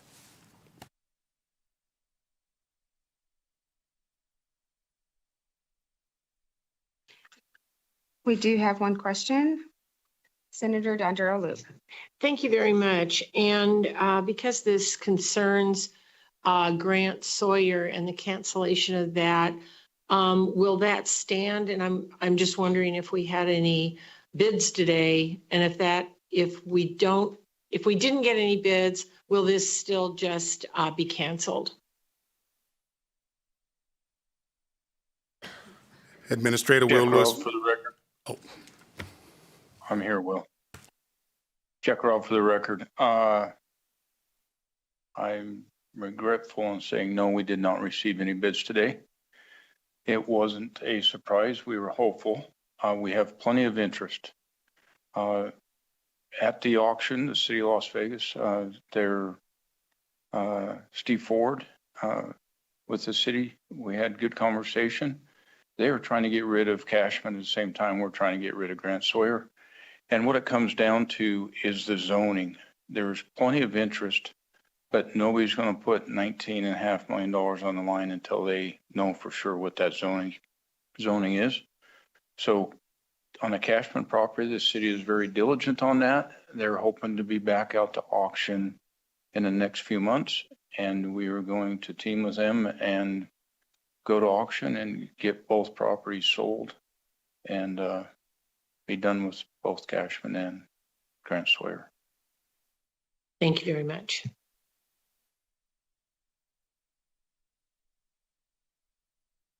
Members, any other questions?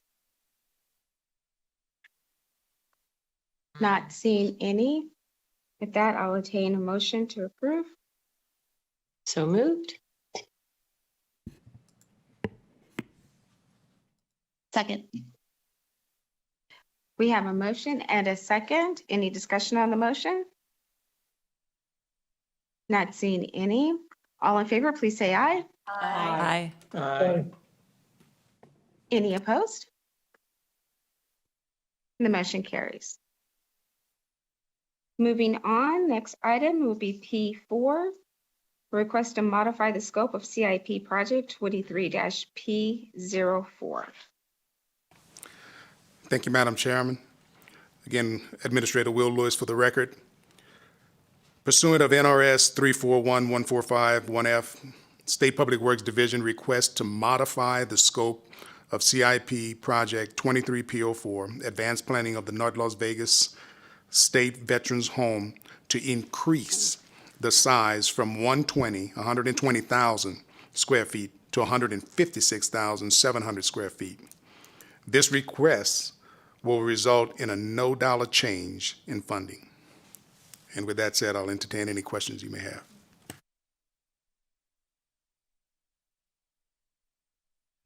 Yes, there are a few questions. We're going to go to Senator Dondero Loop.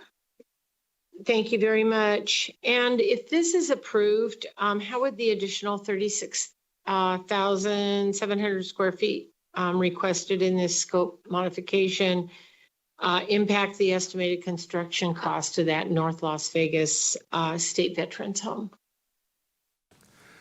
That is an excellent question. Thank you so much for the question. Administrator Will Lewis, for the record, the additional square footage will not affect the overall project budget since the additional square footage was already included in the 23 CIP.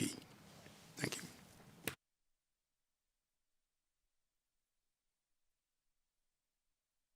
Okay. I'm sorry, I stand corrected. The 25 CIP requests. Yeah.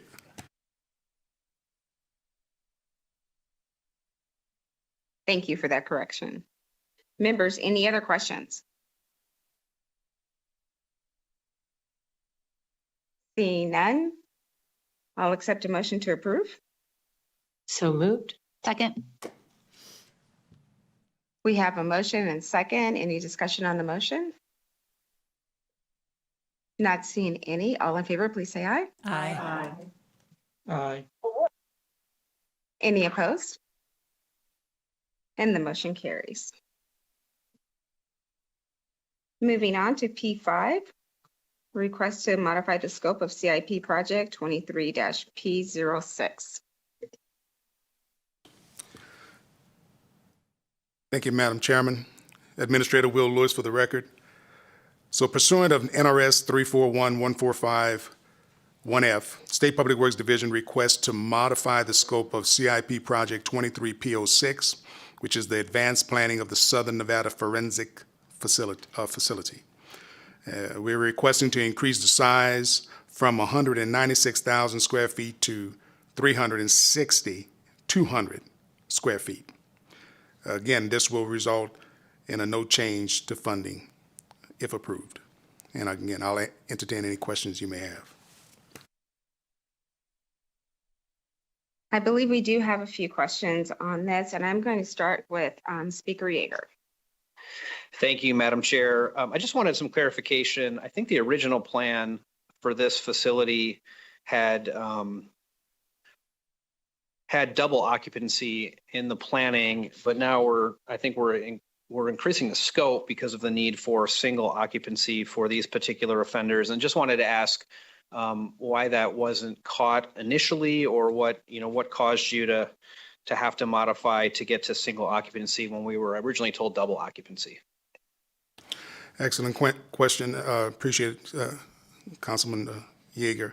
I would like to defer that to Project Manager Heather Holstrom up in Vegas if she's there. Did I say the wrong thing? I apologize. Mm-hmm. Man, I'm bad at that. I'm so sorry. You writing it down? Heather Holmstrom, Project Manager and Architect for State Public Works. Thank you for your question.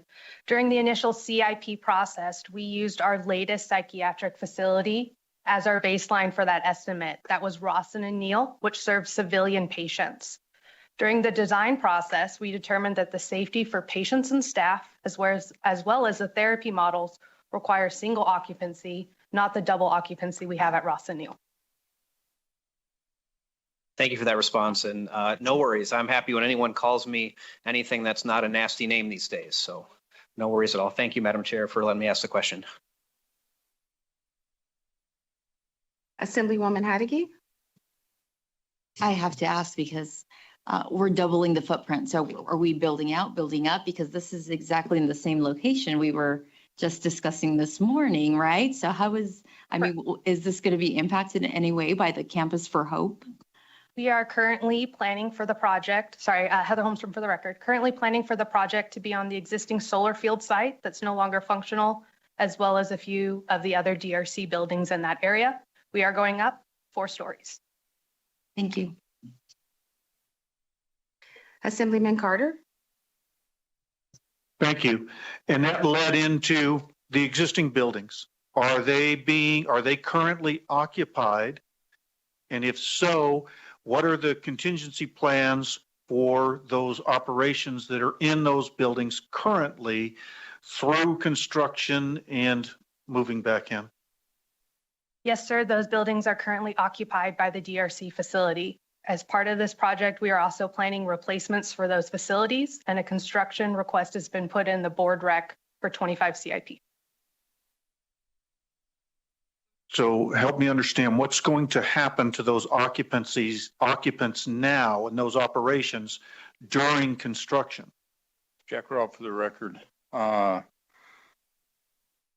The buildings that we are going to be removing to put in a new facility are very similar in nature to the buildings we talked about earlier today. They've long past outlived their useful life. We will build the new buildings, move those individuals in, then tear down the buildings, and then start the construction of the new forensic hospital. So there will be no disruption in service.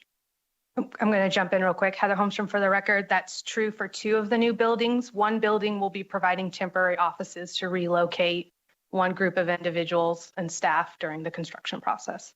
Okay, thank you. And then finally, why were the now proposed administrative building, intermediate care facility, therapy building, how did they get missed in the original scope, and why did they get missed? Jack Robb for the record. A lot of this planning has gone on over years.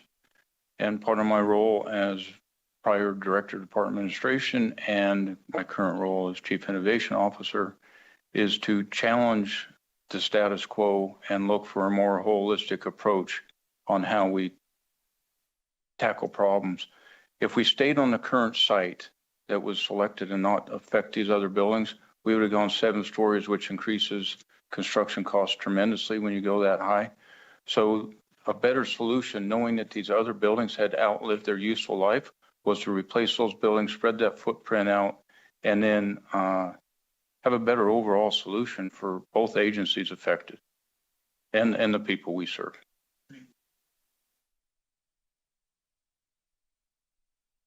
Members, any other questions on this item? Not seeing any questions here in Southern Nevada. Are there any questions in Northern Nevada or in our virtual room? Not seeing any. So with that, I'll entertain a motion for approval. So Second. We have a motion and a second. Any discussion on the motion? Not seeing any. All in favor, please say aye. Aye. Aye. Any opposed? Was that a nay in Northern Nevada? Okay, we heard something down here. I'm sorry. All right, the motion passes unanimously. Thank you so much. And that finishes up P. We heard Q earlier in the day. We'll go on to R, an informational from the Department of Business and Industry, Housing Division. Home Means Nevada Initiative. Good afternoon. Good afternoon, Chair, members of the committee. For the record, Steve Acroth, the Administrator of the Nevada Housing Division. Just going to give you a brief update on the Home Means Nevada funds. Currently, we've expended $150 million, a little over $150 million in the total of $500 million, representing 30% of the funds to date being spent. We've had a couple of groundbreakings and grand openings that I've made you aware of and will continue to make you aware of. I did want to focus on one of those that recently happened, and that's Rail Yard Flats. That was a project in Sparks that is now open, serving 15 individuals. It's not listed in your sheet. And the reason it's not listed in your sheet is it was actually a land acquisition project. So I wanted to just take a moment to put on the record to thank the City of Sparks, the Reno Housing Authority, the weather gods in Northern Nevada that allowed it to get completed so quickly. And so, you know, those land acquisition pieces, we kind of envision those for future affordable housing. And some of those have already come to the fore. So just wanted to make you aware of that. And with that, I'll finish my report and be available for any questions. Thank you so much. Members, any questions on this informational item? Not seeing any questions from members here in Southern Nevada, any in Northern Nevada, or in the virtual room. Not seeing any. Thank you so much for the update on Home Means Nevada, and keep up the good work. And happy holidays. That takes us to item S. We're going to go to S1B.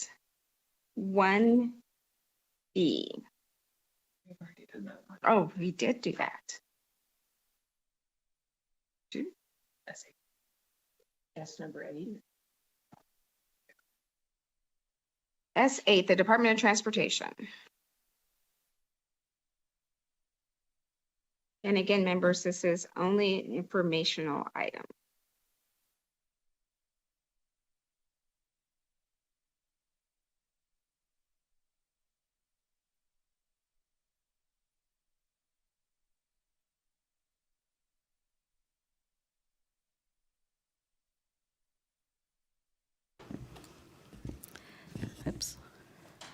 Good afternoon. Good afternoon. My name is Felicia Denny, and I'm the Assistant Director of Administration for the Nevada Department of Transportation. And I have with me here to my right, Allison Wall, who's our Chief of HR.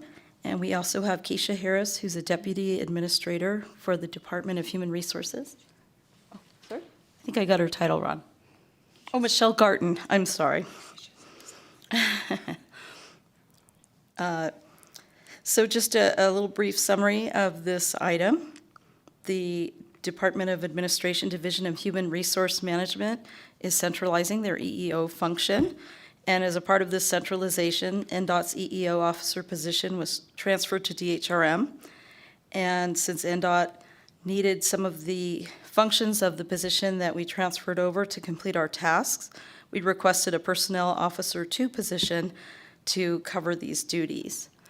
So that's it in a nutshell, and we'd be happy to answer any questions that you may have. Thank you so much. We do have just a few questions, and I'm going to go to Senator Taylor with those. Thank you, Madam Chair. And thank you so much for being here. This quick report into the meeting. So just a couple of quick questions for you, if I may, Madam Chair. Will you just explain a little bit about why, I know that the position is transferring from NDOT over into the consolidation that you're doing. Why is the NDOT position, though, going to be covering statewide responsibilities after this transfer? Thank you for that question. Michelle Garten, Deputy Administrator with the Division of Human Resource Management. The division understands funding parameters, and we are prepared to assign solely activities related to NDOT to this position once they are in our group. Thank you. We understand. Yes, I do. Thank you. May I follow up, Madam Chair, please? Yes, please, go ahead. Okay, thank you. That does get into, right, Article 9, Section 5 of it. Is there a way that you're going to track it to make sure it's just NDOT activities? Because as you know, the Constitution, right, prohibits transportation dollars from being used for anything else. Just want to make sure we're staying in compliance, right? Yes, ma'am. I do not. Yes, Michelle Garten, DHRM. I am not aware of how that group will track that. Absolutely, it will be tracked. That is super, we understand that's very important. We can commit to that to you. Okay, I appreciate that. No, don't want to be violating the Constitution. Absolutely not. All right. Thank you so We much. agree. Thank you, Madam Chair. That's all I had. Thank you. Members, any other questions? All right, not seeing any. Thank you so much for answering the questions on this informational item, and happy holidays to you. So the next item on our agenda is the Economic Forum. Another informational item. We don't know if it's going to be good news or bad news. I watched the forum. I know not everyone had the opportunity to, so we appreciate Mr. Nakamoto being here to give us all an update. Thank you, Chair Monroe Moreno, members of the Interim Finance Committee. For the record, my name is Michael Nakamoto. I serve as Chief Principal Deputy Fiscal Analyst with the Fiscal Analysis Division, and I am here under Agenda Item T, which is a status report regarding the Economic Forum meeting held on December 2nd. And whether it is good news or bad news, I will leave up to you. For me, it is just news. Chair and members of the committee, normally when I'm in front of the Interim Finance Committee regarding the Economic Forum, it is in my role as staff to the Economic Forum doing presentations on the interim meetings that are held on or before December 10th of the odd-numbered year and on or before June 10th of the even-numbered year. However, I am here today not as Economic Forum staff, but as Fiscal Analysis Division staff at the request of the chair to provide this overview of the meeting that was held, as noted, last Monday, December 2nd, or the previous Monday. Yeah, I am losing track of days at this point. Under subsection or subsection 1, paragraph D of NRS 353.228. The Economic Forum is required to meet on or before December 3rd of the odd or the even numbered year to provide a forecast of the unrestricted state general fund, which must be used by the governor in building his or her executive budget. They did that, and the table that is in volume 6 of your packet, which is up on the screen now, is a brief overview of this. And in the interest of time, I'm not going to spend a whole lot of time going through, but just kind of lay out the information that is here. So there are a number of blocks on this table, the first being the major general fund revenues. So these are the makeup anywhere between 88 and 89% of the state general fund.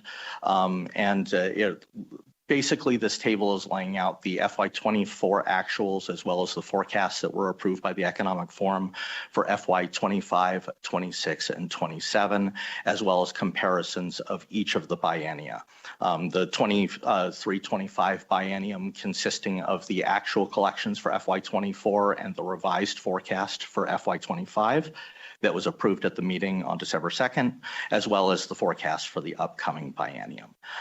So you can see there that the total for these, for the 23-25 biennium, that revised forecast is approximately $10.5 billion, with the forecast for the upcoming biennium at just over $11 billion. The non-major general fund revenues that you see listed there make up just over 10% of the state general fund, with the total for those being in the neighborhood of anywhere between $600 and $650 million. And then we have all other general fund revenues that make up about 3.5% listed there as well. So when you get down to the bottom line, the total general fund revenues before tax credits for FY25 are $6,129,663,278, which makes up a growth rate of 0.3% compared to the actuals for FY24.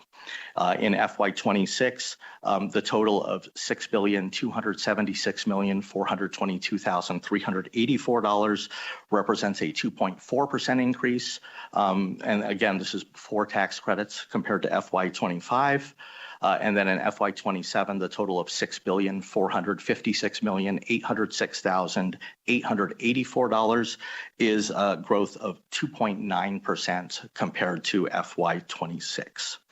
And then you can see there we've got the commerce tax credits against the modified business tax listed, and then the rest of the tax credits, including the totals there. So then when you get down to the bottom line, you can see the actual collections of $6,009,786,502 for FY 2024, and this is after all tax credits have been taken against general fund sources. And then the revised forecast for FY25 of $6,011,041,178, which is 0.02% growth compared to the FY24 actual.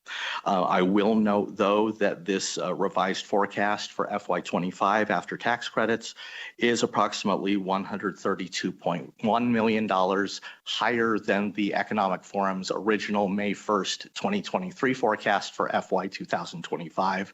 So there is additional money in this current fiscal year above and beyond what was approved by the legislature back during the 2023 session. So in FY 2026, the total of $6,133,728,734 represents 2% growth compared to FY 2025. And then the total FY 2027 of $6,299,387,184 represents growth of 2.7% compared to FY 2026. These percentages that I gave you are a little bit lower than the gross numbers, the percentages before tax credits. And the reason for that is because of the total tax credits that are taken. So if you look at the line immediately above that says total tax credit programs, forums. You can see that there were approximately $38.3 million worth of tax credits taken in FY24. That forecast goes up to just short of $51 million in FY 2025.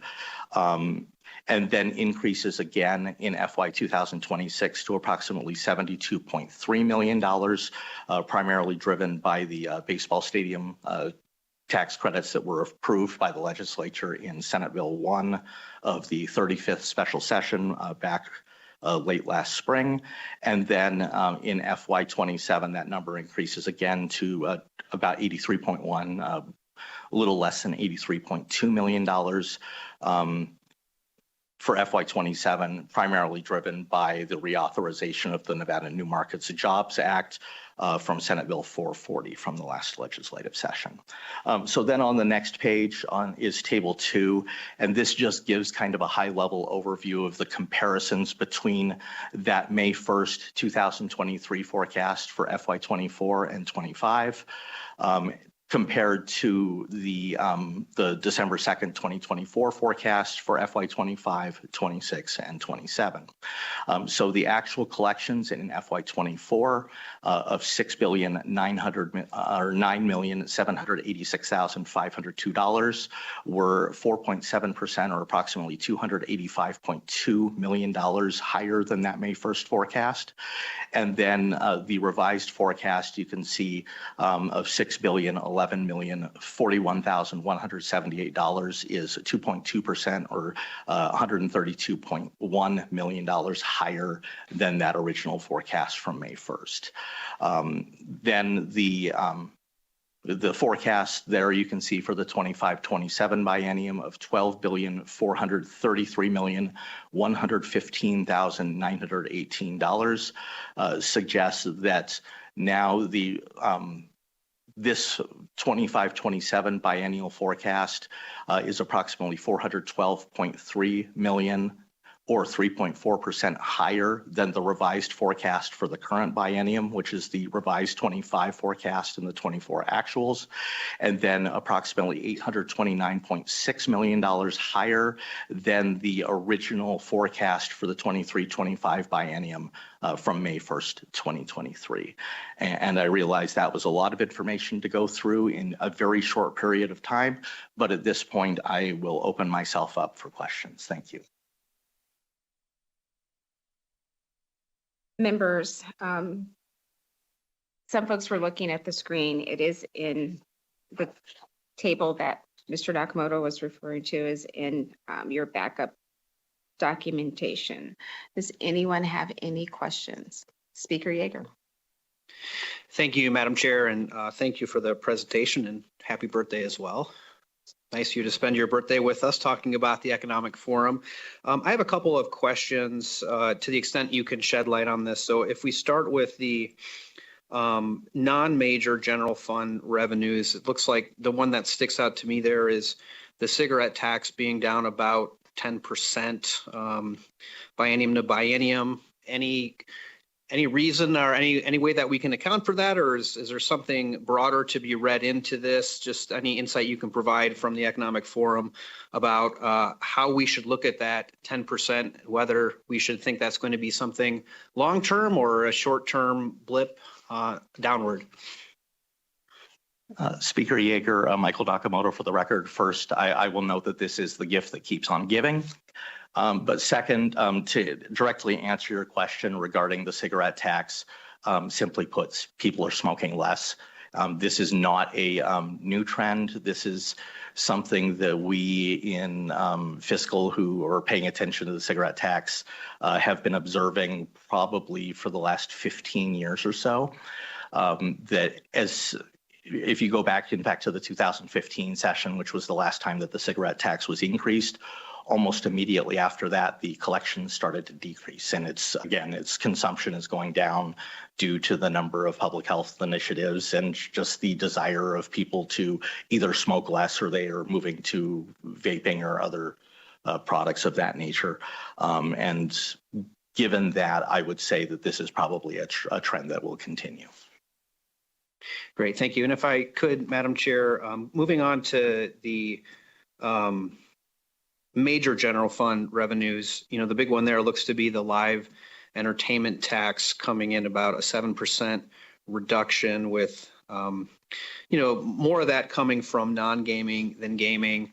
Can you shed any light on the economic forum's projections there in terms of why we think there's a decrease there and what might account for that from the last biennium to this upcoming biennium? Speaker Yeager, Michael Nakamoto for the record. The simple answer is that there was the Super Bowl at Allegiant Stadium in January or February of this year that generated significant revenue for this tax in FY24 and is not repeating in FY25. There are other events going on as well. Taylor Swift at Allegiant Stadium and other large events of that nature do generate revenue to that extent. To a smaller extent, and it's more of an observation at this point because we really don't have firm numbers, but by all accounts, Formula One did not have the attendance this year that it did last. But it's kind of, I think, when you start taking away some of those larger events and don't have something to replace it, that's the easy answer to this. But then it's even for the events that are ongoing, or might be ongoing, it's trying to find that mix of what is going to be coming on the horizon. And short of having another Super Bowl coming up, that one is obviously the easy one to say, okay, we're not going to get that amount of money again. But I think that's really the simple answer to your question, Speaker. Thank you. And then, Madam Chair, if I could just ask one final question. Mr. Nakamoto, I want to make sure I'm understanding Table 2 accurately.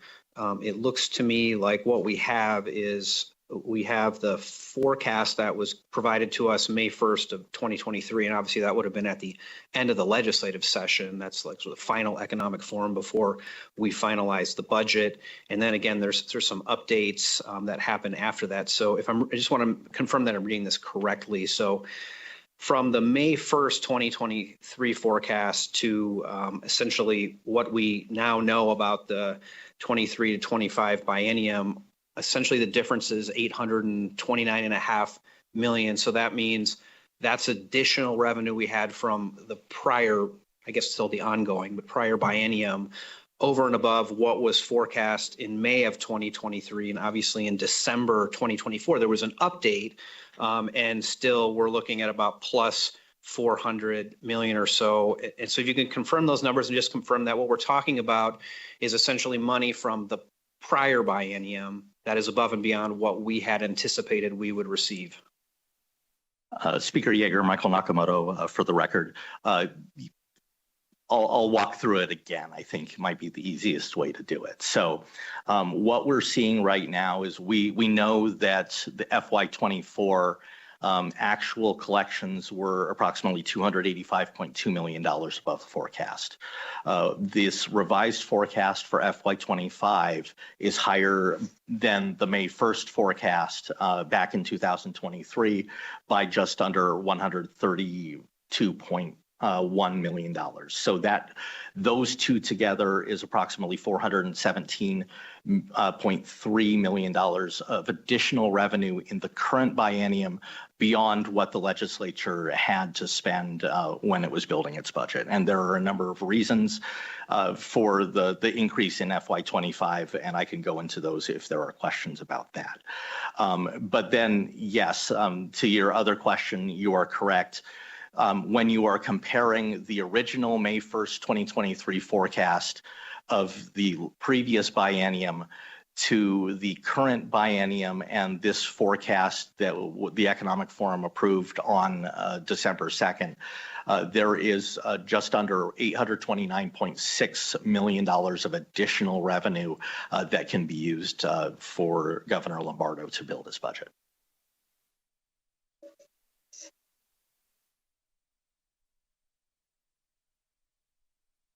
Senator Titus? Thank you, Madam Chair, and thank you for the presentation. It's a deep dive and definitely important for us as we move forward. I want to refer back to what Speaker Yeager's question, or regarding Speaker Yeager's question regarding the cigarette tax. And frankly, I'm happy that we are collecting less, and I'm happy that people are smoking less. I think it's a good thing from a public health standpoint because there's a lot of money invested in folks who do smoke. Do you think, however, do you track or have any idea if we tax a certain item to the point where it becomes better to buy it on the illegal market, that we would see a drop because perhaps we've taxed it so much there's more illegal cigarettes sold? And I would also, refer to perhaps our marijuana industry. If we tax it so much, it then becomes cheaper to buy it from on an illegal source. Is there any way that you track that? Thank you for the question, Senator Titus. Michael Nakamoto for the record, and it is a very good question. And the cannabis industry is a very good example of not necessarily something that we have any solid data as it pertains to the state of Nevada, but as we're looking at anecdotal information in other states, there is this idea that perhaps there is some effect on regulation and taxation of certain industries that may cause people to, as a matter of price or to simply go to alternatives. That is with cannabis, that they will simply go back to the gray or black market for that. I have not seen any information to suggest that something similar is happening with cigarettes. In fact, one of the things I can point to that kind of suggests it went the other way around is after the tax rate increased in the 2015 session, we went up by $1 per pack from 80 cents to $1.80, and we initially saw reductions. But we were also at a point where our tax rate was largely equivalent to the tax rate on cigarettes in California. Not too long after we increased our tax rate by $1 per pack, California raised their cigarette tax by $1 per pack. And since that point, since 2015, the year after California raised their cigarette tax by $1 per pack is the only fiscal year where our collections for the cigarette tax have increased. And we believe it has something to do with Californians now coming to purchase their cigarettes here in Nevada to not pay that extra $1 per pack. And so, but we did get a 1-year benefit from that, and then we saw the decrease continue after that. But you're correct, Senator Titus. It is something that kind of sits in the back of our mind, not necessarily with respect to cigarettes, but with other products, that there can be tax rate effects on consumption. And if I follow up, if I might, Madam Chair, and thank you for that information. Do we track at all that on tribal lands, there's no tax on the cigarette products? And so do we track the sales on tribal lands of cigarette products, and maybe forcing when we tax the products that on public lands versus in the tribal lands that don't have to charge those taxes? Did we see a bump there? Do we have any idea how much they sell? Senator Titus, Michael Nakamoto for the record. I don't know offhand. I know that in fiscal, we don't track that. I could reach out to the Department of Taxation to see whether they have statistics on it, because since they are in the business of actually regulating tobacco, not just administering the taxation portion of it. But that is something I can look into for you to see whether they have that information. Great, thank you. And thank you, Madam Chair, for the questions. Of course. Members, any other questions? Senator Neal? Thank you, Madam Chair. So, Mr. Nakamoto, can you just quickly address what does it mean to have the flat growth over the next biennium? The 2%.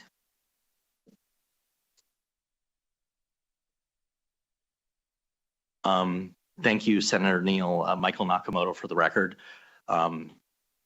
What I can tell you from the perspective of a forecaster who presented forecasts at the Economic Forum is that from a standpoint of the economy, basically, I think what we were looking at when we developed our forecasts with respect to having very little growth in FY25 is that we were coming off of several fiscal years where the economy was very heated because after the pandemic, a lot of people who had spent months locked up not being able to spend a lot of money suddenly were able to spend a lot of money.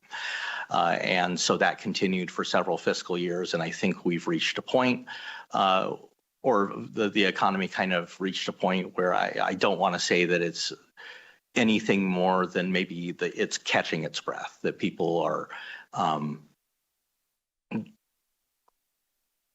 saving a little more money, not spending as much because they might be affected by interest rates if they wanted to purchase a house or a car or something like that. So they're kind of waiting for things to occur. But then for the next couple of fiscal years, I would say that the economy is probably a little more steadier, stable state going forward, that it's more moderate growth. If in terms of what it means for you as legislators and the upcoming budget, I think those are conversations that you will probably be having as a body in late January and getting into February once the executive budget is released. Thank you, Madam Chair. Thank you. Any other questions?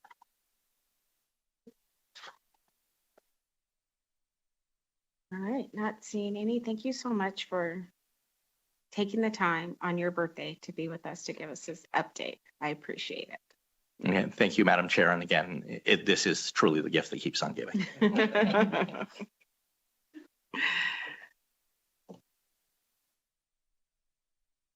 And with that, we will go to the next item on our agenda, which is item U, to rescind actions taken on items H9 and H16 at the August 15th, 2024 meeting by the Interim Finance Committee. And I believe we'll have representatives from the Department of Health and Human Services join us.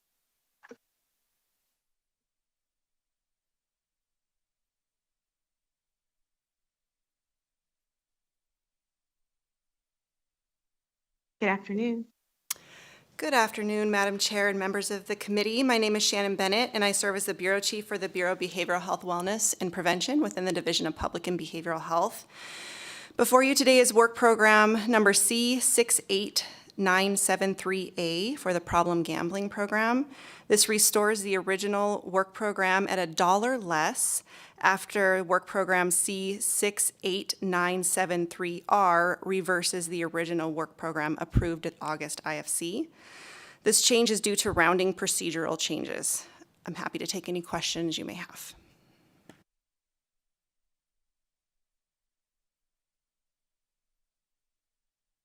Thank you so much. You said rounding procedural changes, but not a large dollar amount, correct? $1 lower.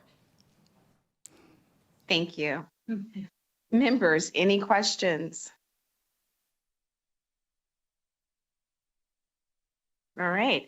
Well, we have to rescind the items and the actions that we took in the August 15th meeting, and then approve item U1 and U2. So with that, I will accept a motion. So moved, Madam Chair. Second.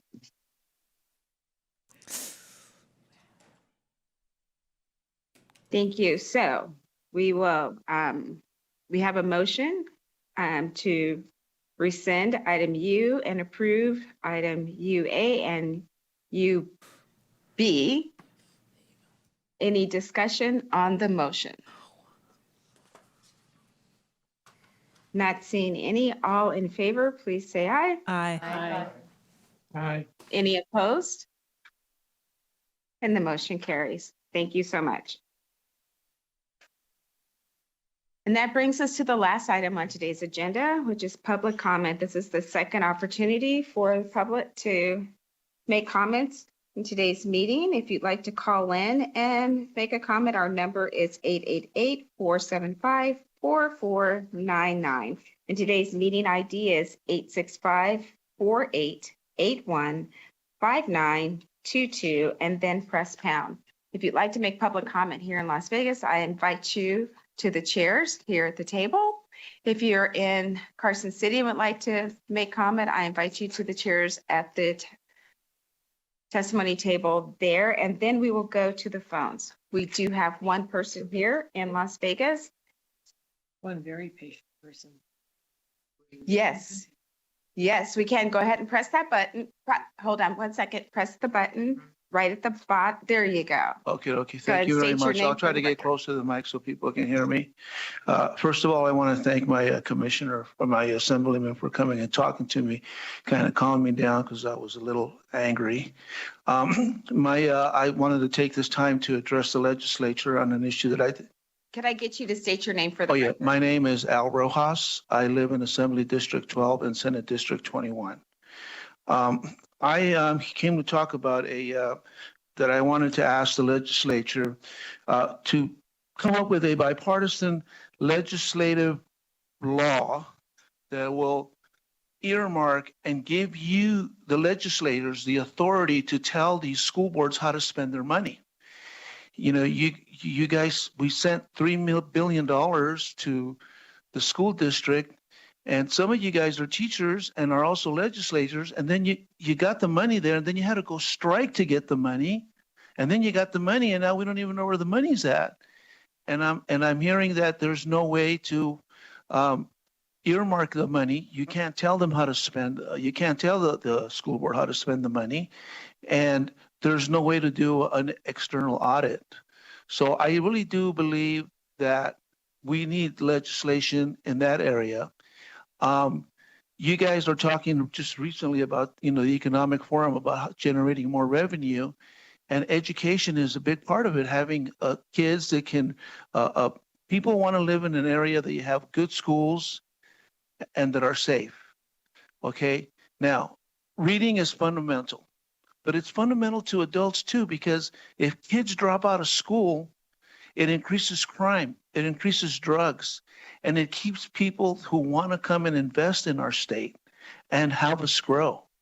So I ask that we get some legislation that you guys do a bipartisan group. It affects everybody, whether you're in a good area or whether you're in a bad area. And to close, I grew up in Los Angeles. 18 years old, I got accepted to UC Irvine. I stayed in Orange County for 38 years, one of the best managed counties. We were a tourist industry just like Nevada.